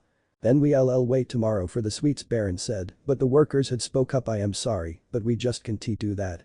The giant cooking devices within the factory are destroyed. We tried explaining this, it will take at least 2 weeks to repair," one of the workers said. "Impossible," Swar Baron said. Sanji had enough just listening to their conversation. "Hey Tamago. Why can't you just wait?" Sanji shouted towards Baron. Even Zoro agreed. "Can't he just wait? I thought he was supposed to be one of the 4 emperors," Zoro said towards Baron, who had a look of surprise to what he heard. "Mama is not a male great pirate but a female one," plate Baron said to the crew. Sanji turned red as he was wondering what the Emperor Mama looked like but covered his thoughts with a serious look. "I see, so she is a madam, in that case, what'll happen if the sweets are late?" This caused Baron to look at them with a deadly glare. "Our agreement to protect Fishman Island will dissolve. And the beasts of Big Mom's pirate crew will destroy Fishman Island," Vows plate. This caused Luffy to shout in anger, "Destroy a country over candy? Are you people stupid? We just saved this country, damn it." Goku couldn't believe what he was hearing. An emperor was going to destroy an island for just some candy, and this was ridiculous. He remembered Kai threatened to ban him from going fishing forever if he hadn't brought Goten to Bulma's home for Goten's and Trunks' play date. He was training at the time and thought it was absurd to ban him forever if he didn't do it, but still did anyways because he knew once Kai was set on doing something she meant it. Ringing. A snail phone was ringing near the crew and the 2 men they all turned to see Peckham's walking towards the snail phone. "It must be Mama. I phoned her in a while ago to tell her the situation," Peckham said as he was about to pick up the phone but was stopped when Luffy passed him and picked up the phone himself, which put a horrified look on the 2 men. "Hello? Luffy said, listening for a response, but didn't he hear one, so he responded again, "Hey, are you Big Mom?"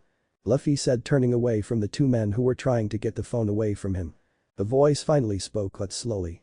"This isn't Tamago or Peckham's, who might it be?" The voice said. "I am Monkey D. Luffy, the man who's going to be the Pirate King." Luffy shouted, causing Goku to grin hearing his captain say this with confidence. The voice chuckled, "Garp's grandson, if I recall, the little boy who stirred up a war 2 years ago with another man who accompanied him. Gofu is it? It's Goku. And besides, there's no more candy. I ate it all. I didn't know that they were yours." Luffy said, yelling at the phone. "So there's nothing you can offer us, can you?" the voice said in a dangerous tone. Goku stepped up. "Wait. What if we give you all this treasure? Will that make up for it?"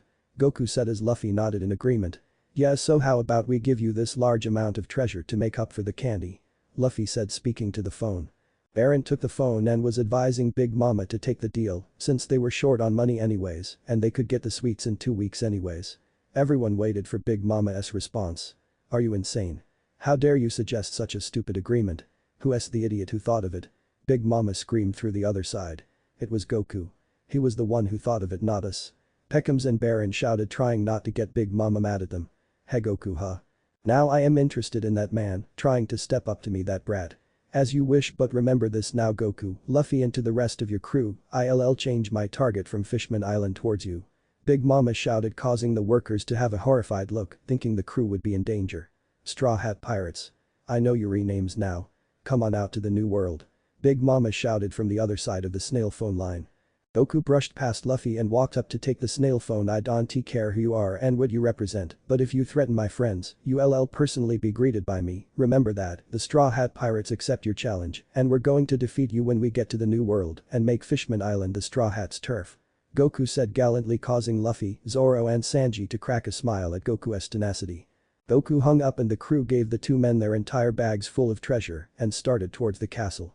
Goku, Sanji, Luffy and Zoro walked up to see their crew, King Neptune, Jinbei, Shirahoshi and a servant of King Neptune's greet them. "Where's the treasure?" Nami said, glaring at the guys who were coming back empty-handed. "We gave it to Big Mama, Nami-chan." Sanji said with hearts for eyes, causing everyone to look at the guys with a horrified look. "You gave all the treasure to Big Mama?" King Neptune and Nami said. "Yeah. She was nuts. She said she would destroy this place since you didn't have candy. I mean, I could understand if it was meat since it's my favorite food, but relax, Goku was awesome. He boldly took on her challenge, even threatened back if she had tried to hurt one of us." Luffy said, grinning, causing Goku to put hand behind his head and grin a little.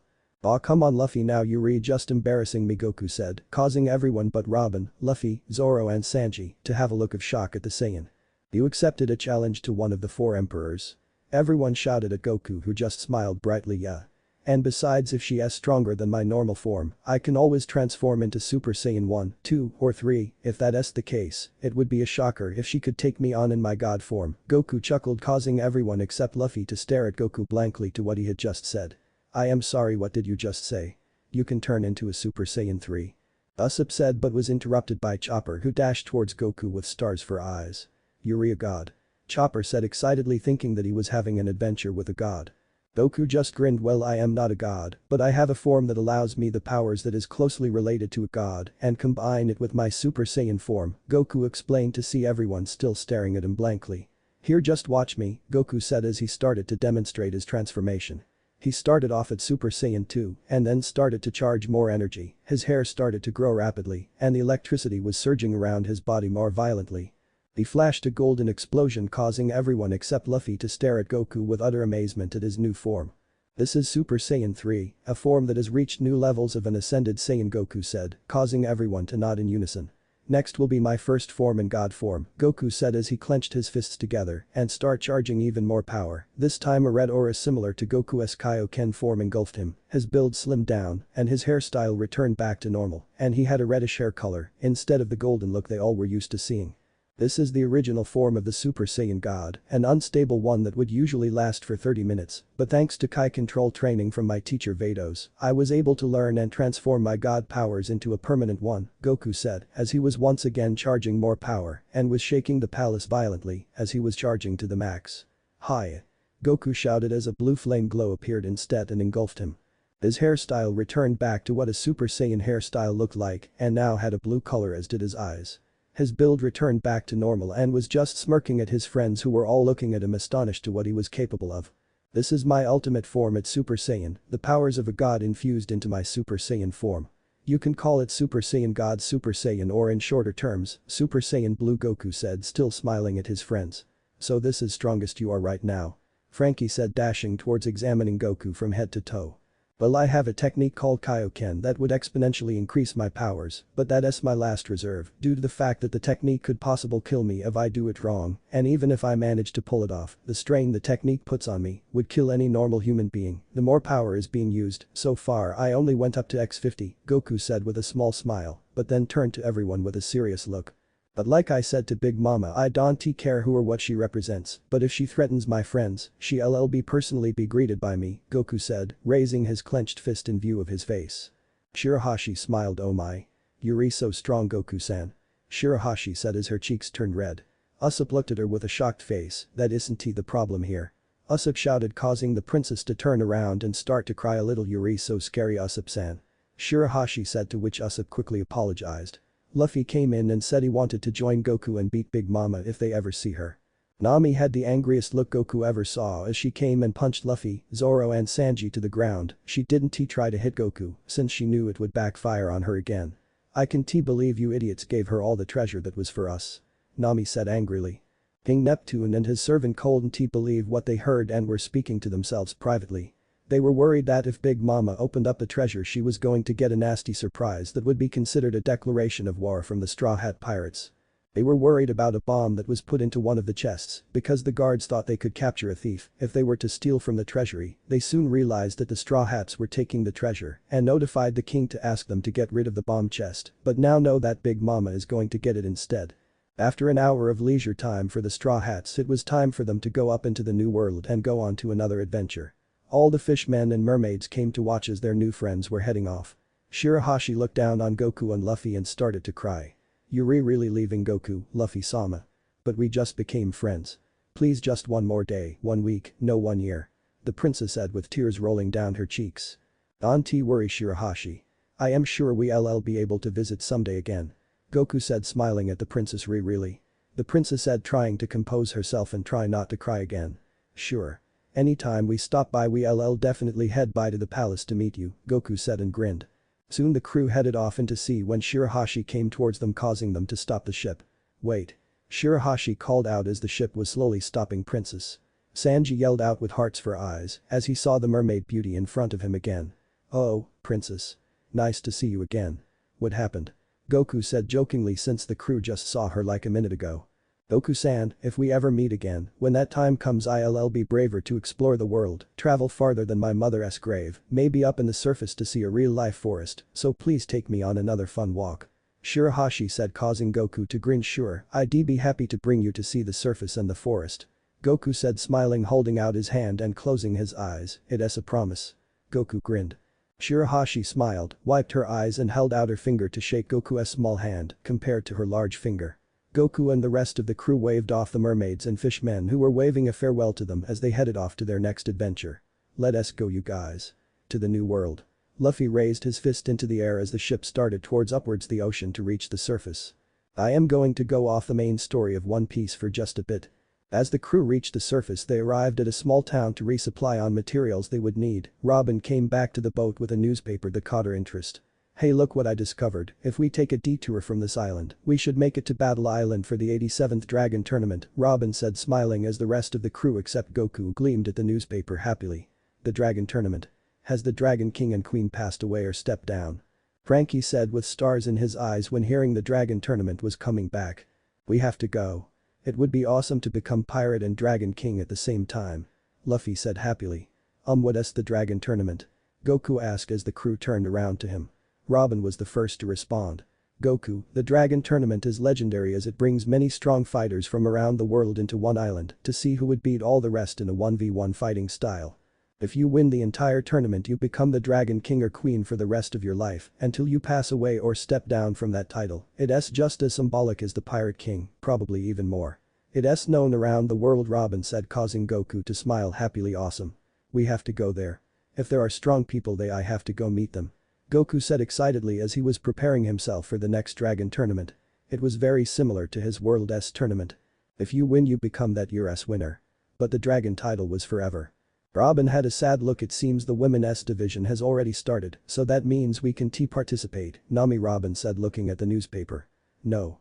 And I wanted to participate for all that gold. Nami said crying that she lost an opportunity with fame and fortune. Still haven't changed these past 2 years have you, Usopp said smiling, but instantly regretted it when Nami punched him to the ground hard. I was just joking, Usopp weakly said while laying on the floor. Nami turned to Robin. So what happened to the previous Dragon King and Queen, Robin? Nami asked. Robin looked up from the newspaper. The Dragon Queen had passed away from a stroke, but the king walked into the island and asked to step down his title. He said he met a fellow on his travel and wanted to live his life in peace, so he decided to give up his position. Robin said. Wait, I think I know him. Goku said, causing every head to turn towards him. His name was Kaimori Toyoshima, isn't he it? Goku asked, surprising everyone that Goku had heard of him. Wait, you actually met and trained with the Dragon King? Everyone shouted to Goku after he explained how he knew him. Luffy wasn't really paying attention to the name the first time Goku said it to him the first time. He just wanted to fight the person who fought against Goku, so he was just as shocked to hear this. Yeah, he was totally nice. I can't believe I thought he was weak if he managed to beat those strong people. Goku said, grinning now had a look of determination. Alright. If I am to get ready for this tournament, I'll have to train to the max. Goku said with fire in his eyes. While Goku and the rest of the Straw Hats were getting ready to go to Battle Island in preparations for the Dragon Tournament. A far distance away from the crew a portal started to form and was growing at an alarming rate. When the portal stopped growing, a tall figure walked out and was smiling deviously. Hahaha. At last I am free from that wretched place. The figure laughed manically. He looked down to see a village and went down to visit the place. The looks that the people gave the figure was priceless and the man enjoyed it very much. The figure decided he had enough time roaming around the village and thought it was time to blow it up, but a poster board with a certain person had caught his attention for a moment. Incredible, no matter where I'll go you'll always be there, one to you, Son Goku. The figure glared at the poster and tore it off the board.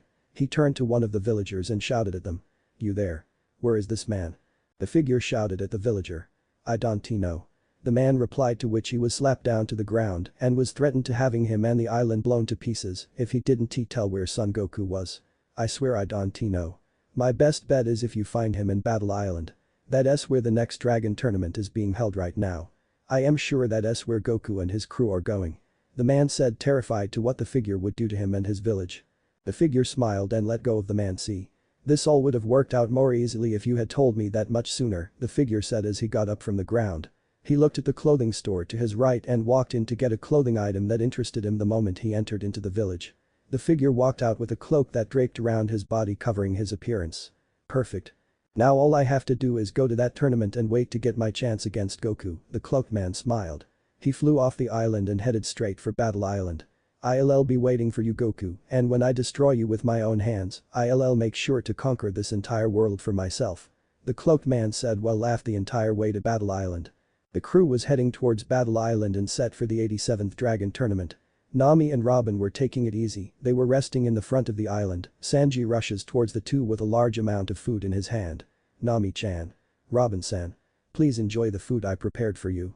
Sanji said with hearts for eyes and bowing towards them with the food in front of them. Nami and Robin took the prepared meal from Sanji and smiled at him.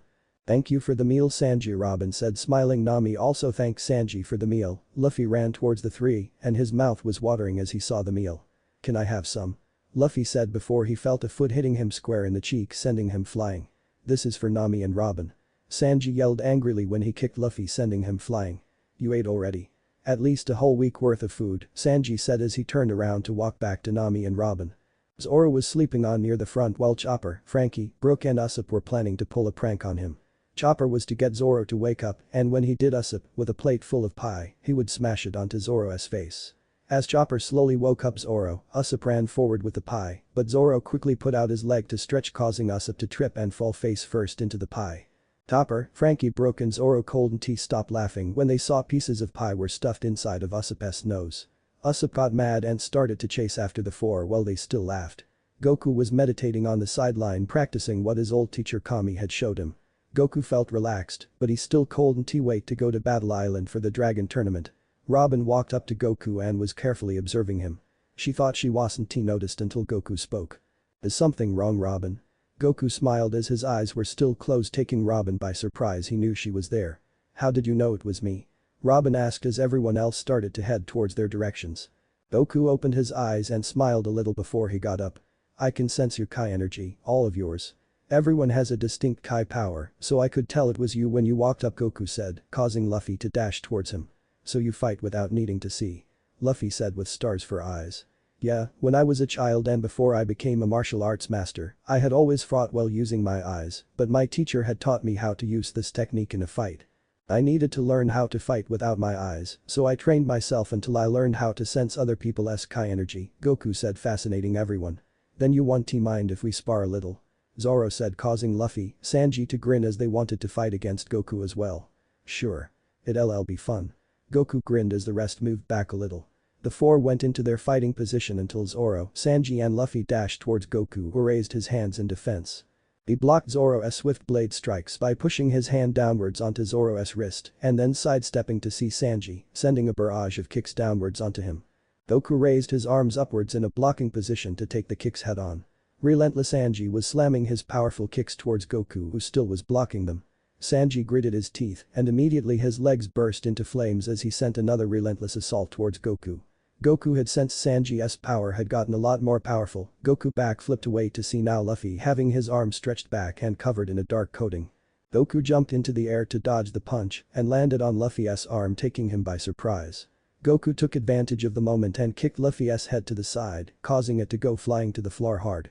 Luffy jumped back up and increased the size of his fist. Third gear, Luffy said as he jumped into the air and sent his coated fist downwards to Goku, who jumped upwards and sent his own fist to match against Luffy's, causing a huge gust of wind to knock both fighters back down to the ground. Luffy landed on the top sail while Goku landed on the lower part of the main deck. As Goku got up, he sensed Zoro and Sanji coming straight towards him, and he braced himself for their second attack. As Zoro was about to slam his sword down, Goku raised his blue flare that engulfed his body to catch the sword.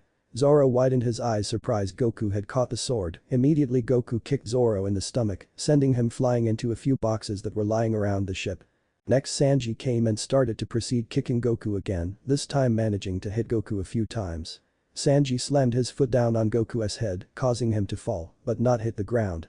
Instead, Goku pulled out his hands and did flip kick to Sanji's face, causing him to go flying towards Zoro, who just got out of the wreckage to be put right back into it. Goku thought he won when Luffy was rushing towards Goku in second gear. Luffy was angry and was rapidly punching Goku, who went into defense and was blocking the punches with ease. You're relimiting your movement because you're thinking with your emotions, Goku said as he was still blocking the punches. Shut up. Luffy yelled angrily as he tried to keep up the pace. Stop trying to fight with your emotions, but with a focused mind, only then will you fight to the best of your ability, Goku said as he caught Luffy's hands and did a sidekick to Luffy's face, sending him flying as well into Zoro and Sanji back into the wreckage. The three guys got out of the wreckage and then jumped into the air. Luffy coated his fist, while Zoro started spinning rapidly with his three-sword style, and Sanji's legs burst into flames and started to do flame wheel spin. All three were coming towards Goku as he flew upwards. Immediately he raised his arms in a blocking position and was going to take the attacks head-on. Zoro's tornado engulfed Goku and started to cut his skin. He wasn't in pain, but he felt a lot of stinging around his body as the tornado was causing small cuts around Goku. Next, Sanji spun towards Goku and stretched his leg out to Goku's face, but he raised his hands and caught the attack. It was burning Goku's hand as the flames were burning. Goku threw Sanji's leg upwards, but to his surprise Sanji spun around to use his second leg to hit the side of Goku's head, causing Goku to start descending down towards the ship. Goku slowed himself as he was nearing the ship. Goku went head first towards the ship and stuck out his hands to do a backflip to catch himself. As Goku was stopping, he sensed Luffy behind him and he stopped to turn around to see Luffy sending his fist to Goku's face. Goku took the hit but was just pushed a few inches before he retaliated with an uppercut, sending Luffy up into the air. Goku smiled as he was having fun. This is great. I am glad I am a part of the Straw Hat crew. Goku grinned as he started flying upwards to the three guys. Back with the rest of the crew, Brook, Frankie, Usopp and Chopper were watching the fight escalate and were cheering on. Robin just smiled while Nami sighed. Those idiots are going to get themselves hurt before we even reach Battle Island, Nami said, walking towards the rest of the crew. Incredible. I've never seen such an awesome fight in a while. Brook said. I am glad it's not us though, Usopp said, fearing what it would feel like getting punched by Luffy, Zoro, Sanji or Goku. Boom. The seas were roaring and swinging wildly, causing the ship to twist and turn as Goku and Luffy were punching each other's fists non-stop. Goku previously kicked Sanji and Zoro back down to the ship, and they felt a lot of pain when they tried standing up and failed, falling right back down. Now it was only Luffy and Goku who were slamming their fists at each other's fist, causing a huge backlash of force to spread around them and down towards the ship. Luffy yelled out before he lashed out a fist to Goku's stomach, and he connected as Goku's face flashed a sign of pain, and then grinned. Luffy was confused until he saw Goku's body disappearing. No. After image. Luffy said that's right. Goku yelled upwards and slammed his fist down onto Luffy's cheek, sending him flying down onto the ship. Goku slowly ascended downwards onto the ship and saw Luffy, Zoro and Sanji getting up slowly but barely holding steady. Luffy grinned. Okay Goku, you win, that was one hell of a match anyways. Luffy said as he held out his hand towards Goku. Goku smiled and accepted Luffy's handshake before the rest of the crew came towards the fore. Are you all alright? Robin said looking at Zoro. Sanji, Luffy were covered in bruises, while Goku had small cuts around his body from Zoro's blade tornado attack and a small burn print on his palm from Sanji's flame attack. Somewhat we okay, Luffy grinned as did the rest of the three. I'll get some bandages for your injuries. It seems you have a fracture in one of your ribs and you broke your femur. Sanji, you won't be able to participate in the tournament this year, Chopper said sadly. Sanji had a sad look that he couldn't participate in the 87th Dragon Tournament. Wait. I have something for your injuries, Goku said as he ran inside the ship into his room and then quickly coming out with a capsule. He clicked the top and threw the capsule down onto the ship and the capsule exploded, causing a small boom sound as a small bottle appeared. Goku picked up the bottle and opened it and was picking something out of it. Goku quickly got the item out of the bottle and revealed it to be a senzu bean. You think me eating a damn bean will help me, Sanji said in disbelief, but Goku smiled. It's not just any ordinary bean, it's called a senzu bean, Goku said, causing Sanji to stare blankly at the Saiyan as it didn't clarify anything. It helps you recover your injuries in an instant, Goku said, holding out 4 senzu beans for them to eat. Eventually Sanji gave in and took the senzu bean and ate and was amazed to see Goku was right, he did feel a lot better. He looked up at Goku and smiled. That is one amazing bean, alright, Sanji said, causing Goku to grin. Zoro and Luffy took the senzu and were also instantly healed. Goku took the last senzu bean and his cuts and burned palm were gone. Topper walked up to Goku with a look of having a million questions, but he took a deep breath and composed himself. Goku, what was that senzu bean and where did you find it? Chopper said as Goku clicked the bottle and it formed back into a capsule in his hands. It's a mystical bean that allows the user to be instantly healed and replenish their energy and strength. In my world, a friend of mine called Korin made these for me and my friends whenever we went out fighting any bad guys threatening to destroy the world, Goku said, putting the capsule into his pocket. Chopper asked how many more senzu beans were in the bottle. Well, it would keep making more because this bottle was given to me by my brilliant friend Bulma from Capsule Corporation. She invented this bottle to make copies of whatever is put into it. It's a real lifesaver, Goku said as looked out front and smiled happily. Look. It must be Battle Island. Goku pointed outwards and everyone else turned around were cheering that Goku was right and they were nearing close to Battle Island. Full steam ahead, let's go. Luffy raised his fist into the air as they sped up closer and closer to the island. The island was gorgeous, it illuminated many colorful and bright lights that shined across the front of the island. It read. Welcome challengers. The cruise ship docked near the boarding side and walked off to see a bunch of butlers dressed in suits hauling their boat safely into the harbor. Maids came rushing towards them with hot towels and large plates and asked if the crew would want some to wash their faces, and the crew took some. Sanji had hearts for eyes when the maids came and wiped off dirt that was across his face, and Chopper had to help prevent him from losing a lot of blood like last time. Welcome to Battle Island, Straw Hat Pirates. We will help escort you into your rooms and bring you to the sign-up sheet for the men's division team. I am sorry to say that weapons aren't allowed, one of the butlers said, pointing towards Zoro's 3 swords. Then I guess I am out, Zoro's sighed and let the butler continue. Please, if there is anything you request, do not hesitate to ask.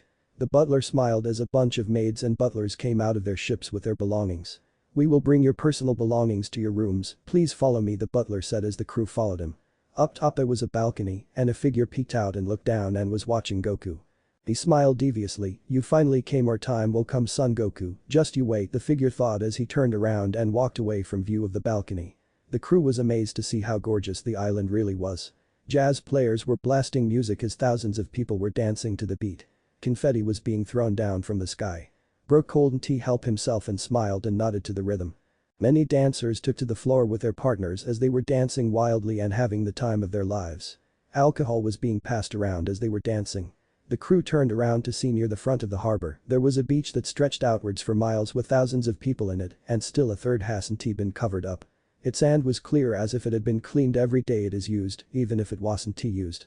The waves were crashing down towards the beach, many had jumped into the waters to surf, while others either walked on the beach to take in the scenery or lie in the soft sand and reminisce with their friends about their younger days.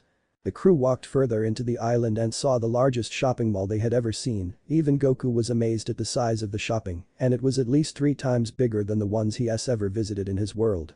Nami's eyes had stars in it as she saw the many beautiful dresses and clothes racked together, with so many half prices listed on them. We have to come back here again. Nami yelled happily, causing everyone to smile. Yes, this place is very special to us, and we hope you enjoy everything we have to offer to each and every one of you. The butler smiled and continued to walk them up into the grand palace. It wasn't as big as King Neptune's palace, but it was pretty grand to them all. They were led to their own rooms, the butler gave each one of them their keys and allowed them to room and asked them to get ready to sign up for the tournament. Eventually Goku and the crew got used to their rooms and started off to find the sign-up sheet. Goku was walking faster than everyone else and turned to the corner and immediately came back, his face turned white as if he saw a ghost. Goku what's Roasap was about to say when he was silenced by Goku SHH. Some of the Shichibukais are here.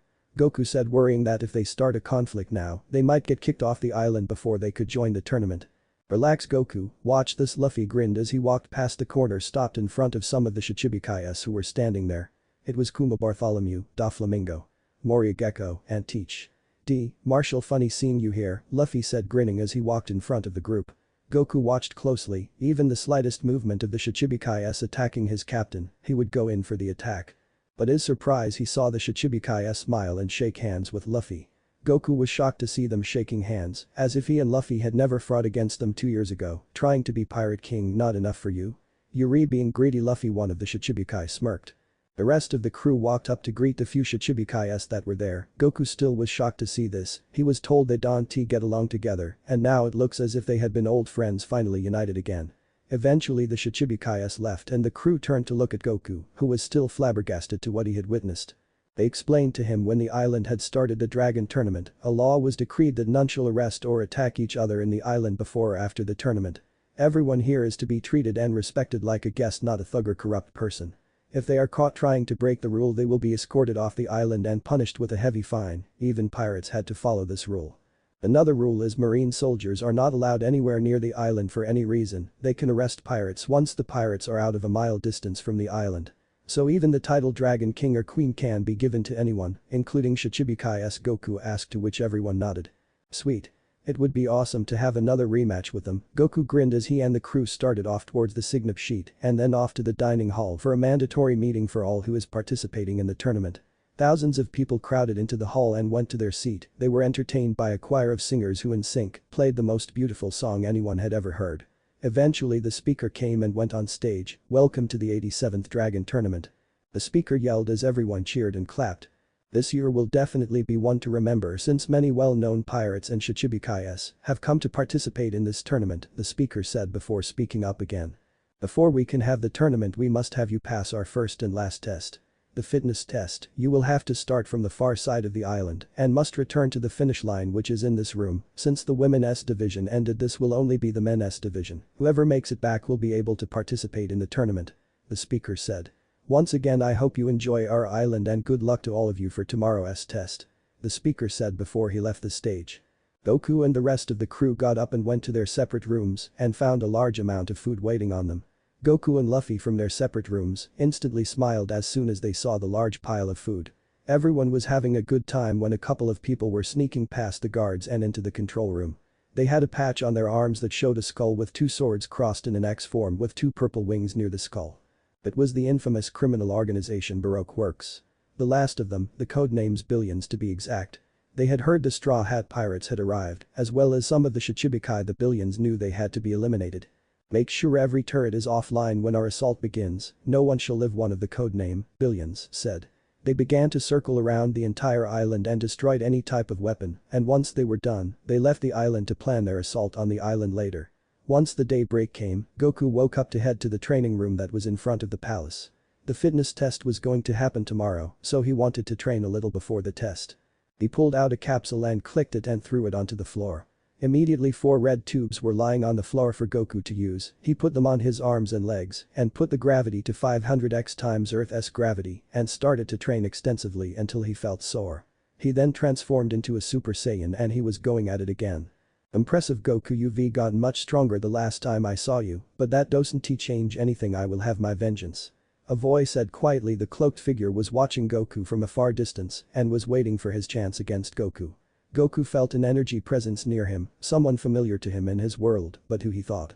Goku turned around to look at the position. He felt the energy and found nothing there, the cloaked figure had disappeared. Goku shrugged it off and went on to do his training again. Goku stayed for at least 2 hours before he felt hungry and wanted something to eat. He reverted the tubes back into the capsule and went into the buffet hall where he found Luffy stuffing his face with plates full of food. "Hey Goku. Where were you? I thought you would be here eating, but you weren't," Luffy said, still stuffing his face. Goku smiled. "Yeah, I just came out of the training room. Now I am hungry. Anything good?" Goku asked.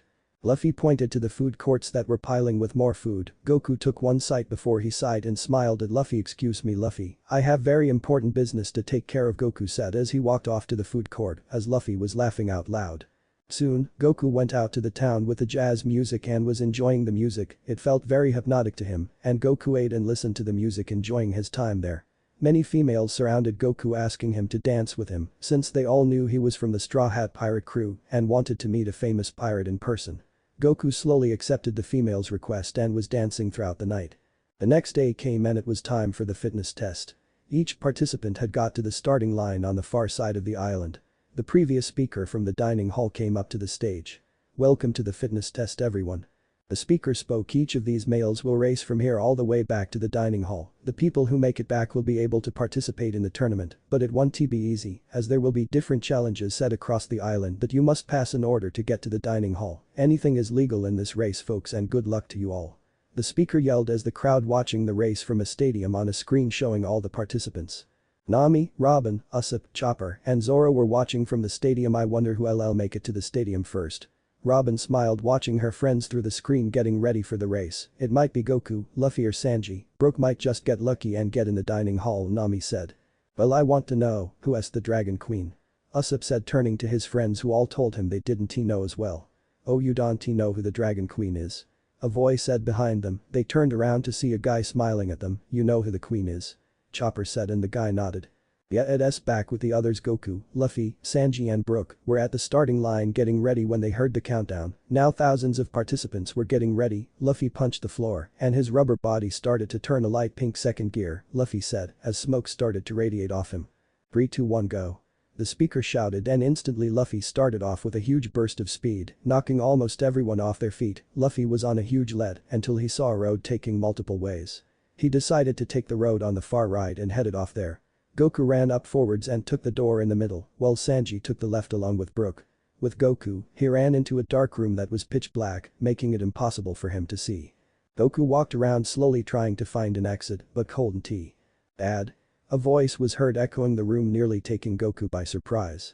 He sensed the room, but couldn't find a source of energy near him, so he walked around trying to find the source of the voice. "Dad, it's me. Your son." The voice echoing around the room again. Goku wasn't sure which way it was coming from since the voice was bouncing all around the room. He stuck out his hand and a blue energy beam emitted from his hand as a source of light. Immediately the walls were shaking and tearing apart, nearly freaking Goku out. "No light."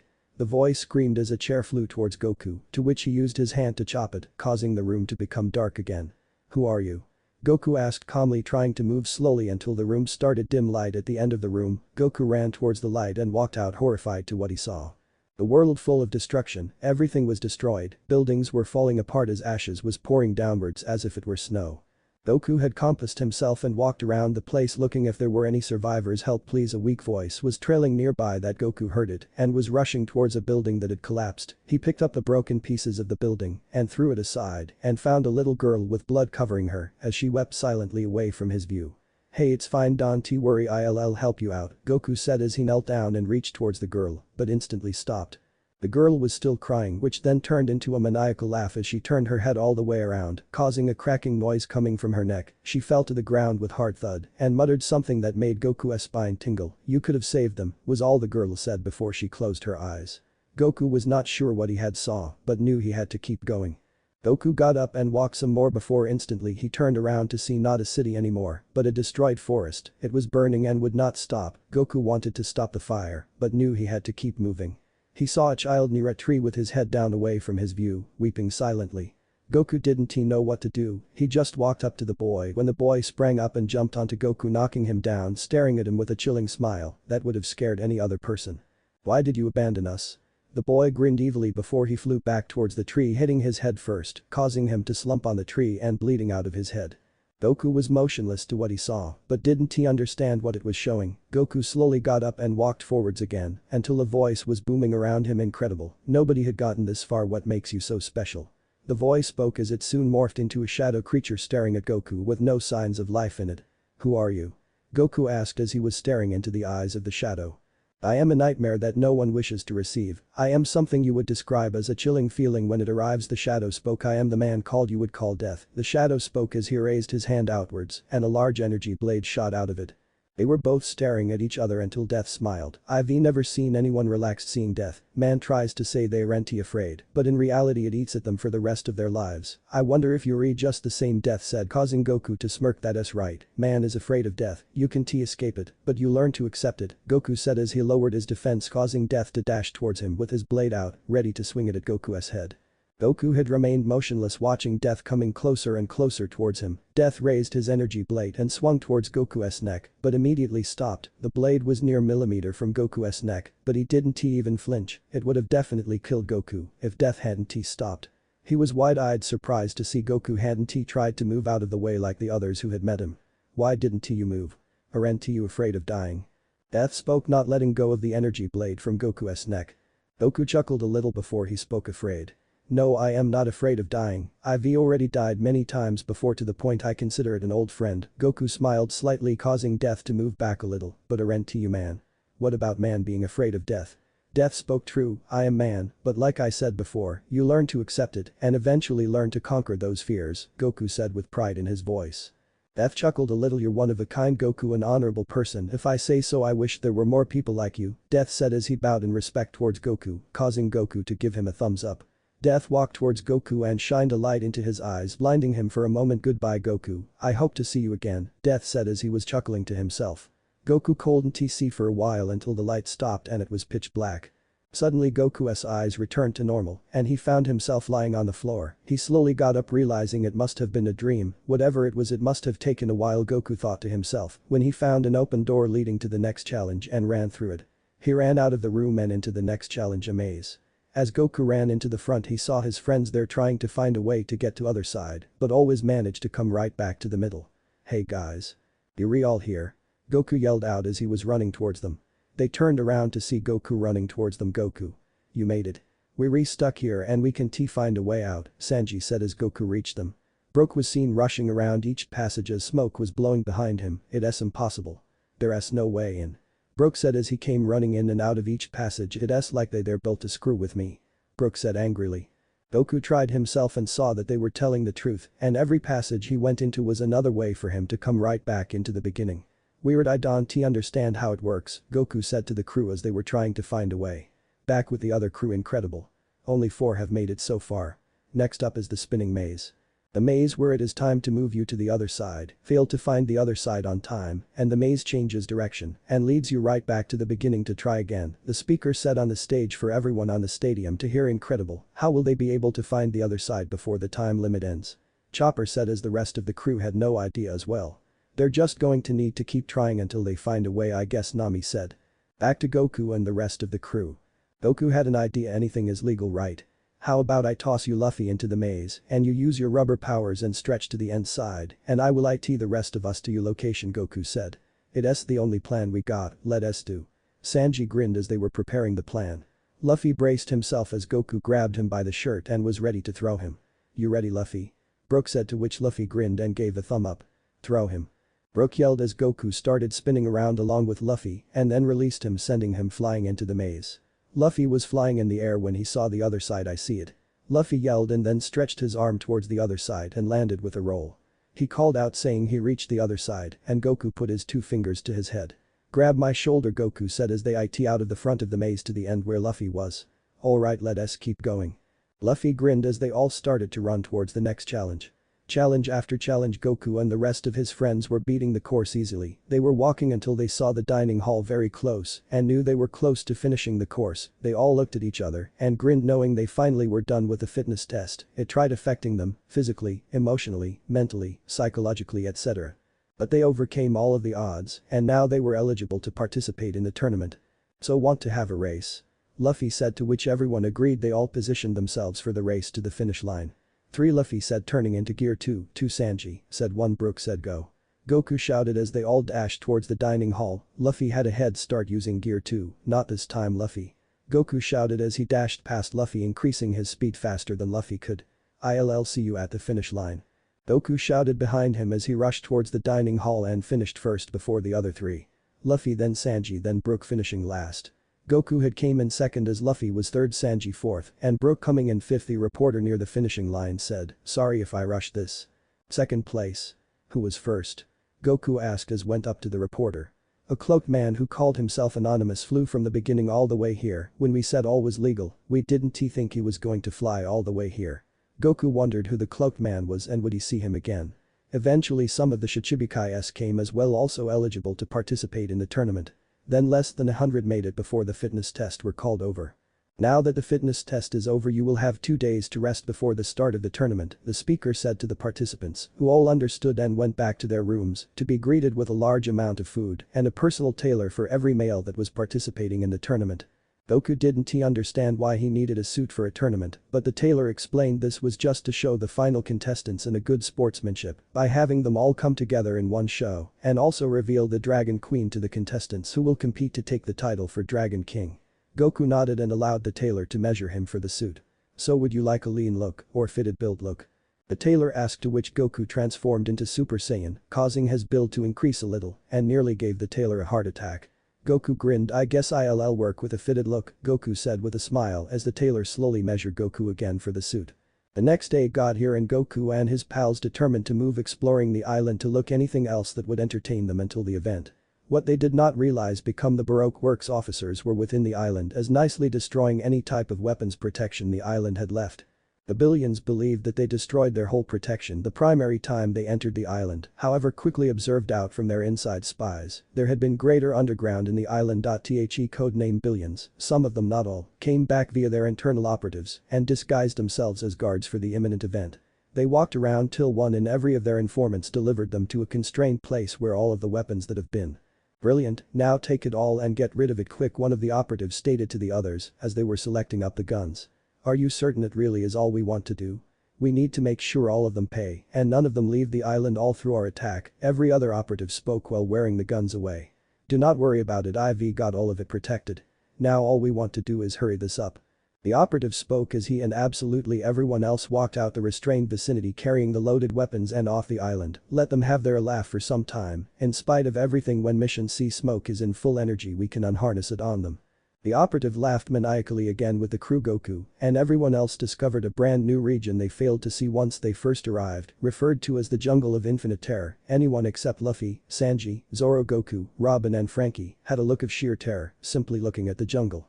It changed into all darkish and not using a noise being emitted that just respiratory would be sufficient to reduce the silence. This location is frightening. Topper cried out, hiding behind Robin's leg. Nami agreed, yeah, we ought to head returned. I don't find it irresistible here. Sanji ran in the front. I can guard you with my life, Nami-san. Sanji said with hearts for eyes. Robin appeared up to see a board describing the jungle. Appearance right here, it explains what is within the jungle of limitless terror. Apparently it affects the mind of all people who enters into it and causes brilliant hallucinations that seem actual to the person, however isn't he always. Robin examined aloud for the team to hear. Now we need to go in. Luffy yelled out, but to be later punched to the ground through Nami. No, we don't. Didn't you listen what Robin said? We can undergo, but it appears we are able to pass beneath, Nami stated, pointing to a trapdoor close to the team. We will undergo there, seemingly it is a short way to get to any part of the island in a few minutes, so it is able to help out in case of a setup with Marines. Nami said, looking on the team. Luffy were given up with a sad appearance. Oh, and I notion we should go in there too. Luffy said. Goku smiled and pat Luffy at the lower back. Good day, at the least, we still get to take part inside the tournament proper. That should remember for something. Goku stated, inflicting Luffy to crack a grin. Yeah, I bet you are right. Let S cross returned it S getting uninteresting out right here. Luffy stated taking walks back to the front of the island. Seems like our captain S back Sanji stated lighting fixtures a cigarette up as they all followed their captain back to where all the other contestants have been. They went to meet up with some of the contestants and were discussing what they are waiting for with the upcoming match until one man came strolling down closer to the whole organization of human beings with a flushed face. All of you who are participating inside the tournament, the suit is modified, please observe the board when you arrive at the dining hall.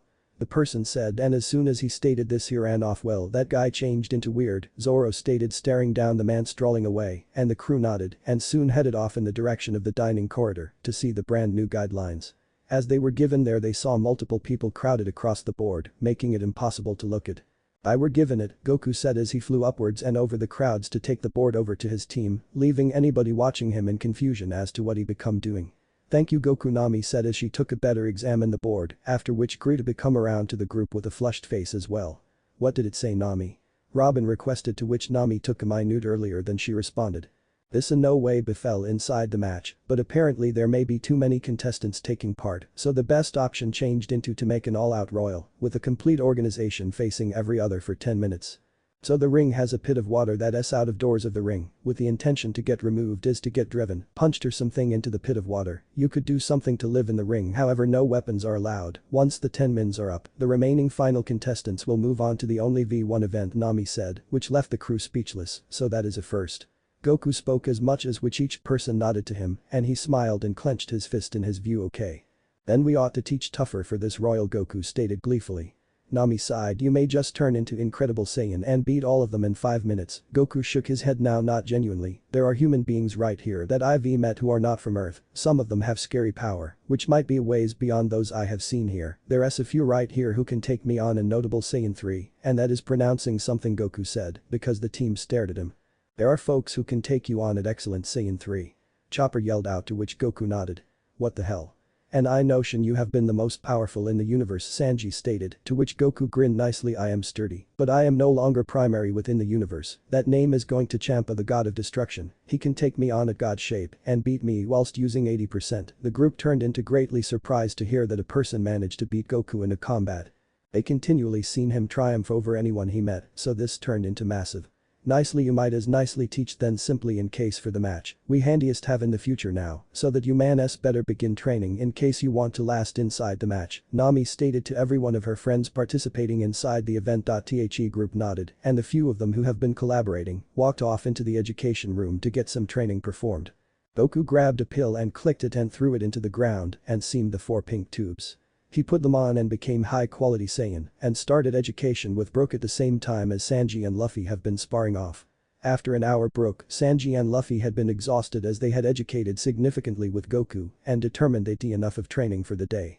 Oh come on guys. We most effective had an hour of education, Goku stated as he lowered back, returned to base shape and walked off with them. Sorry Goku, however our body isn't successful to take so similar to yours, Sanji set on foot towards the dining hall to get some food. The 4 of them met up with the rest in their team and sat all the way down to eat as they had been entertained by way of a band of musicians. Brook Holden assisted himself and ran closer to them and taken out his device and started out playing in conjunction with them, inflicting the crowds of human beings to burst out cheering as Brook was gambling thoroughly. The group become taking part in themselves to the blaring track that they determined to dance until the give up of the night. The team were given worn out till they finally left one at a time to their dormest to sleep. Goku turned into the closing as he become consuming 10 sandwiches before he went off to get a few sleep for the royal on the following day. Goku smiled, alright. I cannot wait to get the Gan day after today, Goku thought as he went into his bed and fell asleep. Tomorrow came and the spectators shuffled their manner into the stands because the contestants walked into the area waiting for their mark to begin the battle. Goku saw his buddies and waved to them as they got prepared for the struggle. They noticed him and waved again as they headed closer to the opposite direction. Goku saw the few Shichibukais and walked towards them. Good day, outstanding to see you all again. Goku said, retaining out his hand toward the Shichibukai. They simply stared, returned at him, making him sense apprehensive for a 2D. I hope what befell 2 years ago doesn't have an effect on us these days, Goku said, still conserving out his hand, implying to Goku versus the Shichibukai earlier than on CH9. The Shichibukai had a grin that didn't appearance considerate, however extra of a compelled one. No, don't worry about it. That become 2 years ago, and matters have changed so permit just overlook that and carry on to the future, one of the Shichibukai stated as they finally shook his hand. Candy. Appropriate good fortune to you all. Goku said, to which they spoke back proper good fortune to him as well and departed away. Because the contestants have been getting prepared, a speaker got onto to the loudspeaker, appropriate morning all. And welcome to the 87th Dragon event. This one goes to be unique as you get another occasion along with the tournament. The speaker stated, now the policies are simple, the event will closing 10 mins, and the handiest way to get eliminated is to get knocked into the water pit. This is positioned around the arena. Once the 10 mins are up, the closing ultimate opponents will head off towards the very last tournament, where the final fighter could be declared Dragon King. The speaker stated, causing the crowds to cheer. Suitable luck to you all, and now the match shall beg growth. Each person became their heads closer to the facet in which they heard an explosion and noticed a big mushroom cloud appearing towards the front of the island and flying particles coming in the direction of the stands. The crowds were screaming as they pointed upwards to peer multiple missiles flying closer to them. Protect the crowds. Goku shouted closer to the contestants, and that they nodded as all of them jumped into the air, taking on a unique missile, the use of their powers to damage the missiles, as they have been coming closer to the stadium. Increase the explosions of the missiles were loud, as every contestants have been blowing up the missiles. Gomu Gomu no Gatling gun.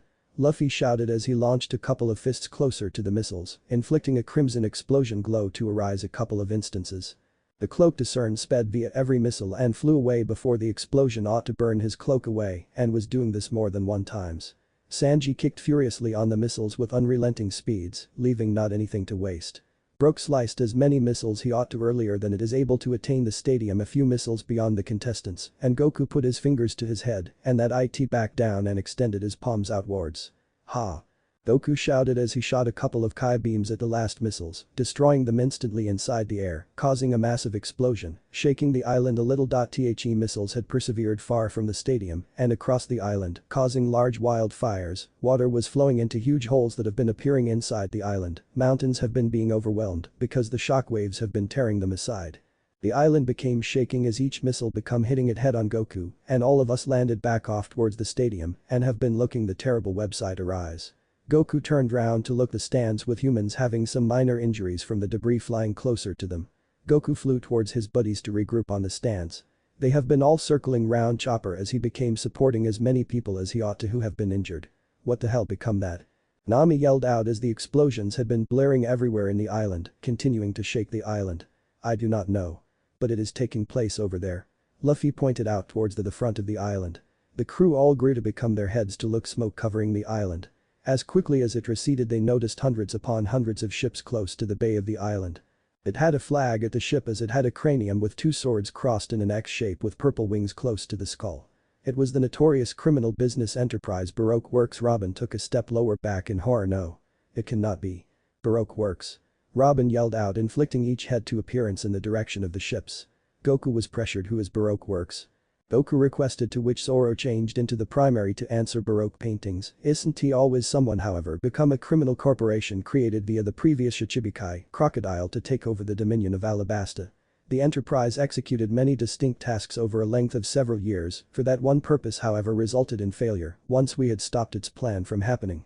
Robin eventually spoke up. It additionally consisted of many human beings running beneath code names. It turned into up to the billions, but many have left the business enterprise after its downfall in Alabasta, but it seems there are some billions who want to restore the organization. Billions.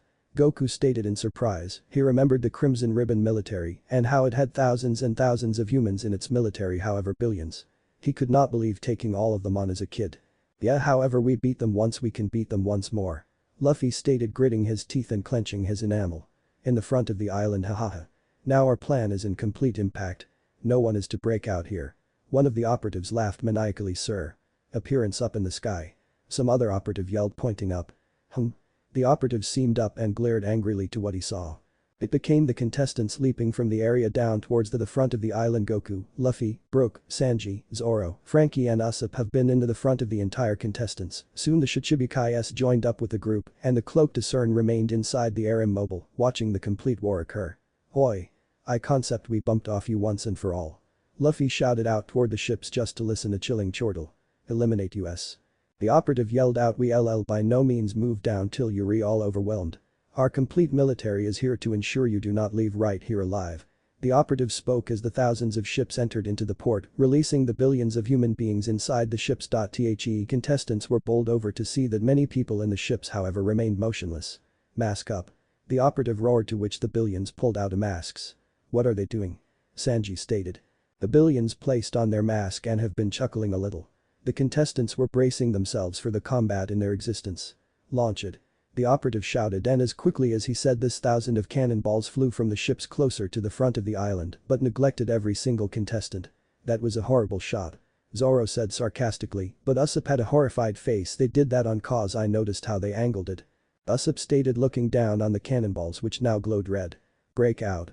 Usopp shouted toward the contestants, but it turned into two past due. It exploded, emitting a smoke-like substance to be poured out from each cannonball. As soon because it came, each contestant that has a Satan fruit powder fell to the floor feeling weak for some unknown cause, including the team. Luffy. Brook. Goku shouted, seeing his buddies down on the floor. Ack. What's this stuff? Luffy stated, choking out the words.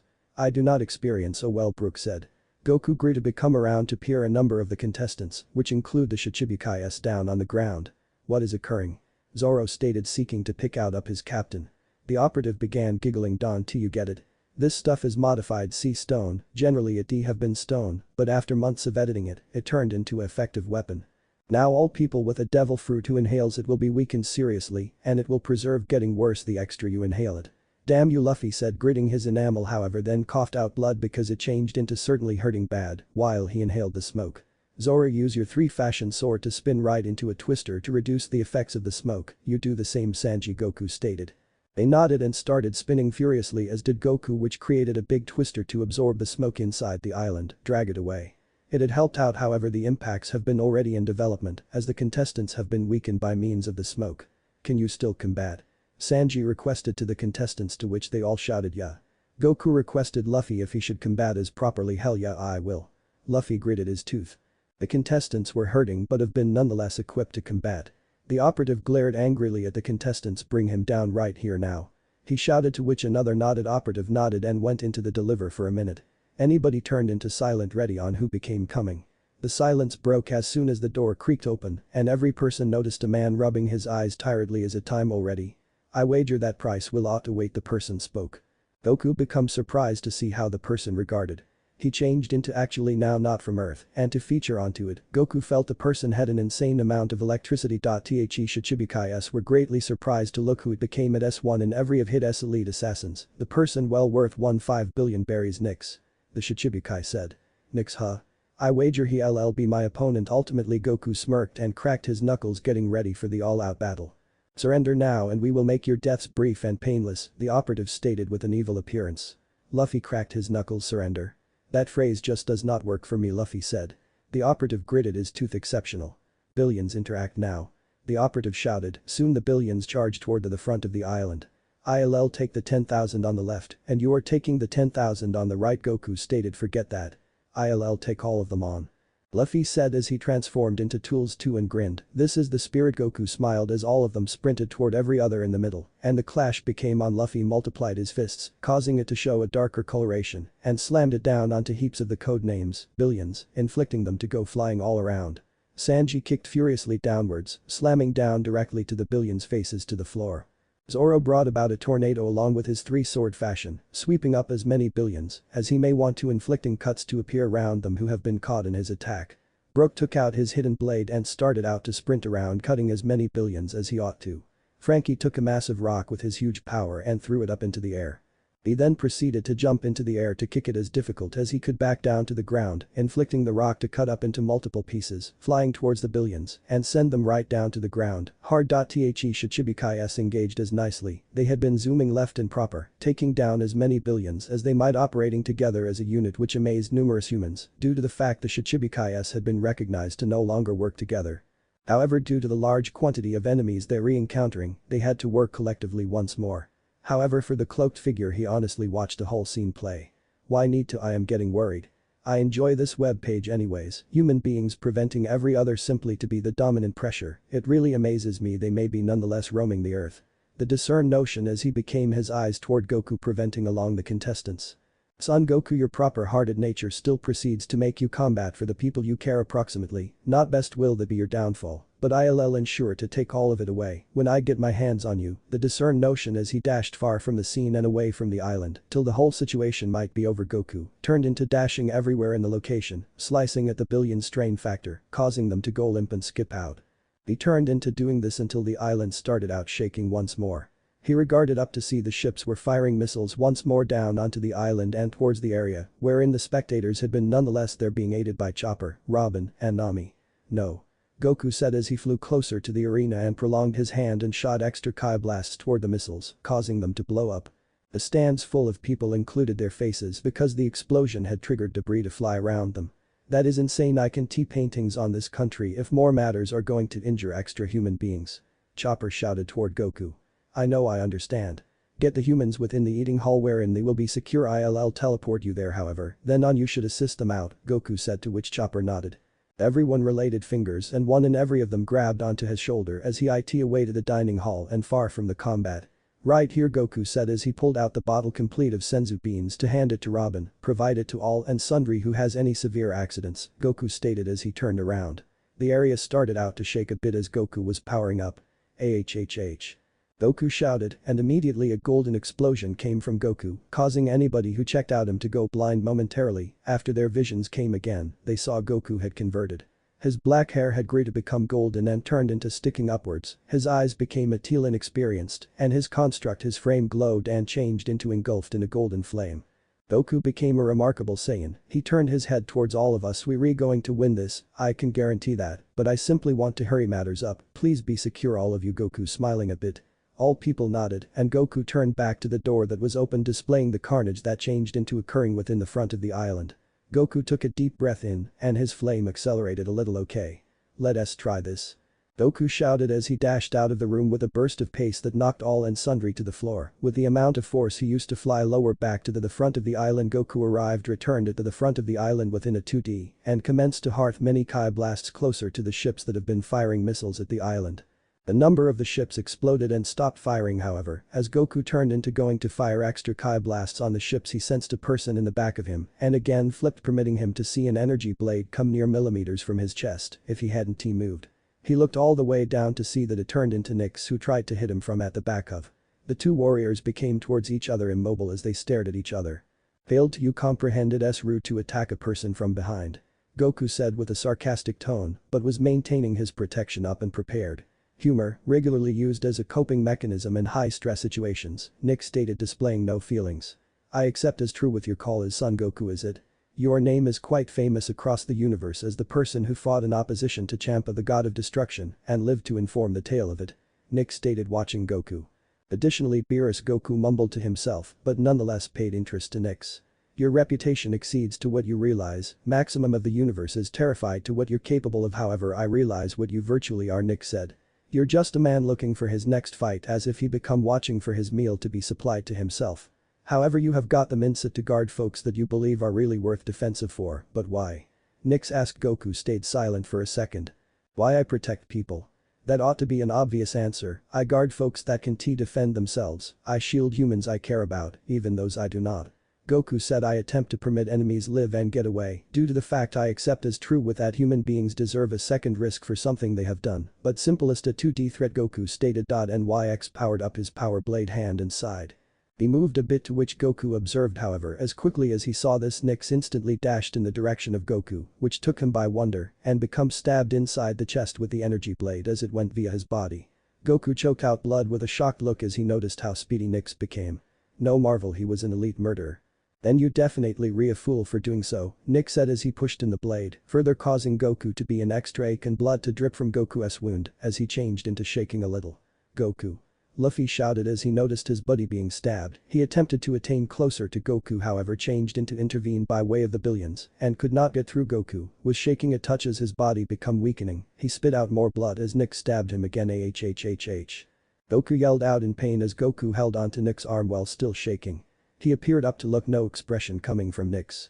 Goku gritted his enamel and tried to punch Nyx, however it changed into a vulnerable and slow punch, so Nyx slowly moved his head far from the punch. Nyx went near Goku's ear. I can make sure you live alive for a while and witness absolutely everyone you love die from my palms, then will I permit you to go away this earth, Nyx said, moving his blade out of Goku's chest and smile for once. Goku's eyes widened earlier than he moved his head down from every person's view and he wasn't transferring. I wager I'll ought to kill you presently as a substitute, Nick said as he shot his energy blade hand toward Goku, who nonetheless wasn't transferring. Goku. Luffy shouted as all of us stopped and was now watching the two in the air. Nick struck at Goku's body, however his strength blade had snapped into two and Goku was nonetheless not looking up. Nick said in wonder to see his power blade snap in half, he then smirked looking to still live alive, nicely allow us strive once more shall we? Nick said as he shaped any other strength blade and struck at Goku again, but the outcome became the same as the blade snapped relentlessly. Nick kept forming new blades more potent than the final at Goku, but it had no impact on him as he wasn't even paying attention to Nick's.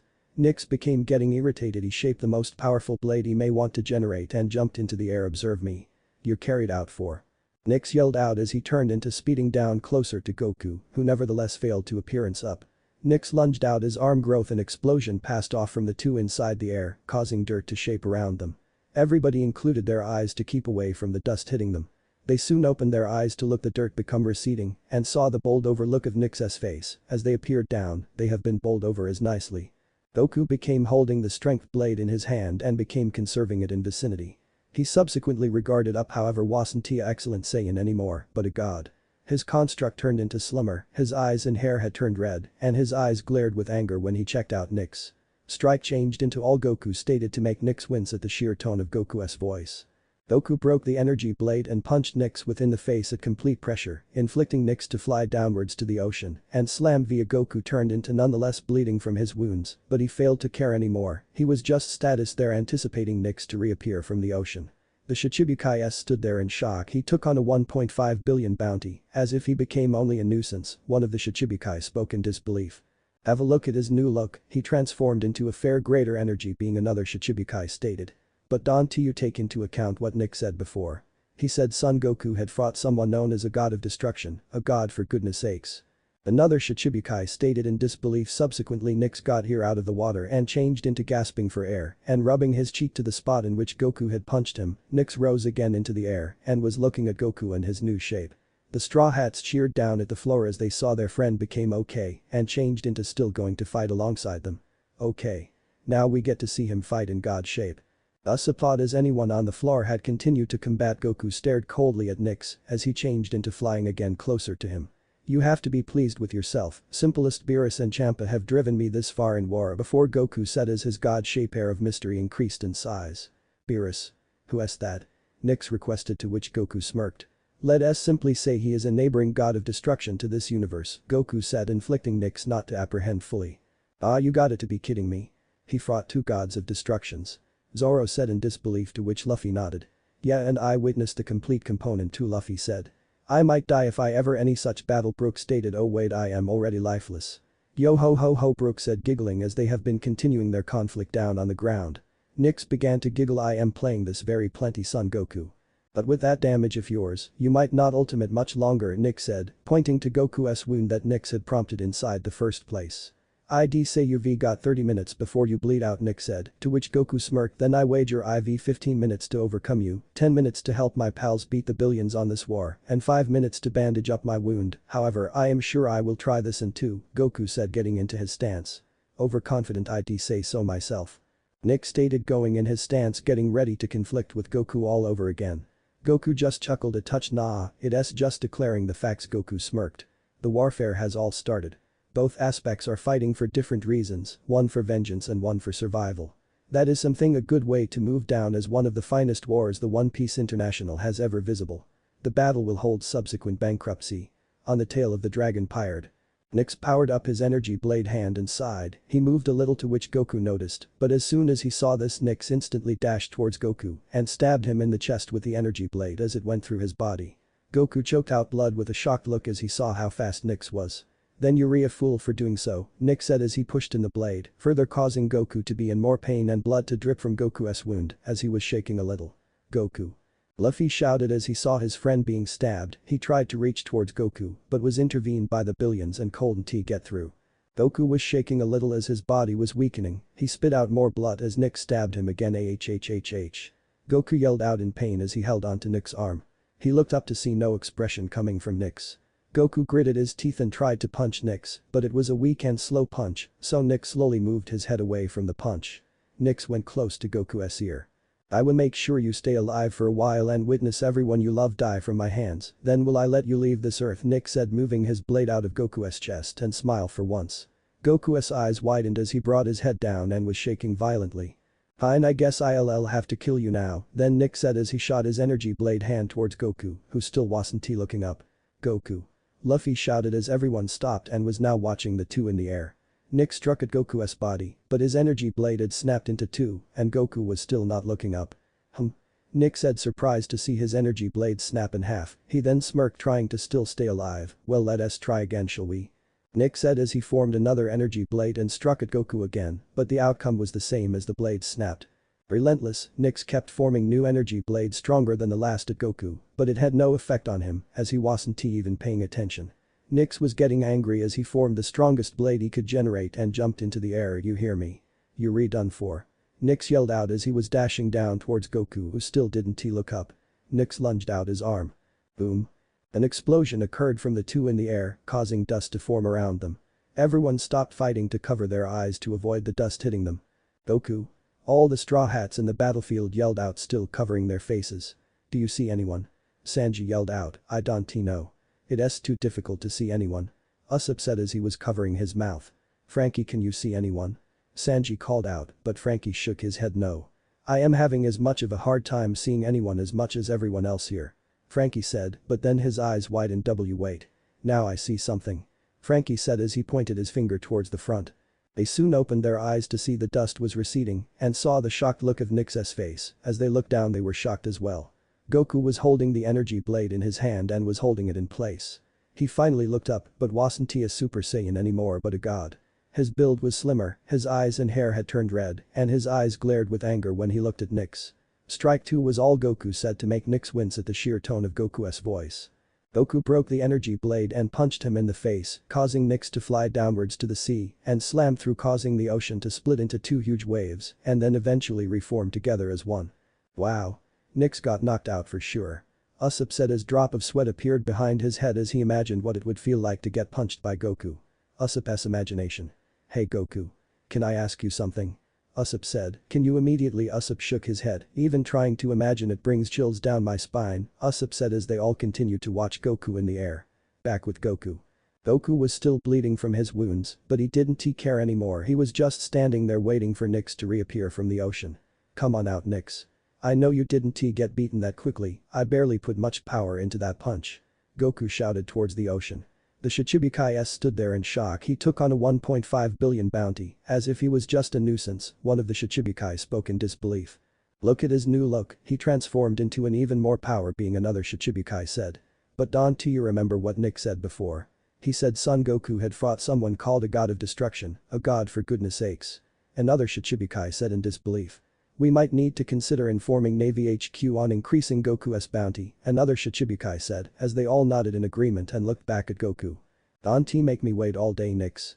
Goku crossed his arms as he shouted towards the ocean. Immediately the ocean exploded upwards and Nyx came out of the water and rose back into the air and was staring at Goku in his new form.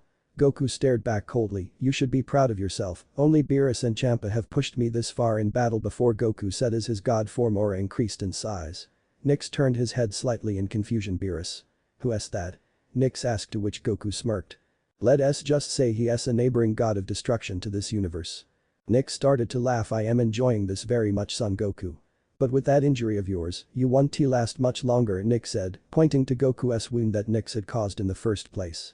I'd say you have 30 minutes before you bleed out, Nyx said, to which Goku smirked. Then I guess I have 15 minutes to beat you, 10 minutes to help my friends beat the billions in this war, and 5 minutes to bandage up my wound, but I am sure I can do that in 2, Goku said, getting in his stance.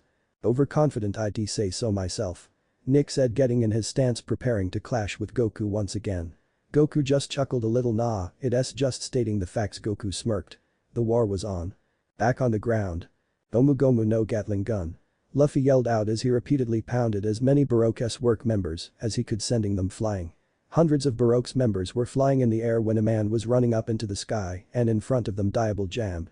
The man shouted as he kicked them multiple times, slamming them right back to the ground hard. Idiot. Those were mine. The man spoke as he came back down to the ground. It was Sanji. You snooze you lose. Luffy grinned, angering Sanji even more. Then no more food for you. Sanji shouted and crossed his arms, to which took Luffy aback. What? No food? I'll die without it. Luffy shouted, then you should have thought about it before taking my opponents. Sanji retorted, getting in Luffy's face as the two were shouting back and forth at each other angrily. As they were arguing, many Baroque's Works members were watching at a distance with a tear of sweat behind their heads. Aren't we their opponents? One of the operatives said, to which another responded angrily, can't you see what they're doing? They're saying that we aren't even worthy opponents anymore. The audacity of those two. The operative shouted, causing the rest of the members to pump their fist angrily. Let us show them what we're made of. Another operative shouted, yeah. All of them roared and started carrying weapons such as daggers, swords, guns, maces, and were running towards the two fools. We're your opponents. The members said, coming close to Sanji and Luffy, who stopped arguing to see the members raising their arms to strike down on them. Sanji and Luffy were side by side, bracing themselves for the attack, when they heard someone behind them. Kakujo o Tatsumaki. A man with a green bandana with 3 swords jumped over Sanji and Luffy's head. It was Roronoa Zoro. Oh great, I am being saved by him, Sanji muttered. Zoro had started spinning rapidly, causing a rush of wind to circle around him and form a massive tornado that started to engulf anything that was in its way, i.e. the Baroque's Works members, completely annihilating them as they encountered the attack. Ah! The members screamed as the tornado was cutting them and was injuring them badly. When does it stop? One of the members shouted, and Zoro was the first to speak. When you reach the gates of hell, Zoro said as the tornado was released and was moving around the island, taking in more members who stood in its way. But Zoro wasn't done. He zipped around, cutting and slashing the Baroque's Works members who didn't get sucked into the tornado and caused them to fall down writhing in pain. He skidded across the field to stop and then jumped into the air to do a 360-degree slash that had so much pressure that when it reached back on the island, it caused a large portion of the ground to crack due to the pressure. When the pressurized attack landed onto the island, it caused an explosion of air to rush all around, taking out anyone or anything that was near the vicinity. Zoro slammed back onto the ground and rushed forwards. Morons. Now's not the time to argue, we still have an army to beat here. Zoro said as he was still slashing and cutting the Baroque members. Moron. Says the guy who can find directions for life. Sanji said as he lit up a cigarette and started to fight once again. Luffy went back to fighting as well. The three were side by side, rushing forward, taking down Baroque members left and right. On the opposite side, Franky and Usopp were tag teaming, taking down as many enemies as they could as well. Usopp was sitting on top of Franky's shoulder shooting down targets, while Franky was running around slamming into any Baroque members that he could see. Usopp was aiming his slingshot down at the Baroque members and prepared his shot and smiled special range attack. Exploding star. Usopp shouted as he shot a pellet down at the ground near the Baroque members, who covered their face in terror, thinking it was a bomb, but nothing happened. Huh? One of the Baroque members near the area said as they went near the pellet, and then all started laughing. You missed. And what kind of attack was that? The Baroque member said to Usopp and Franky. Usopp smirked. I never miss, and I'd look again if I were you, Usopp said, pointing down to the pellet. One of the Baroque members said as they all looked down again and had a horrified look when they saw the pellet started to glow.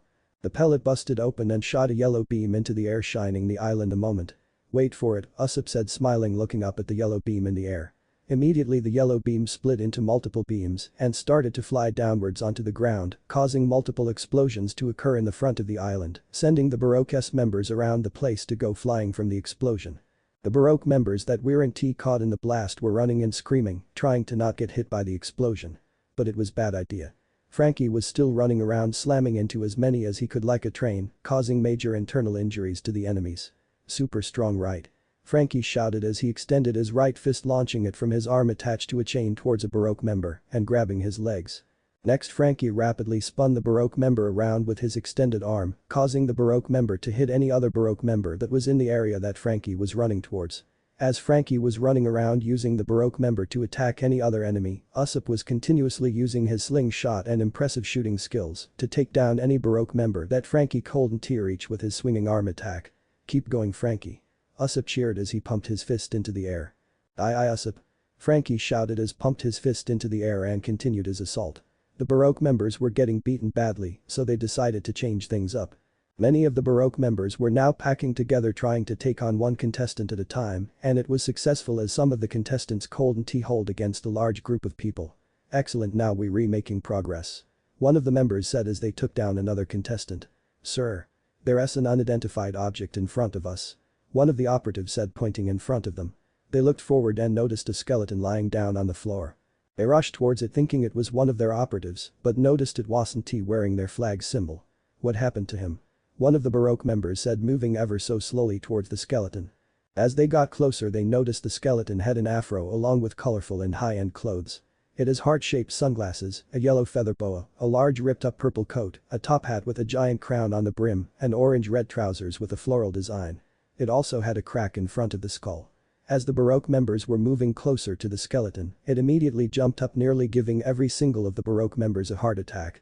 It landed on the ground gracefully and started to speak. Funny you should say that. Yo ho ho ho, the skeleton spoke. It was Brooke. It can speak. The Baroque members shouted in horror as they saw Brooke moving around and dusting off dirt from his clothes. Well, that was definitely a bad place to sleep, wasn't it? Yo ho ho ho. Brooke said, laughing as he stretched himself out. Who are you? One of the Baroque members said, trembling in his boots as Brooke finally stopped stretching and straightened himself and looked up and pounded on his bony chest. I am Brooke. The Straw Hat Pirate, and you are a bunch of guys on the ground, Brooke said calmly. On the ground? What do you? Immediately Brooke pulled out a cane from his coat, which turned out to be a hidden blade inside of it. Next he rushed towards the Baroque members and slashed at them, causing them to fall down to the ground writhing in pain. Like I said, you're a bunch of guys on the ground, yo ho ho ho. Brooke said, laughing as he ran towards cutting and slashing as many enemies as he could see. He eventually ran towards the middle where he found Frankie and Usopp and tagged along to fight beside them. Even though some of the Baroque members were being beaten, they were still advancing forward into the island as they were taking down contestants one by one. Doflamingo, one of the warlords of the sea, was fighting near the bay of the island when he was surrounded by thousands of Baroque's works members. Doflamingo looked around as he knew there wasn't any opening for him to dodge if they intended to fire at him. He gritted his teeth and held his arms close together in case he found an opening. They laughed. What happened? I thought you were the most powerful of the seas. One of them said mockingly, causing the entire Baroque members who surrounded him to start laughing. Doflamingo snapped, he released his stand and dropped his arms slowly. What did you say? He said slowly as the Baroque members started up again. Now he is deaf. Wow, you must be really old then. The same member said as they all started taunting him as Doflamingo stood motionless. The member smirked. What? Got nothing to say. Because I got a lot for you, you weak pathetic man, bwahahaha. The rest of the members nearby dropped onto the floor, were hurting from laughing so much. The member nodded his head in approval until he heard a chilling voice echo towards him.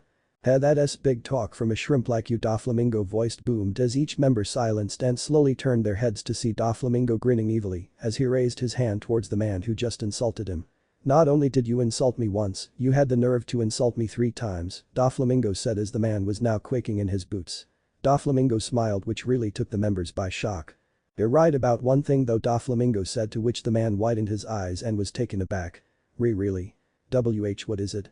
The member stammered, trying to keep his composure even though he was so confident before when he decided to insult a warlord. About me being the strongest, I know I am not the strongest and I am glad you told me it. This will allow me to continue to grow stronger by letting myself push myself to limits that I never went to, so in reality I thank you for that. Doflamingo smiled as he said it.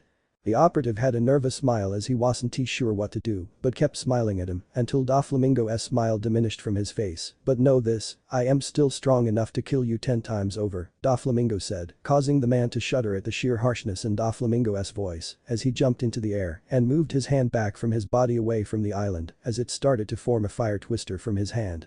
Overheat. Doflamingo shouted as he thrusted his hand forward, causing the fire tornado to move towards the island and the Baroque members. Boom. Ah. Many of the Baroque members had caught on fire and were running around screaming as they were trying to douse the flame from their bodies but was failing badly. Doflamingo slammed back to the ground in a crouched position and grinned evilly. Next time, don't ever challenge a warlord, Doflamingo said as he watched the Baroque members desperately put out the flame, but couldn't. Doflamingo got up and ran towards the island and joined up with the rest of the Shichibukais in the war as they all continued to fight. Back with the Straw Hats. This is awesome. Luffy shouted as he slammed his large fist into the ground, causing some of the Baroque works to fly backwards and hit the ground hard. Yeah, it is. Usopp said, still on top of Frankie's shoulder as he shot another pellet into the ground, causing it to burst open, and another yellow beam shot up into the air to split into multiple beams colliding to the ground, causing another round of explosions to occur. Sanji and Zoro were kicking and slashing at as many Baroque works as they could, it was as if they were possessed. Zoro jumped into the air and hit a Baroque member's head with the back of the handle of his blade, causing the member to collapse onto the floor. 37:59. Zoro shouted. Sanji jumped into the air and stretched his leg out as he spun around and slammed his foot into a Baroque member, causing him to collapse on the ground as well. 37:58. Sanji shouted, causing Zoro to smirk. Looks like I am ahead of you, Zoro said, running towards another Baroque member. Baka. By one person. Sanji said as he slammed down his leg on a Baroque Works member's face into the ground. 37:59. Sanji said as he ran towards Zoro, continued his assault alongside him as they both were grinning as if they were having the time of their lives. Brook along with Frankie was taking down the Baroque members as if they weren't there. I wish this happens every day. Yo ho ho. Brook shouted happily as he kicked one of the Baroque members up into the air but was slammed right back down by Frankie's extended right fist. You can say that again, Brook. Frankie said as he along with Usopp and Brook ran towards their other Straw Hat crew. All 6 of the Straw Hats ran towards each other panting and covered in sweat but were still smiling. Man. They just keep coming. Usopp said, wiping the sweat off his head. And you're complaining. Zoro said, panting hard. Nah, but I am saying some of Baroque members got past us and were heading into the island, and I think they're heading towards the dining hall where everyone including Nami, Robin and Chopper are, Usopp said. Those heartless bastards. They're going to harm Nami and Robin-chan. Sanji said, raising his fist angrily. Relax, curly brow, I am sure they'll be fine, Zoro said, causing Sanji to lash out his leg at Zoro but get intercepted by Zoro's sword's curly brows. You take that back, Mosshead. Sanji said as they repeatedly slashed and kicked at one another. Will you two cut it out already? We need to focus on defeating Baroque, not with this. Usopp shouted but had no effect as they were continuing to attack each other. Usopp and Brook ran towards Zoro and pulled him back while Frankie used his 2 arms to hold Sanji in place. Erg, let go of me. I am going to rip those stupid eyebrows out his face. Zoro said, gritting his teeth. Sanji was kicking we LLC about that calf for brains. Sanji said, trying to break free of Frankie's grip. Usopp turned to see his captain looking off at a distance in the island. Luffy, can you help us? Usopp shouted towards Luffy as he and Brook were holding onto Zoro while Frankie was holding onto Sanji, trying to keep them from tearing each other apart. Luffy didn't pay attention as he looked over to the dining hall where Chopper, Robin and Nami were. Luffy grinned. Nah, I am sure they'll be fine, implying to Sanji's statement before, Luffy said as he walked back towards the rest of his crew. Sanji and Zoro had cooled off and finally settled down as Luffy walked back towards them. What took you so long? Usopp said angrily, but Luffy just grinned. Sorry, I was just wondering if we should go help Robin, Chopper and Nami. Usopp was taken aback, surprised. Oh really? Well, are we? Usopp asked, but Luffy shook his head. Nah, they can handle it themselves. I mean, they're a straw hat after all. Luffy smirked, causing the crew to smile back. But Usopp is right, there is a lot of them and they want to stop. It might be best if we get to the ship and take them out quicker, including those ships. Luffy pointed to which they all looked back. Boom boom boom boom, the missiles were firing away from Baroque's ships onto the island, continuing its rampage as they were firing rapidly onto each section of the island, even near the dining hall where all the spectators were at. If we don't take out those ships, this island won't last for long, Frankie said to the crew as they nodded.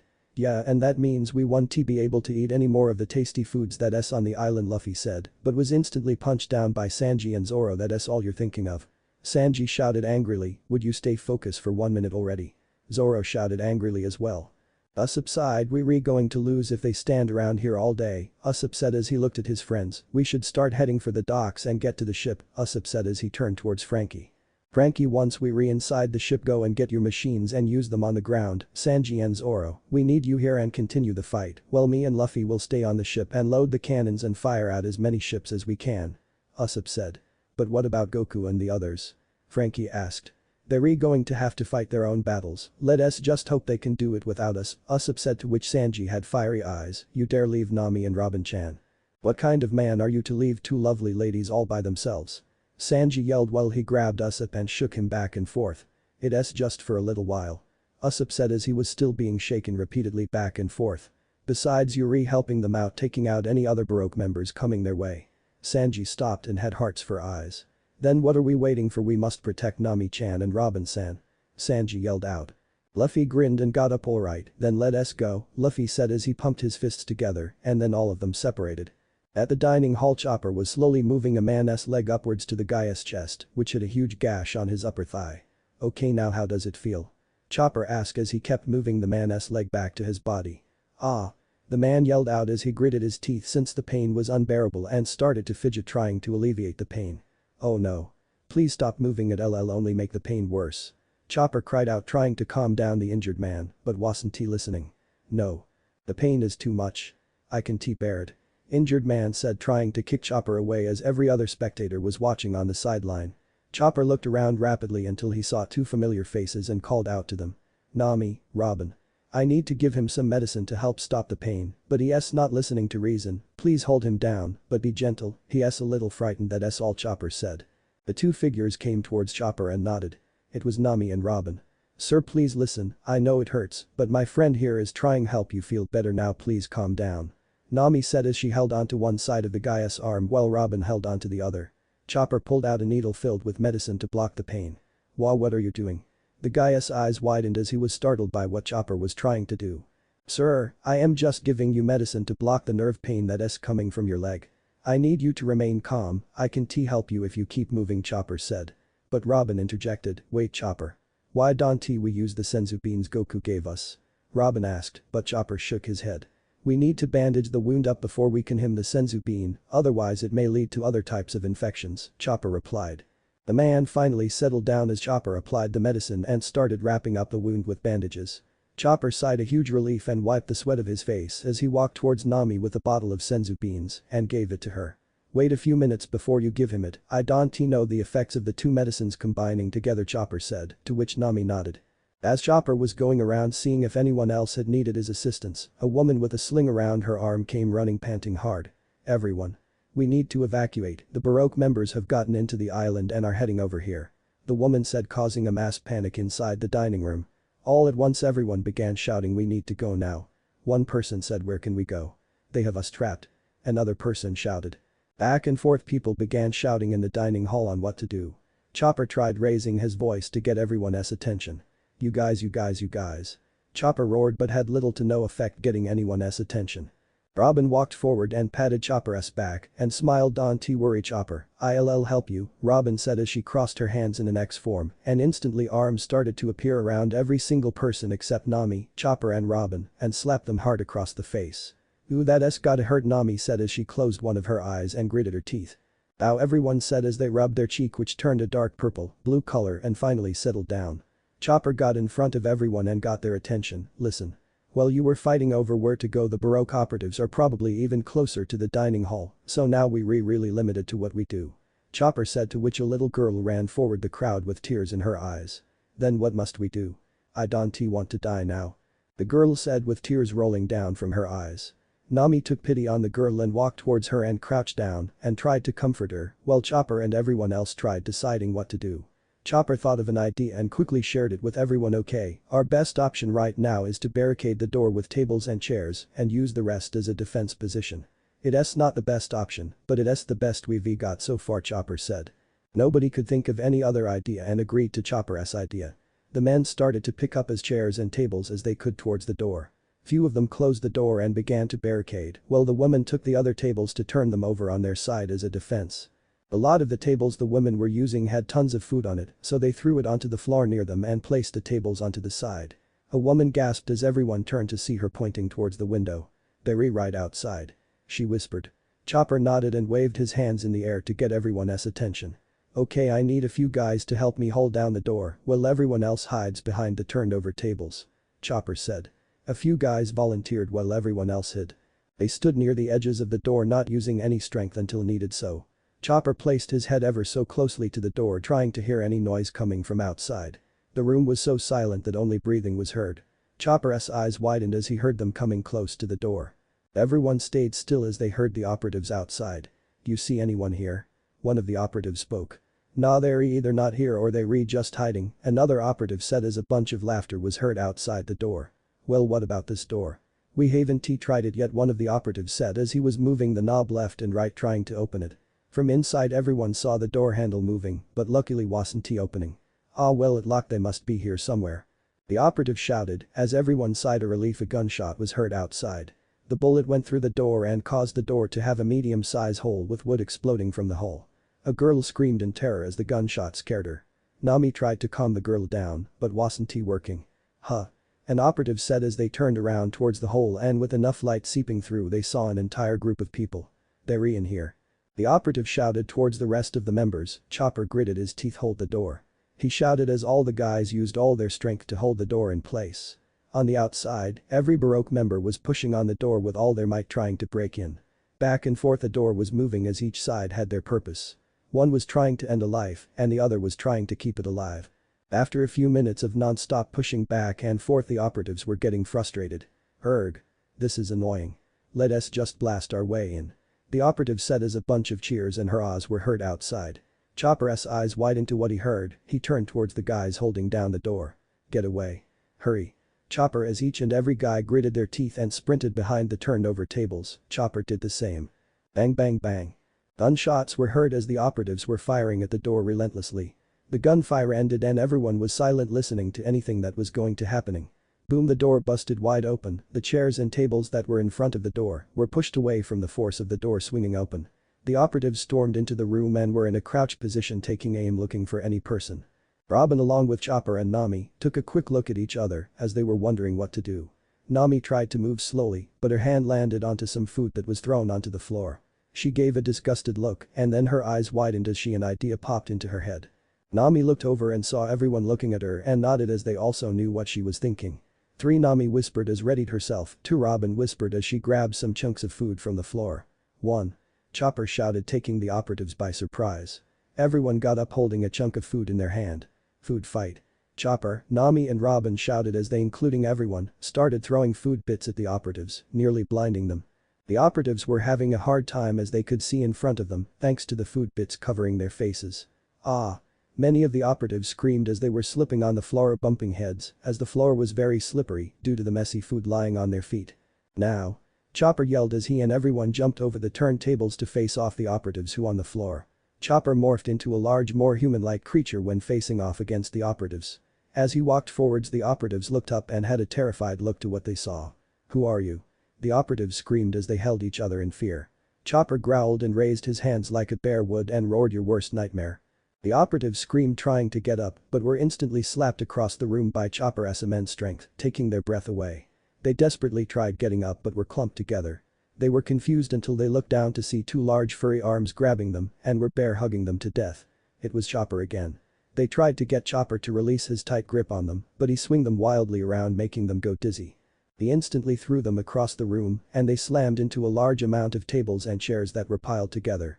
Badly hurt but still able to move the operatives slowly moved out of the destroyed chairs and tables and dropped to the floor. This time they saw a shadow coming in front of them up and it wasn't Chopper this time, it was Robin. One of them struggling to get up pulls out a gun to point it at her, but she kicks it to the side. The operative looked up to see her face and had a shocked look. You miss all Sunday.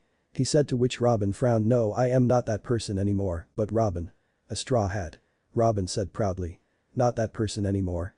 The operative said as they picked themselves up and brought up their weapons and aimed at Robin. Then I guess I have no reason to hold back. The operative smirked as he aimed in his sight at Robin who remained motion. Robin smiled and crossed her arms, likewise instantly human arms started to appear around each Baroque member and grabbed them neutralizing them from attacking. Arg, I can get free. One of the Baroque operatives said trying to move but couldn't. They looked up to see a determined look from Robin and were terrified to what was going to happen next. Robin closed her eyes and concentrated on something and instantly 2 large legs appeared from the ground, terrifying the members stomp. Robin said and the legs came down and slammed on the group of Baroque members, causing a large amount of dust to form around them. Nami covered her face as she was coughing a little because of the dust. Robin, you could have taken it easy after all they had to deal with Chopper before, Nami said still coughing.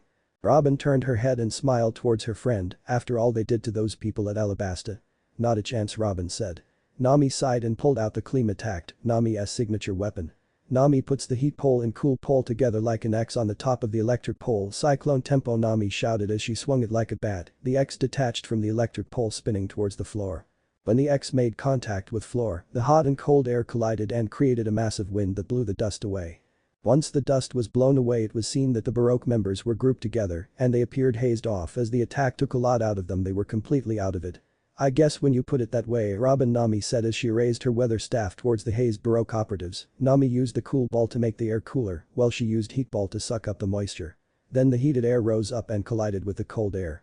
Immediately the air condensed and created a cloud, but Nami was far from done. She continued to enlarge the cloud by producing more heat balls and cool balls. Finally, she used a thunderball to electrify the cloud. Soon after, a powerful lightning bolt appeared and stuck at the members. Show them no mercy. Nami shouted as the lightning bolt was still shocking the Baroque operatives. Boom, an explosion occurred and every single Baroque members were sent hurling from the dining hall and flying in the air until they crashed into the ocean near the Baroque ships. Back at the dining hall everyone was cheering that they were saved from being attacked from Baroque members. Nami smiled as she viewed off into the far distance. Never mess with a straw hat, Nami said. I couldn't agree more. Robin's voice was heard behind Nami as she turned around to see Robin holding a tired out Chopper as she cocked her head slightly and smiled and Chopper grinned and gave her a thumbs up. Back at the front of the island. Ha! Goku shouted as he sent multiple energy blasts at Nyx, who maneuvered himself to dodge the attacks. The energy blasts headed straight towards the ocean and caused explosions to erupt across the sea. Goku gritted his teeth as he stopped firing energy attacks and launched forwards at Nyx. Nyx also followed suit and headed straight at Goku. They appeared right in front of each other and raised their fists in a position to strike. Boom. Goku and Nyx struck and landed in a stalemate as their fists collided together and caused a whiplash of air to push the airborne fighters apart. Wah! Goku yelled as he spun out of control and crashed onto the island beach with a loud thud, splitting the sand into two. Nyx skidded across the ocean and crashed into the island near the Forest of Infinite Terror. Goku slowly got up but fell down to one knee as he held his chest where Nyx struck him with his energy blade. Goku felt dizzy as he couldn't see very well. Goku had to stick his hand down into the soft sand in order to keep himself upright. Goku looked up dazed as he looked around trying to find Nyx. Boom. An explosion of fire glowed into the sky as Nyx emerged from the island with anger flushed from his face. He gasped heavily and turned his face towards Goku. I will not tolerate this any longer. Nyx shouted, do you hear me? I will destroy you until there is nothing left. Nyx screamed as he lashed his arm outward and an energy blade formed. Nyx dashed at the grounded Goku and grinned evilly, this is my win. Nyx shouted as he struck his energy blade towards Goku. Goku grinned, he was waiting for Nyx to slip up and this was it. Goku moved his upper body to the side as the energy blade went past him and hit nothing but air. Goku crouched onto the ground and picked himself up on his side to do a roundhouse kick to Nyx's upper body. Arg. Nyx roared in pain, he gritted his teeth and drew back his arm to strike again. This time Goku moved back as Nyx spun with his arm out to decapitate Goku. He charged forwards with his head and head-butted Nyx in the chest, taking Nyx's breath away. Goku wasn't done yet, he pushed his palm upwards into Nyx's face making Nyx cover his face in pain. Nyx swung wildly as he tried to at least get Goku once, but was ultimately failing. Goku raised the sole of his fighting boots and pushed outward towards Nyx, hitting him directly in the gut and pushing Nyx back a little. Nyx gritted his teeth as he disappeared and reappeared behind Goku within a second, but Goku slammed his hands into the ground and ending it with a spin of the kicking heel, striking Nyx's shoulder and knocking him off balance. Nyx landed into the sand with a loud thud as he was in pain from all the attacks Goku successfully delivered. Goku was panting as it took a lot of energy for him to do all the capoeira techniques he had learned from his friend master, Kayamori. Huff huff huff, Goku panted as he watched Nyx lying face first on the sand. Goku narrowed his eyes and sighed, "You're pretty good, Nyx, I'll give you that." Goku powered down from his god form into his base form. He looked down at Nyx, "I am giving you one last chance, Nyx. I am heading back to my friends and helping them win this war, but I don't ever want to see your face near my home, Earth, ever again." Goku spoke. Goku turned around and started heading towards the island where everyone else was when he heard a muffled laugh behind him. Goku turned around to see it was Nyx getting up slowly and laughing. "Hey, you still think you're going to win, have you forgotten about your injury?" Nyx pointed. Goku clenched his chest as the pain started coming back. "It'll only be a matter of time before you run out of energy and I'll claim the title as the man that defeated Son Goku." Nyx shouted as he raised his fist into the air and laughed maniacally. Goku gritted his teeth, "You fool, this will be your worst decision. I've fought against stupid people, but you must be the stupidest one yet." Goku clenched his fists and shouted into the air. AHH. Goku's body was engulfed in a golden flame, his hair spiked upwards and turned a shade of gold, his eyes turned teal green, and his body increased in mass. "Alright, Nyx. Let's go." Goku shouted as the golden flame increased in size. Nyx smirked. "What happened? I thought you were going to end it with your red hair form." Nyx said as he raised his Kai power and prepared his fighting stance. Goku smirked back, "Ha, you think I would be that charitable and let you fight me again in god form?" Goku prepared his fighting stance. "This is bad, I couldn't raise my power anymore. If I fight for too long, I'll drain more power and eventually collapse due to my injuries." Goku thought. He looked up to see Nyx was shaking a little. Goku assumed Nyx was hurt badly too. "I'll just have to end this quickly." Goku thought. Their monstrous battle was about to resume. With Luffy, Usopp and Frankie. As they were running towards the docks trying to get to their ship, Luffy turned his head towards Usopp. "So, what's the plan again?" Luffy said as they all were still running. Usopp turned towards his captain with anger in his eyes. "You forgot the plan again. This is the 5th time I am telling you the plan." Usopp shouted as Luffy grinned. Frankie sighed and ran between Luffy and Usopp. "Luffy, all you do is fire cannons and blow ships up. I am bringing my weapons onto the beach and helping everyone out there, and Usopp is helping you destroy as many ships as possible," Frankie said, hoping this shortened explanation would help get through to his captain. He was getting annoyed hearing the plan over and over again. "Okay, that makes sense, you explained it way better than Usopp could," Luffy grinned. "Shut up. It's because you have a thick skull, you don't get it." Usopp shouted as Frankie and Luffy smiled while they continued running towards the docks. Usopp turned his head forward. "Look, there's the dock." Usopp pointed as Frankie and Luffy cheered, but their cheers were short-lived. As they made it to the docks they saw all the ships were packed together, making it nearly impossible for them to find their ship. "Ah, you gotta be kidding me." Luffy shouted into the air as he kicked a stone near the dock into the sea, making it skip across the ocean. "We're going to have to look at each ship until we find ours," Frankie said, but Usopp had a worried look. "But that'll take hours. At this rate we'll never make it." Usopp was cut off when he felt pressure being applied to the top of his head, making him fall forwards. It was Luffy. He jumped into the air and landed one foot onto of Usopp as he stretched his arm onto one of the boat's sail. "Forget that." Luffy shouted, implying to Frankie's idea before. Luffy launched into the air and flew up into the sky looking around his surroundings. He smiled and pointed down. "I found it." Luffy shouted as he extended his arm forward and shot himself back down into the boat, with a huge explosion of dust forming as he landed. "Luffy." Usopp and Frankie shouted as they ran towards the boat Luffy landed on. As they ran towards the boat they noticed it was theirs, and Luffy was laying on the boat smiling. "Idiot. You could have destroyed our ship." Usopp shouted as he and Frankie boarded the ship. Luffy grinned as he got up and ruffled his hair. "Sorry, but I didn't want to look for one ship all day," Luffy said as he brushed the dust of his clothes. "Alright. Let us get to it." Luffy pumped his fist into the air. Frankie smiled and gave a thumb up and walked to the door leading to the inside corridors of the ship. Usopp nodded and ran to the top of the ship to move the ship out of the docks. Luffy stretched his arm forward and launched himself to the front of the ship and sat cross-legged on the figurehead of the Thousand Sunny. The ship managed to get through the docks and was sailing to the front of the beaches. As the ship approached the front of the island, an operative noticed them coming and pointed at them. "Sir. Some of the Straw Hats are closing in." The operative shouted. The leader of the Billions turned his head and saw the operative was right. He turned to his remaining army that was occupying the ships and shouted loudly. "Listen up. I don't want them anywhere near this ship. Bring them down immediately or help me so I'll destroy you all myself." The commander spoke with the authority that shook all the operatives. Immediately they rushed to their positions and aimed their cannons at the Thousand Sunny. Luffy jumped to his feet and turned his head to Usopp. "Get ready to drop Frankie." Luffy spoke. Usopp nodded as he moved the ship away from Baroque Work's ships and closer to the island. "Fire away." The commander shouted, but his operatives shook their heads. "We can't. There's no clear shot. And we'll cause many casualties in our forces," one of the operatives spoke. The commander walked towards the operative and grabbed him by the throat and threw him overboard. "AHH." The operative screamed as he plunged headfirst into the cold waters. The commander went to the edge, took out a hand pistol and shot a few rounds into the water. A shade of red emerged on the surface of the ocean, along with a lifeless body with multiple holes seen in it. The commander turned to his remaining operatives and placed his pistol back to his side before he spoke. "So? Anyone else has anything to say?" The commander shouted as the operatives cowered in fear. The commander had an evil grin. "Good, now get back to it." The commander said. Immediately they rushed to the cannons and started firing at the Thousand Sunny. Luffy looked up and saw the hundreds of cannons coming towards his ship. Usopp started screaming as he saw the cannonballs aimed at the ship. Luffy lowered his hat covering his eyes and dashed to the mast of the ship. He stretched his arms on both sides of the mast and walked back as far as he could. "Gomu Gomu no," Luffy said. He released from the ground and launched into the air and in front of the cannonballs. Luffy extended his body outwards allowing him to take the cannonballs head-on. As the cannonballs made contact with Luffy, he inhaled a large amount of air into his body. "Balloon." Luffy shouted. Suddenly his body expanded outwards as his belly had turned into the shape of a balloon, causing all the cannonballs to scatter all over the place, including some of the Baroque Work ships. Luffy released all the air from his body allowing him to glide back to his ship.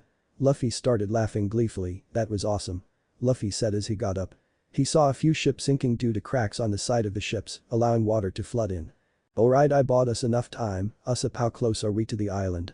Luffy said. Usopp smiled. We re here. Usopp pointed forward. Usopp turned the ship to the side allowing Frankie to come out with his weapons. Chanel 4 and 5. Black Rhino FRU Unit 4 and Brachio Tank Unit 5 launch. Frankie's voice was heard as two machines came out of the side of the ship and launched to the front lines of the beach. But Frankie wasn't done. He brought the two machines together in order to make his strongest creation, Iron Pirate. Frankie Shogun. Frankie shouted as the machines formed into a massive robot. He began to create havoc for the Baroque members as he showed no mercy towards them. Frankie extended his arm outward. General left. Frankie shouted. Immediately 4 gun barrels underneath the circular panel on the hand opened up like a hatch, and bullets rained down as many Baroque members that were visible. Frankie retracted the gun barrels into his hand and brought both of his arms together. He then filled his arms with air and fired a giant blast of compressed air towards the Baroque members. The damage was severe as a majority of the operatives were hit by the blast of air. Frankie smiled. All right. Can you withstand my power? Frankie shouted as the robot's fist pounded its metal chest.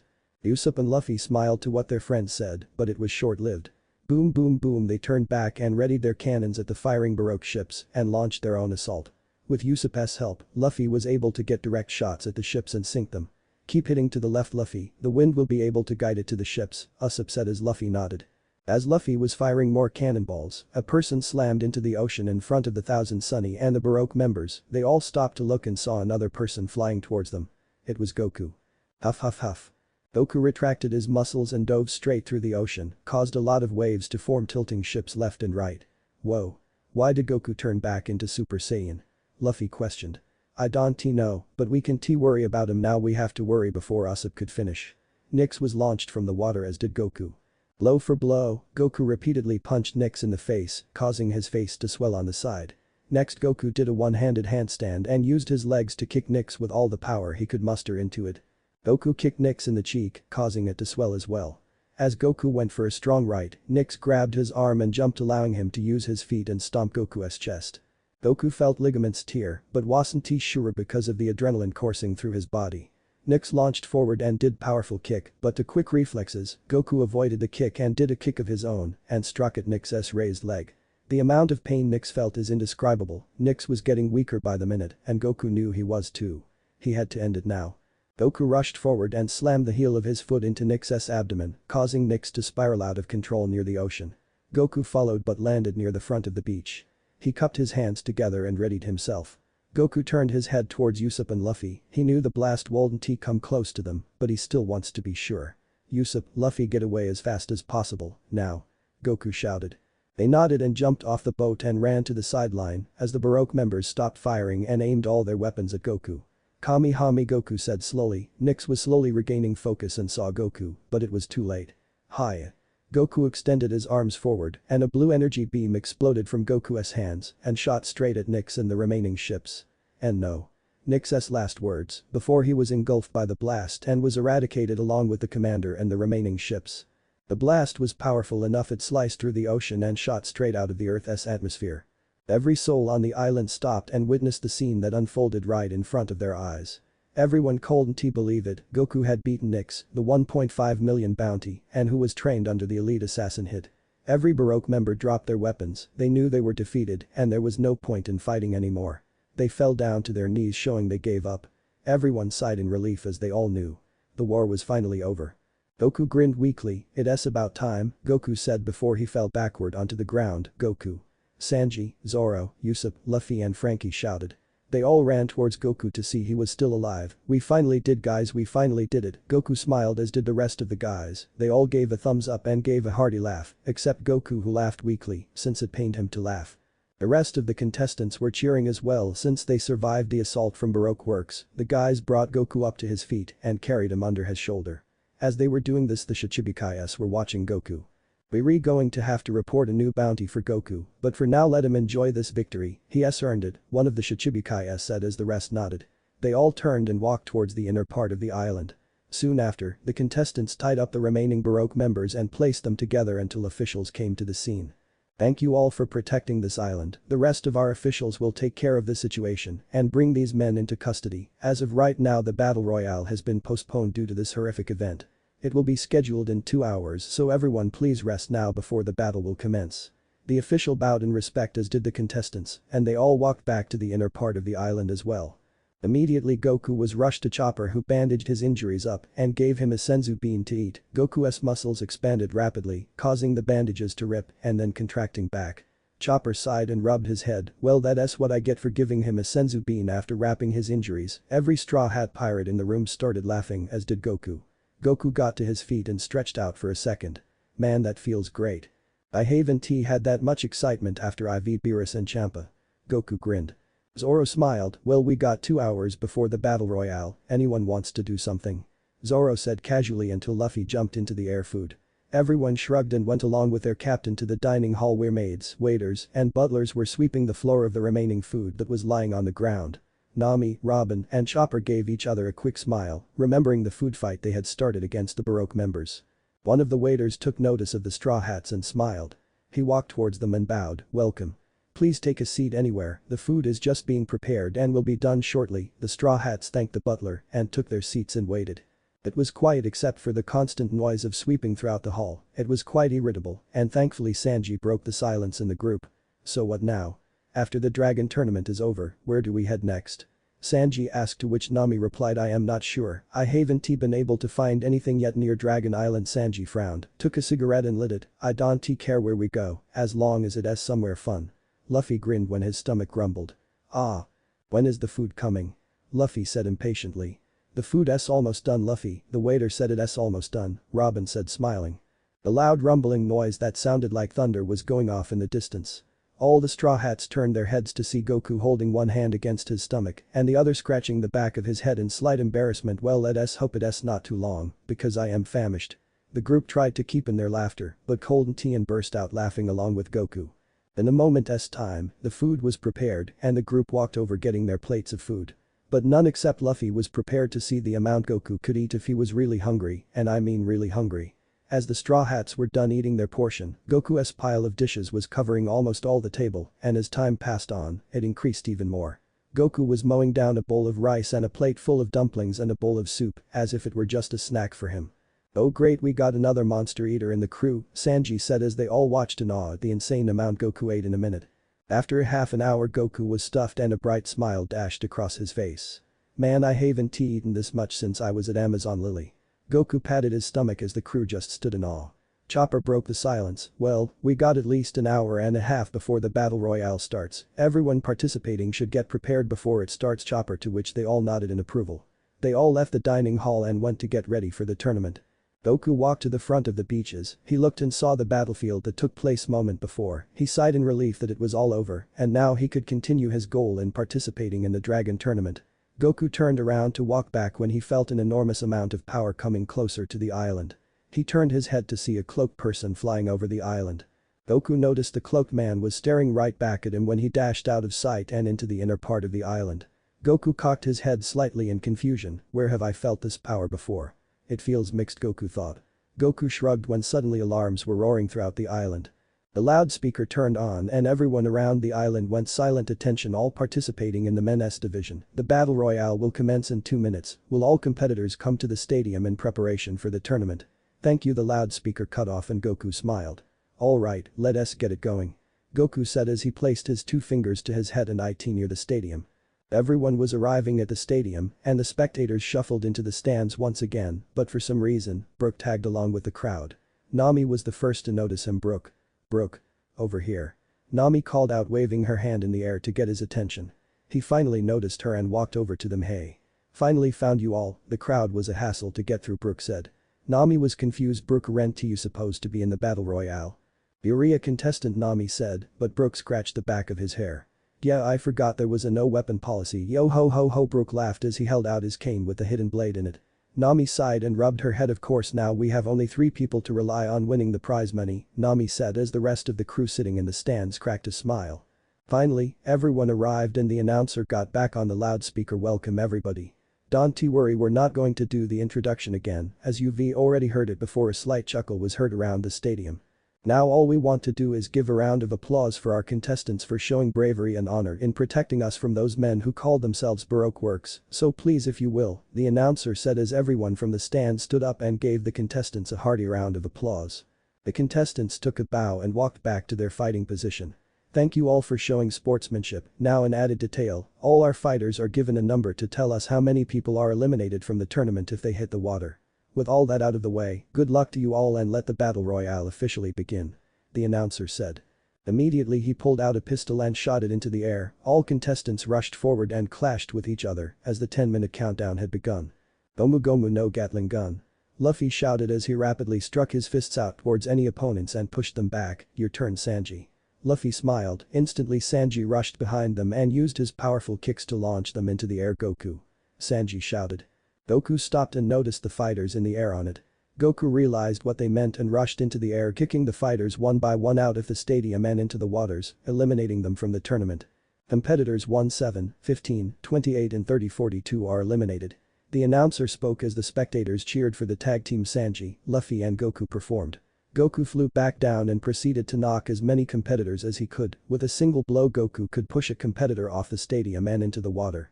Goku realized he was using too much power against them and wanted to have a fair fight. He lowered his power to bare minimum and continued to fight using every martial arts and capoeira move he had ever learned. Goku moved forward and saw Doflamingo knocking out dozens of competitors into the water. Competitors 8-14 and 50-65 are eliminated. We re at the half mark and nearly half of the competitors have been defeated. The announcer spoke.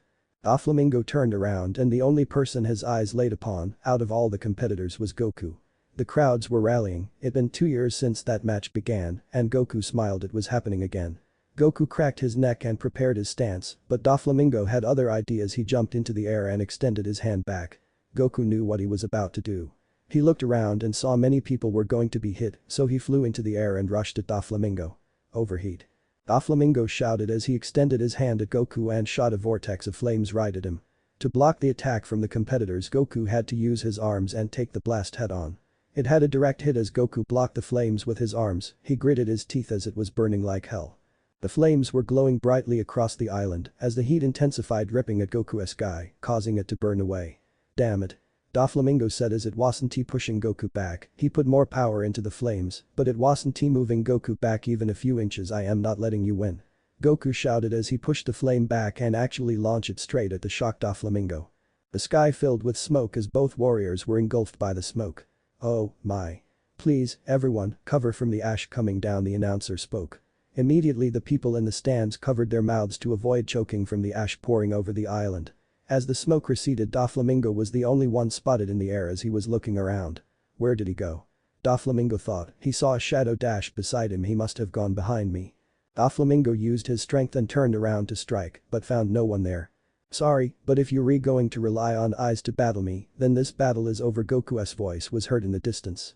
Doflamingo turned around and instantly regretted it as Goku launched an elbow into his gut. Arg. Doflamingo roared as he fell down to the stadium in pain. The other Shichibukais rushed towards Doflamingo as he got back off the ground slowly. They all watched Goku descend upon them. I know you all are itching for a rematch, so let me be the one to issue the challenge.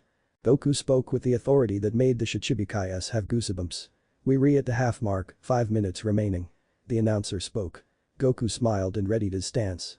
Doflamingo, teach Marshall, Gecko, Kuma, let us give them a battle they'll never forget, Goku thought. Their battle was about to begin. Back with Luffy, he slammed his arm into the ground as steam appeared from his body, turning it a shade of pink. Second gear, Luffy said. He dashed through the middle of the stadium, knocking a couple of contestants to the ground. As they got up they rushed and slammed into Luffy, knocking into the ground. Erg. Luffy was trying to get out, but they were pushing to the edge while he was still on the ground. Gomu Gomu no balloon. Luffy shouted. Immediately his body expanded again and all the contestants were shot into the air. Luffy jumped to his feet and jumped on each competitor to get to the top of the sky. Once he reached the top he extended his fist back. Gomu Gomu. No, Luffy's arm turned a dark shade of red, hardening for his upcoming attack. Red Hawk. Luffy shouted as he shot his fist into one of the competitors, causing a chain reaction of all the fighters slamming together and falling into the water. Competitors 87-100 are eliminated. The announcer shouted as the crowds in the stands went berserk with cheers. Luffy slammed back to the ground and scratched the back of his head and grinned. Aw shucks, that was nothing, Luffy said before he went back to fighting. Sanji was following, kicking every opponent he could see before he was sucker punched on his side. Arg, Sanji yelled out as he hit the floor. He turned his head to see a cloaked figure hovering over him. Sanji tried to do a floor roundhouse kick to the figure, but he blocked the attack as if was nothing. What the? Sanji said in shock. He tried again for the neck and he hit the figure square on, but the figure just stared back at Sanji. Alright then. How about this? Sanji shouted as he jumped into the air and slammed down multiple kicks at the figure. To his shock, the figure caught his leg, but the figure wasn't done. He took his leg and slammed him back and forth on the ground repeatedly. Sanji. Nami cried out in horror as she and her friend saw their friend being pummeled. The figure stopped and was dangling the bloody-faced Sanji. The figure simply walked over to the edge and was holding him by the leg and wasn't moving. The figure smiled inside as he released his grasp of Sanji and watched him slowly descend into the waters. Competitor 67 is eliminated. The announcer spoke. Luffy was in shock, he didn't see Sanji's battle as he was fighting someone else. He rushed to edge and saw it was true, Sanji had been eliminated. Sanji was barely conscious and was being dragged onto the surface from the other competitors as he took a beating from the cloaked man. Luffy was submerged with anger as he looked at the cloaked man. You bastard. Luffy shouted as he struck his fist at the cloaked man but hit only air instead as the figure disappeared from sight. The figure reappeared within the second but nowhere near Luffy. He looked at Luffy who was looking around and had an evil smile. I can't eliminate you yet after all you're a part of my plans, the cloaked man said as he disappeared again and fought somewhere else in the stadium. Back with Goku. Stay still. Doflamingo shouted as he went for a strong right at Goku who backflipped away. Goku moved in different positions avoiding Doflamingo's attacks with ease. Goku looked to his left and saw Gecko closing in on him. He smiled. Nice try, Goku thought. Goku crouched to the floor and did a roundhouse kick while shifting his body using only one hand on the ground. He slammed his leg on Doflamingo and Gecko, who were pushed back slamming into other competitors in the stadium. As Goku got up he felt someone behind him, he jumped into the air and performed a scissor kick grabbing the man by the neck. But as Goku looked closely, he noticed it was one of the Shichibukai's Kuma, and Kuma was unfazed by the attack. He grabbed Goku by the waist and started choking him out with a bear hug. Arg. Goku gritted his teeth as he was trying to push his body away, but Kuma was crushing his body, taking his breath away. Kuma held Goku by the arms and held him forward as the rest of the Shichibukai's ganged up on him, taking turns striking at Goku. Goku gritted his teeth and lowered his head, he then started to chuckle. Seems a bit unfair, don't you say? Goku gave a small smile which surprised the Shichibukai's. A pirate's life is always unfair, this is just another day for them, one of the Shichibukai's retorted. Goku frowned. Seems difficult, but I'll have to do it. Goku said. Doflamingo gritted his teeth and raised his fist. Don't you know when to shut up? Doflamingo shouted as he struck forward. Within the second Goku raised his knee to block the attack which took the Shichibukai's by shock by Goku's reflexes. Goku then slammed the heel of his training shoe into Kuma's lower leg, taking the Shichibukai down onto one knee, which made Kuma lessen his grip on Goku. Oh no, you don't. Teach shouted as he struck his fist at Goku who disappeared, causing Teach to accidentally hit Kuma sending him flying. Kuma landed with a thud and started rolling off the edge of the stadium. Ah. Kuma. Teach shouted as Kuma was moving closer to the edge, but it was too late. Kuma couldn't stop himself in time and fell off the stadium and descended into the water. Competitor 27 has been eliminated. The announcer spoke. Goku rushed forwards right in Martial Teach's face, taking him off guard. Goku did an uppercut right to his chin, causing Teach to be sent back flying off the stadium and also descend into the water. Competitor 76 has been eliminated. The announcer shouted as the stands jumped into the air crazily cheering on Goku's battle. If Goku wasn't paying attention to his battle, he would have heard "Let's go Goku" chant from the crowds as he was fighting and beating the Shichibukai's one by one. Doflamingo and Gecko went on different sides of Goku ready to attack. Goku knew what was about to happen and was ready for them. Doflamingo and Gecko advanced forwards and struck at Goku, but he was prepared, he dropped to the floor, causing Gecko and Doflamingo to accidentally slam their fists at each other. Ah. Watch where you're going. Gecko screamed at Doflamingo. Watch where I am going. You struck me first. Doflamingo retorted back angrily. And here I thought I was your opponent. Goku's voice was heard below them. They looked down to see Goku using momentum to pick his body up and scissor kick Gecko, launching to the edge of the stadium. Luckily, Gecko caught the edge and was still considered safe as he didn't touch the water. He pushed upwards into the stadium and got back up but would instantly regret it. Goku had elbowed Gecko in the stomach, the pain was shooting around Gecko's body was something he never experienced before. Gecko just stood there motionless as the pain wouldn't allow him to move anymore. Goku turned his body towards Gecko and raised his index finger to his face. He tapped Gecko in the forehead, causing him to fall backward and descend into the waters. Unbelievable. Doflamingo thought in shock as he looked at Goku. It can't be possible, but it's as if Goku has gotten stronger than the last time I versed him. Doflamingo gritted his teeth at the thought of it. "Damn you, Doflamingo," whispered. He rushed in the middle of the stadium. "Goku!" he shouted, getting everyone's attention. Goku turned his head and saw Doflamingo extend his hand back. Goku's eyes widened as he stretched out his hand. "Stop it, Doflamingo. You're going to hit the spectators with that attack," Goku shouted. Panic arose across the stands behind Goku as they feared they too would be hit by the blast. Doflamingo looked up and gave an evil grin. "Do I look like I would care?" Doflamingo said. This gave goosebumps to the competitors except for Goku and Luffy. They all ran behind Doflamingo hoping to avoid the blast. Goku gritted his teeth and shouted to Luffy, "Grab a hold to anything. I am going to send him flying." Goku then proceeded to shout at the crowds, "Everyone, cover your heads now." Goku shouted, to which they all took cover under the stands. Goku turned back and clenched his fist together. "Ha!" Goku shouted as he raised his kai and cupped his hands together. "Kamehameha," Goku said as a ball of energy formed between Goku's hand. "This is my full power." Doflamingo shouted. He extended his hand forward. "Overheat." Ha! Both fighters shot their attacks out and collided, causing a huge explosion of air to ripple back as the competitors held their ground against Doflamingo and Goku's attack. The blast was intense as both competitors wouldn't back down. Doflamingo gritted as tried putting more power into his attack but wasn't pushing Goku back. "We have 30 more seconds before the tournament is over. Who will win this battle?" The announcer barely got out as the blasts were louder than the loudspeaker, but Goku heard it. "I ain't losing to you," Goku said as he sent more power into his attack, pushing Doflamingo back a little. 15 seconds left. The announcer shouted. Goku turned his head and smiled. "You really improved, Doflamingo. I won't lie, you really surprised me," Goku said. 10, 9, 8. The announcer started counting the final seconds, "But at the end of the day, it's going to be me who wins this," Goku shouted as he pushed his blast to the point even Doflamingo couldn't hold it anymore. "Ah!"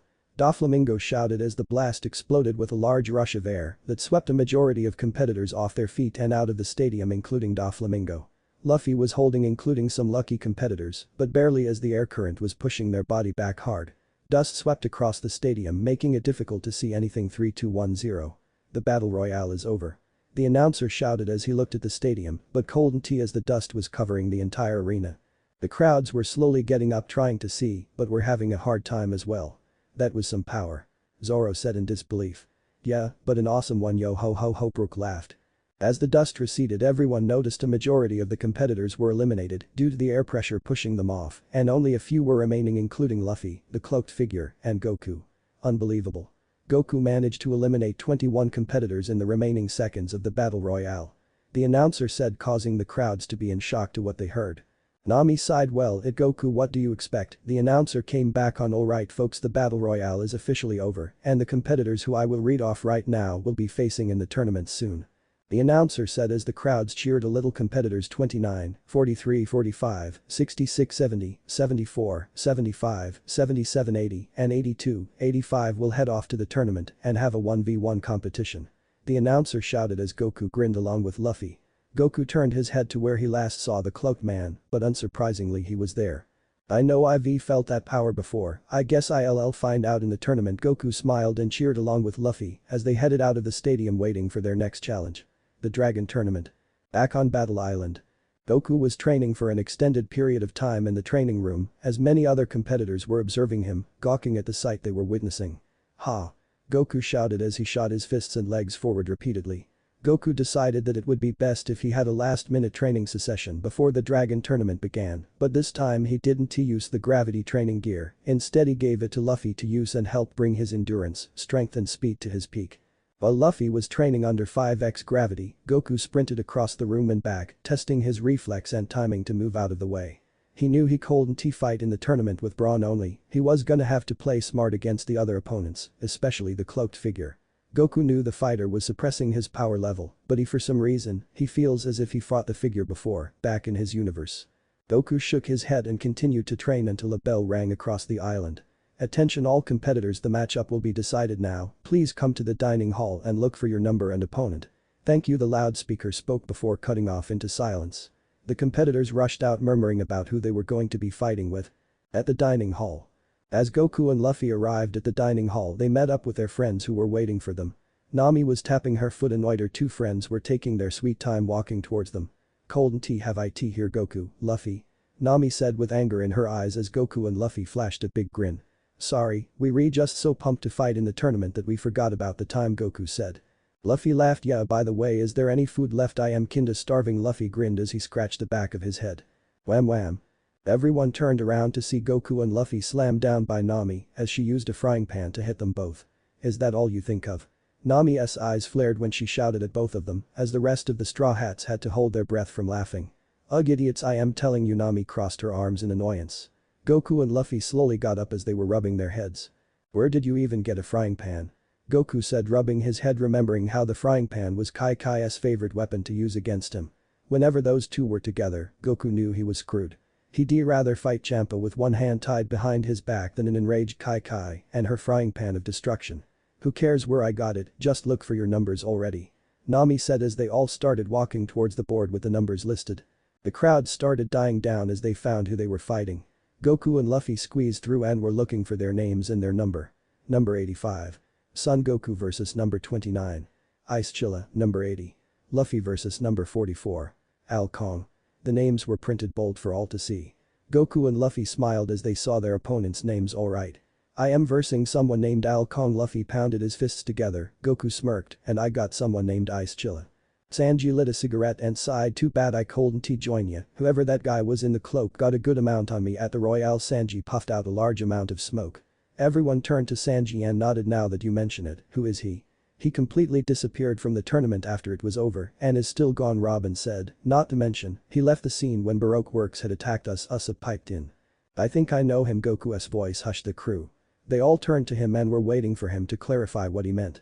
Goku scratched the back of his head before he began. Yeah, I sensed his Kai, it was similar to someone I versed a long time ago in my world. But the weird thing is, I feel multiple amounts of different Kai in that person, I can sense its feelings, and to be honest, I don't think it even has a heart. Goku paused, allowing his friends to process what he had told them. Silence grew as the crew had really nothing to reply when they heard Goku's info. Nothing was heard until the voices of the other competitors on the other side were heard. Goku sighed before he spoke up again. Anyways, Luffy and I have to go now and change into our tux in preparations of meeting the Dragon Queen. Goku said as he and Luffy started walking out of the dining hall towards their dorms. We'll see you guys soon. Luffy shouted as the crew separated until the event could start. A few hours had passed and the spectators were shuffling into the arena once again in preparations to meet the male competitors and the Dragon Queen. The Straw Hats were sitting in the front anxiously waiting for their friends to come out. They didn't notice the Shichibukais were a few rows away from them, also looking at the arena. An announcer walked into the arena, getting everyone's attention. Ladies and gentlemen. Welcome to the 87th Dragon Tournament. Just as the previous years, we will first introduce the winner of the Women's Division, or to be respectful, the Dragon Queen, then we will go on to introduce the male competitors and then ask them the famous question that had set the creator of to build this tournament in the first place. What does it mean to be a warrior? Across the entire stadium was a wave of clapping and cheers, excited to see the Dragon Queen and potentially the new Dragon King. As the announcer began to wave down the spectators' excitement, near the arena was a hallway where the contestants were lining up in numerical order for their introduction. Goku and Luffy were having a last-minute conversation before they separated. Goku turned around and gave Luffy a thumb up before they walked to their position, Luffy being first and Goku being last of the two to be introduced. The announcer leaned to his ear, receiving information to start the introduction. Okay folks. Please turn your attention to the stairway with the curtains. The spectators all looked up and the announcer spoke up again. You've waited long enough for this and now please give a round of applause for our new Dragon Queen. The curtain split, revealing an elegant and attractive lady sitting with one leg crossed over the other on a throne, looking bored with two larger females on both sides of her. Sanji turned into stone when he saw the beauty once again. "Oh Hancock!" the announcer shouted. Every man except Zoro and Chopper and were on their feet, hooting and whistling as they were in the presence of a goddess in the hallway. Every male competitor were fighting to see a glimpse of the beauty sitting on the throne. Luffy stood in confusion. I thought we were supposed to be in line. Goku chuckled as he saw his friend was the new Dragon Queen now. I can't believe that old hag made me compete in this lousy tournament just to help bring back credibility for Island, she says. Hancock says mockingly. Hancock knew Elder Nyan was right, as the island was under slight suspicion from some government officials. The best thing for them was to participate in this tournament, showing they were no threat to the government and they didn't need to revoke her position as Shichibukai. When she heard from the island that the government stopped their investigation on them, she was ready to go back home, but Elder Nyan had prevented her from doing so. Oh no. You are not leaving that island as of right now.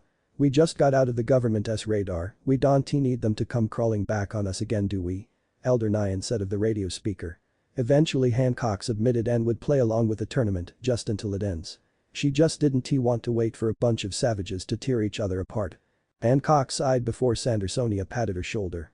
It's okay, Hancock, once this is over we'll just sail back to the island and that will be the end of this ordeal. Hancock smiled slightly at her sister before she looked back down at the arena with a bored tone. I just hope this ends soon. The announcer hushed a man in the stands before he began to introduce the male competitors. Okay, with that out of the way, let us begin the introduction of the challengers, the announcer smiled. Beginning with number 29, his bounty of 570 million might bring chills down your spine, but in the end is a hero to many, he is Ice Chilla. The announcer shouted as the fighter walked into the stage with a bright smile and was waving to all. As Goku watched, he was surprised to learn his fighter was very similar to Frieza's race. He was short and slender, horns spiking off the top of his head, the same skin look and an armored covered tail, but the fighter looked as if he was in his first form. Ice went to the side as the announcer began to introduce the fighters one by one. Number 75, this fighter has no need of an introduction as there is nothing to say about him. Literally, the announcer said he would like his real name to be a secret and so we gave the figure the name Anonymous to keep track of his battles. The cloaked man casually walked in line with the rest of the fighters, they all moved an inch away as the figure was giving off a creepy feeling to all of them. The announcer cleared his throat and began to call out even more contestants. And now with number 80, there's much to say about this kid, but we're gonna let his fighting spirit do the talking, with a bounty of 400 million, he is Monkey D. Luffy. Hancock's eyes widened as she leaned forward. Luffy. He,'s here. That means she swiftly moved her body and looked down at the hallway, waiting to see if her thought was correct. After a few more competitors were called out, it was time to introduce the last competitor. The announcer began to speak again. Well, this is it, folks, here's a man that has shown fighting spirit wherever he has gone. He's already known to be a clear winner for the tournament by many in the stands, but only time will tell who it will truly be. The announcer started. Here is the last competitor for the 87th Dragon Tournament, Son Goku. Goku started walking out in his black tux and smiled to see the standing ovation he received from not only his friends, but around the entire stand. Hancock blushed furiously as she saw Goku in her presence once again. Hold on, I am receiving new information of Goku's bounty after beating Nix, the announcer said, listening into his earpiece. The Shichibukais nodded their heads at one another, knowing what the bounty is. Goku's new bounty is 2, the announcer had just turned ghostly white as he dropped the microphone in shock. 2 billion. The announcer shouted at the top of his lungs, along with multiple gasps coming from the stands and the stadium. Goku was surprised to see his bounty go up that high. He scratched the back of his head and started to laugh. Man, that's pretty high. I don't think I can count up to that, even in a million years. Goku walked towards the open-mouthed competitors as they witnessed the largest bounty ever seen in the tournament coming towards them. This is unbelievable. We've never seen anyone with that big of a bounty come to the island and participate. The last time that happened was a few years back when someone came in with a near billion on their head. The announcer said in disbelief. Hancock rested on her hand and smiled dreamily. My Goku is unstoppable, I expect nothing less from my future husband. Goku and Luffy looked up to see their friends Hancock, Marigold, and Sandersonia had spotted them. Luffy grinned and waved while Goku smiled and bowed his head in respect as he had learned from his previous master Kami. As Goku and Luffy turned back, the announcer walked towards the front of the competitors to get the attention of the spectators in the stands. And now to ask the question, what does it mean to be a warrior?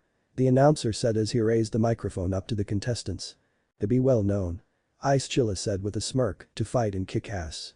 Another opponent shouted, to be feared and respected. The next opponent shouted. When it was Al Kong's turn to reply, he had a sickening thought before he spoke. To get the babes, Al Kong said with a smugged face, looking at the Dragon Queen, imagining a disturbing thought about what he would do with the Dragon Queen. Hancock. The announcer had a disgusted look. What a disgraceful answer to say, the announcer said along with a chorus of boos chanting from the crowds. Al Kong shrugged and paid no attention to their boos. You wanted what I thought, that's what you're getting. Kong said, bellowing out a laugh before the announcer moved away and went to the other contestants. He skipped the cloaked figure as he opted out from speaking. Okay, Luffy. What is your thought? The announcer said as he raised it up towards Luffy. Luffy looked out to the crowd and grinned before he spoke. To fight for what you stand for. Even if you stand alone. Luffy said defiantly, remembering his goal of being the Pirate King and how he won't stop until he has accomplished it. The announcer nodded his head from the respectable answer. He turned to Goku, the last competitor. This is, folks. The last competitor. Now, Son Goku, what do you think it means to be a warrior? The announcer gave the microphone to Goku. As Goku took the microphone he looked at the crowd as a wave of uneasiness crashed over him, he felt very nervous as nothing popped into his head. He thought it would come to him naturally, but it never did. Goku started slowly, he looked at the crowd once again and spotted his friends staring right back with smiles, showing they were there for him. It reminded him back to the very first time they officially met, at first it was a slow start, but then they opened their arms to him. They reminded him of the friends back on his universe, the ones he knew he could always count on and would always have his back, no matter what situation he was in, know what they were in. Goku smiled back as he finally knew what it meant to be a warrior. Goku slowly turned his body to a slight angle and looked at Marigold, Hancock and Sandersonia before he spoke. "You want to know what I think it means to be a warrior?" He started off before he turned his attention back to his friends in the stand. "The warrior isn't necessarily the strongest or the fastest, but the bravest. They are the ones who are willing to go that extra mile to protect the ones they love," Goku said with a smile before handing the microphone back to the announcer, leaving the stadium speechless to what they heard. "In all my life as an announcer, I've never heard such a powerful meaning to be a warrior." The announcer took off his sunglasses and smiled at Goku. If the creator of this tournament were still here with us today, he would have personally come down to shake hands with you for such a respectful response. "Thank you Goku," the announcer said as he started clapping along with an explosion of claps and cheers was heard across the island. Hancock practically jumped off her throne and gave an ovation of claps herself. Goku grinned and scratched the back of his head as he felt a little embarrassed on what he said, but he meant every word. The announcer put his sunglasses back on and turned around to the stands. "Okay. That concludes the introduction of the Dragon Queen and the competitors. We will start the Dragon Tournament once our fighters have changed from their tux and into their fighting gear. Our beginning match will be with numbers 45 and 68, the announcer said walking off stage along with the rest of the competitors. Goku on the other hand felt a familiar Kai up in the air and looked up to see nobody, but he knew there was someone there and knew who it was. Goku smiled and called out, "I'll be up in a minute." Goku said as Luffy turned around in confusion, "Who are you calling Goku?" Luffy said. Goku grinned, "It doesn't matter right now, just get ready for match coming up soon," Goku said with a thumb up. Luffy returned the thumb up and ran back into the hallway. Goku looked up and flew into the sky, out of view of the crowds. But the rest. The tournament had started and numbers 45 and 68 walked up into the stadium in their fighting stances. Okay, to be honest, it would be kinda repetitive if I had a detailed fight of each contestant, so I am just gonna describe the last seconds of each fight to make everyone's life a little bit easier. Number 45, badly injured, jumped into the air and grabbed his legs attempting one last move, the high knee jump. The move was very powerful on its and would cause major damage if made with contact. But number 68 was smarter than 45, expected as he wouldn't fall for the same move twice. With very little power he had left, number 68 jumped into the air and did a roundhouse kick, smashing the side of his foot into number 45's jaw, breaking off some teeth as the fighter was flying towards the edge of the ring. Wham! Number 45 slammed off the arena and into the ground, the announcer voice came up and that's it. The first match goes to number 68. The stands clapped for the enjoyable fight they had seen, and it was just the first match. Now numbers 70 and 82 please come up to the stadium. Ending match. Sorry to all readers, I know this is annoying, but the fights would have been repetitive and you would have been annoyed with that more, so I thought this would be a better choice. Number 82 grabbed 72's shirt and repetitively kneed him in the gut as 72 was spitting out blood from the shots. 72 gritted his teeth and blocked the incoming knee dead in its center. He twisted 82's body having his back exposed. 72 did a front flip jump and slammed the heel of his foot on the back of 82's head into the tiles, knocking him unconscious. Winner by KO. Number 72 advances. The announcer said as a group of people with a stretcher came out and escorted number 82 into an infirmary. As number 72 limped to the stage, the announcer had called out number 80 and 44 to the stage. Luffy vs Al Kong will be a full fight, enjoy. Luffy walked up to the stage calmly while Al Kong jumped into the air and slammed his feet when he returned back on the ground. He smirked half expecting Luffy to be afraid, but Luffy showed no expression. Show off. Nami huffed in annoyance as the rest of the crew watched intently. Before the match begun Luffy held his hand out. "Wait. Let me take off my hat, I don't want it damaged from our battle," Luffy said as he took off the hat that symbolized his entire pirate legacy and crew. He looked at his crew and smiled. "Zoro, catch." Luffy threw the straw hat like a frisbee towards Zoro, barely catching it. Zoro placed the hat between his lap, making sure no one sat on it. Luffy turned back at Al Kong and cracked his neck and smirked. "Alright, let's go." Al Kong smirked back and ran towards Luffy at insane speeds. Luffy's eyes widened in shock. He's fast. Luffy thought. Al Kong went for a strong right but missed when Luffy ducked between his legs and went behind him. Gomu Gomu no Bogun. Luffy shouted as he grabbed Kong from behind and repeatedly twists his torso vertically around his hips before grasping them with his feet and then rapidly untwisting, creating a snapback that sent Kong flying upwards. Luffy jumped into the air as well and was rushing towards Kong. When he was in close proximity, Luffy twisted his arms in a clockwise direction. Gomu Gomu no rifle. Luffy shouted as he retracted his stretched arm and struck Kong at close range. Though Kong blocked his face from the full force, twisting his arms had massively increased the power of the punch, as twisting the arm stretches the arm even further, saving the amount of time the kickback takes. Ah! Kong shouted in pain. He spread his arms apart before slamming them together as a strong wind had built up, slamming down onto Luffy, sending him crashing down into the arena as dust spread to the stands. Ack. I can't see anything. Chopper said, covering his mouth, as did the rest in the stands. As the dust receded quickly, Luffy was seen but had a shade of pink skin instead. Kong was irritated with Luffy. He clasped his hands together and rushed towards Luffy on the arena. Kong grinned evilly. I am winning this match. Kong shouted in the air. Luffy bit into his hand and blew air into, allowing it to expand in size. I'd like to see you try. Luffy shouted. Luffy retracted his arm, then launched his arm forward and made contact with Kong's fist. Boom. The force had created a sonic boom that cracked the tiles beneath them and started flying towards the crowd. Many screamed in terror as the flying projectile was closing in on them. Zoro and Sanji jumped from their seats. Zoro handed the straw hat to Chopper as Zoro pulled out his 3 swords and started slicing the tiles to dust, while Sanji broke the tiles into pieces with repetitive kicks. The clash had ended into a stalemate, leaving both fighters gasping for air. Hey, Yuri, pretty good, Luffy, Kong said, not taking his eyes off his opponent. Luffy grinned. Yuri, not that bad yourself, Kong. Luffy said as he shot his arm forward. Kong was waiting for this. He analyzed the attack before moving the attack and stretching his own forward, hitting Luffy's jaw. What? Luffy said in shock as he saw his own move used against him.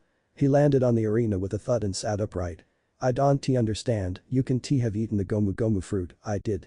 Luffy pointed his finger across to Kong when he heard laughter coming from Kong. Fooled on you see. I didn't eat your Gomu fruit, I ate the Kop plus Furksu, copy fruit. I don't know if there's a fruit called like that, but please do tell. It allows me to see the moves of any opponent with a devil fruit and use it against them 10x harder, Kong said as he bit into his hand and blew into it, expanding his hand in size. No way. Goku said as the crew was just in shock, seeing he also copied Luffy's third gear form as well. Now that I have copied this move, let us try it out. Kong shouted as he slammed his enlarged fist down on Luffy, who barely moved out of the way. Luffy said as he continued to roll out the way. Kong was enjoying every second of this.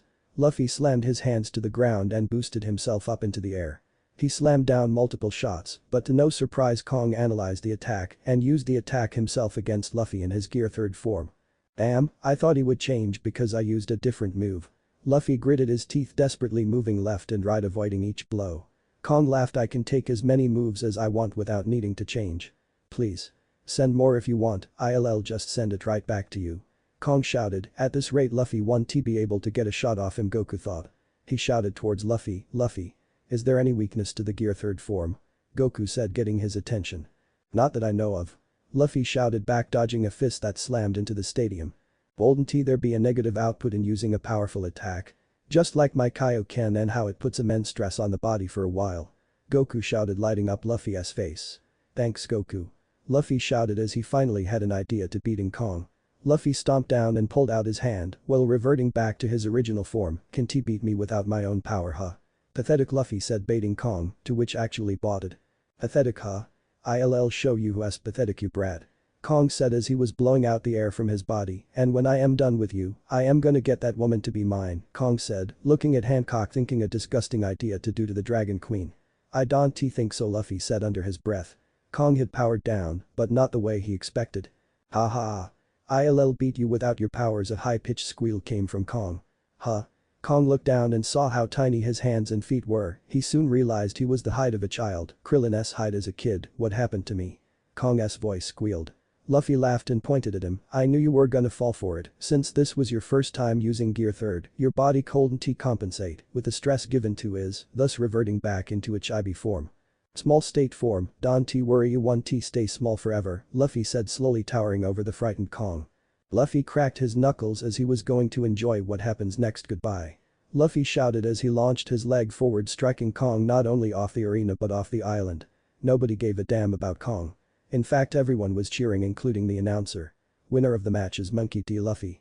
Next number 85 and 29 come to the platform, the announcer said, while Luffy walked off the stage.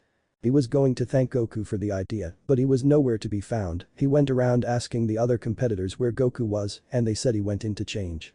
Huh. Why change now? He wondered. Luffy shrugged it off and stretched his hand over to the stands to sit with his crew until his match was called up again. Here Luffy Zoro took the hat and gave it back to Luffy. Luffy placed the hat back on his head and grinned. Thanks Zoro. As Luffy was getting settled in, a female voice was heard above. I haven't missed all the fights, have I? The crew had looked up to see a female flying in the sky wearing a green gown with a black vest that dropped towards her side. A large ring was around her neck, light blue skin with her hair pulled back and was holding a staff in her hand. It was Vados. Vados? Luffy waved at her, remembering she was Goku's teacher back at the Amazon island. Sanji nearly lost his cool when he spotted Vados. If Chopper wasn't there to help him, Sanji might be lost it and lost a lot of blood. You know her, Luffy Usopp said, looking at the floating lady nervously. Yeah. She's really cool, she's Goku's teacher as of now, right? Luffy turned his head towards Vados, to which she smiled and nodded. That is correct, Luffy. The Straw Hat crew was open-mouthed in shock. They never knew Goku, one of the strongest people they had encountered, would ever have a teacher. Well, you gotta start somewhere, Usopp said jokingly, but was still surprised to what he had heard. Vados had chuckled by the response and sat down waiting for her student to come out and fight. So wait, Usopp began. Vados turned her head towards them. Was it you that Goku shouted into the air a while back? Usopp said, to which Vados nodded. That is correct, Mr. Vados said before Usopp smirked and stood proudly. That's Captain Uso. Luffy punched in the head. I keep telling you, ain't he the captain, Usopp? Luffy said as he began to introduce his crew one by one to Vados. Vados smiled. Well, it's a pleasure to see more of Goku's friends, Vados said as the announcer went to the microphone. Number 85, would you please come to the ring? If you don't arrive in the next 5 minutes, you will be counted out. As soon as the announcer had finished, Goku started running out of the hallway. Sorry. I was changing into my fighting gear. Goku said as he wore a new martial arts guy, a new one that his friends, Hancock, Marigold and Sandersonia, had ever seen before. It's the martial arts guy Goku used during the Universe 7 vs 6 battles. Frankie cocked his head in confusion. When did he have the time to buy a new guy? Vados was the first to reply. I am the one who gave it to him, he asked me when we were talking in the sky. An hour ago. I'll be up in a minute. Goku shouted. Goku looked up and flew into the sky, out of view of the crowds. He ascended into the sky, past the clouds until he was surrounded by the fluffy object. Goku sensed his surroundings to find the person until he heard a voice. Don't bother, I was coming out anyways. Goku turned to see Vados, his teacher, appearing behind a cloud flying over to him. Goku respectively bowed his head in respect. Vados. What brings you over to Earth? Goku grinned as he stood up. Vados smiled. Lord Champa had requested me to come down and bring some of your delicious food back to his world, Vados said as Goku laughed a little. Ah, okay, that makes sense. Wish he was here to see me battle in this tournament, Goku spoke. Vados frowned, but Goku won't it be difficult to battle in a tux? Sure you can move, but your mobility won't last for too long, Vados pointed at Goku's suit. Oh no. I am not fighting in a suit. I just had to wear this for our introduction. Goku said with his hands out trying to explain. Vados nodded, understanding now. Well, I'll be heading out to bring some food for Lord Champa now. Enjoy your earthly tournament, son, Goku, Vados said before descending to the ground. Wait. Goku shouted. Vados stopped to look up, seeing Goku descending towards her. Before you go, can you create a new guy for me? It's kinda wearing down now and I don't have a new one to wear, and besides, why don't you come and watch my battle? You can sit with my friends too if you want. Goku said. Vados thought about it for a moment before she nodded yes in agreement. Okay, I'll stay and watch your battle. It might be fun to see how far you've improved since our last training session, Vados said as she pulled her staff and pointed it at Goku. The orb that sits in the front of the staff started to glow brightly for a moment before dying off. As the light ended, in Goku's hands was a brand new set of martial arts guy. Here you go, a brand new set of martial arts guy. This one is special as this will automatically repair itself when a battle has ended, Vados said, smiling proudly of her work. Awesome. Thanks, Vados. Goku said before he heard an announcement echo. Now will number 80 and 44 please come to the stage? The announcer's voice was heard before the comm switch had cut off. Oh man, Luffy's up now. I gotta go, later, Vados. Goku said as he waved his hand in the air showing he was leaving. Vados nodded her head and watched the fight up from above while Goku flew back down and was watching his friend in the tournament. Back to the present. The crew nodded as they understood now. They turned back their heads to see their friend entering into the stadium. Goku walked up into the stage and bowed respectfully to his opponent before going into his fighting position. This will be a full fight as well. Also, I am deciding not to make Ice Chilla a villain, as I kinda wanted to have a Frieza race character to be good for once. Another thing, it will be similar to Goku vs Frost, like dialogue-wise. Enjoy. Begin. The announcer shouted. Ice Chilla made no hesitation and rushed forward towards Goku. Instinctively, Goku raised his arms to defend, but Chilla slid on the floor into Goku's legs, knocking him forward and off balance. What the? Goku said as it took him by surprise. Chilla kicked his feet as if he was bicycling and was stomping into Goku's abdomen repeatedly. Goku gritted his teeth and pushed his hand forward, causing a rush of air to pressurize and slam to where Chilla was. But Chilla was fast, he moved out of the blast mere millimeters from taking a direct blow. Goku stood his ground, but wasn't he aware Chilla was approaching him from behind. Before he knew it, Chilla jumped on top of Goku's head and launched into the air, spinning him around and slammed him right back to the ground. Chilla jumped a few feet away, giving Goku time to recuperate and get back off the ground. That's some attack. I barely saw it. Goku said, impressed. Chilla smiled. I wish to fight you head on, but our physiques are too different in size, that is why I am fighting in a more different lightweight style of fighting, Chilla said. He immediately saw something was bothering Goku. Is something the matter? Chilla asked. Goku immediately responded. You should hurry up and transform into your final form already, Goku said, blatantly taking the crowds by confusion except for Chilla. How did you? Chilla was about to ask when Goku started up, knowing what Ice Chilla was about to ask. Where I am from, I fought a guy just like you. If you hold back against me, you might get beat before you can use your full power, Goku said as Chilla nodded understanding. Okay, I'll take your advice. In that case, I'll jump straight to my final form, Chilla said as he gritted his teeth and started to transform. Chilla shouted as a bright light flashed so brightly that everyone except Goku and Vados covered their eyes from the immense brightness. The light faded away, stood there was a being with immense power. Chilla's ivory skin had turned a lighter color. His muscles had expanded in size and been covered with a thick layer of armor, his horns had reverted back and now had a bald shape instead. Basically Frieza's full power form. Incredible. Goku had to versus someone like that before in his universe. Hancock said in shock, observing the new transformation of Ice Chilla. Finally, I have powered up to my final form, is this satisfactory enough for you? Chilla responded with a smirk. Goku smirked back as a golden aura engulfed around him. Let us find out, Goku said as the golden aura dissipated, showing his golden spiked up hair. Everyone except Goku's friend and the Shichibukai was amazed that Goku managed to transform as well. Ice Chilla was taken aback by the new transformation. I am not surprised really, especially someone with your caliber and your bounty. Chilla smiled, he bowed towards Goku. I am glad that I was honored to fight against a worthy opponent like you, son Goku. Let us make this battle a memorable one. Chilla said, preparing his fighting stance. Agreed, Goku said, going back into his stance. This will be an interesting fight. Vados smiled, watching both her student and his opponent closely. Goku moved forward, but before Chilla could react, Goku vanished. Chilla frantically looked everywhere but couldn't find him. Out of nowhere, Goku reappeared in front of Chilla and quickly jabs his chest with such power that it made Ice Chilla cough blood. Chilla gritted his teeth and grabbed Goku by the throat with his tail and slammed him to the ground. Chilla slammed his fist into the ground, but Goku vanished before Chilla made contact. As Chilla's fist hit the ground, the arena cracked, causing it to split in the middle. Goku reappeared and grabbed Chilla's tail and started spinning him around. He spun Chilla around multiple times in a quick motion and then swung with enough force towards the outside of the arena. Erg. Chilla gritted his teeth as he extended his hand forward and shot out a Kai blast to push him back to the safe boundaries of the arena. Even though Chilla would have lost that fast, he couldn't help but laugh, he was actually having fun. Chilla stood up laughing and dusting himself off. Goku, I don't know why, but I hope no of us wins this battle, I want it to never end. Chilla grinned.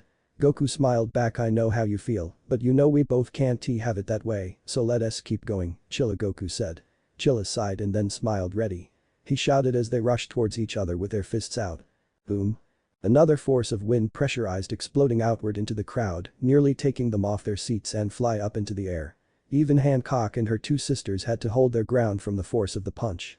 Both Goku and Chilla flew back due to the whiplash of the punch. Chilla, being the first to regain his stance, rushed forward at undetectable speeds that only a trained eye could see. Chilla appeared in front of the unbalanced Goku and took advantage. Chilla sent a barrage of punches at Goku, successfully landing every punch. It felt like getting knocked out to be woken up again and then get knocked out again. Goku caught Chilla's left fist and held on tightly while he started his own barrage of kicks to Chilla's jaw. Immediately, Chilla grabbed Goku's leg and held on tightly with a death grip. Erg. Goku gritted his teeth and pulled Chilla forward and landed a headbutt, releasing both from their grips. Ow, ow, ow, Goku whined while rubbing his head, as did Chilla. Chilla wasn't done though, he rushed forward for another attack, but Goku saw him and vanished in a blink of an eye. Suddenly Goku went behind Chilla, but Chilla was expecting this, he lashed out his leg behind, but only hit the air, as Goku had crouched to avoid the attack. Goku launched forward and launched his knee into Chilla's abdomen, with enough force to send him sliding towards the edge of the arena, but not off of it. Chilla retracted his arms back and formed a red destructo disc and shot it out at Goku before sending out more. Goku, being aware of the attack, shot away from it as it was cutting through the stone while following Goku. The announcer was in shock. Wait, you can use that? It's a weapon. The announcer said before Vados flew over to him. It's not a weapon but more of power that is contained within each person. Vados lied in order to watch what the outcome would be. Surprisingly, the announcer bought it and allowed the fight to continue. Goku flew into the air because he thought if he stayed too low for long, somebody would get hurt. The discs followed Goku into the air as he had more room to move between the discs that were aiming to slice through him. Don't worry Goku, these discs won't cut you into pieces, but just cause some cuts, but not any life-threatening ones, Chilla said, reassuring Goku. Goku nodded while he flew higher up into the air along with the discs. Goku looked back and shot a few Kai blasts towards the discs, causing them to explode into red smoke. Chilla wanted to try and end this with his last move. Chilla shot his hand into the air and put all the power he had left into a blast and shot it into the sky. Goku, seeing the blast, decided to challenge it and blasted straight through it. Goku. Hancock shouted as she worried about what he was trying to do. The blast was so loud everyone except Vados had to cover their ears. Goku was slowly moving through the blast while it was burning through the upper body and part of the lower body in his new guy. Goku. It was an honor to battle you. But I am going to win this. Chilla pushed more power into the blast. Not a chance. Goku shouted as it was basically a stalemate. Era. Chilla shouted one last time, putting forth a giant push of energy into the blast, covering the sky with a large amount of light as the blast exploded. A few seconds later the blinding light faded and Goku was nowhere to be seen. Oh no, did I overdo it? Chilla spoke out loud. As he said this, Goku appeared right beside him with his hands cupped together and an energy blast compressed together. Before Chilla could react, it was too late. Ha! Goku shouted as he sent the blast in close range of Chilla, causing yet again another blinding light to occur in the arena. Man, these guys know how to put on a light show. Usopp said, covering his eyes from the light. The light disappeared and everyone saw Goku smiling as he knew he won. Everyone looked to the direction he was facing and saw Chilla laying on his back on the wall of the outside ring, conscious but hurting badly. That's it folks. In a turning event, this battle goes to Son Goku. The announcer said as an ovation of cheers erupted from the battle. Goku grinned before walking over and lending his hand to help Chilla. You did great, Ice. I am sure this will be an unforgettable battle for those who witnessed it, Goku grinned. Chilla smiled and took Goku's hand to pull himself up. Yeah, you got that right, Chilla said as both grinned and helped each other out of the ring. Hancock hold in her excitement, she just had to run down and congratulate Goku, but she knew the Shichibukais were still there, so she would have to wait to ask her question until Goku and the rest could enter back into the hallway. She ran down the stairway and entered into the hallway, while Goku helped walk Chilla to the outside of the ring, while the other competitors took over to fight. Vados, being generous, used her power to rebuild the stage to its original form. Goku was still in his Super Saiyan form, his guy was torn up just like in Namek when he was battling full-powered Frieza. Looking badass, Goku Zoro's voice was heard behind him, he turned around to see his friends coming towards him with a big grin on their face. Yeah, haha, I didn't think it would take me that long to finish the battle, I guess I wanted to see how far he could push his limits, he didn't disappoint. Goku shrugged and grinned back. He looked down to see his guy was repairing itself, but in a slow process, but he didn't really care that much, as long as it was being repaired, Goku couldn't complain. Number 75, anonymous with a brutal KO.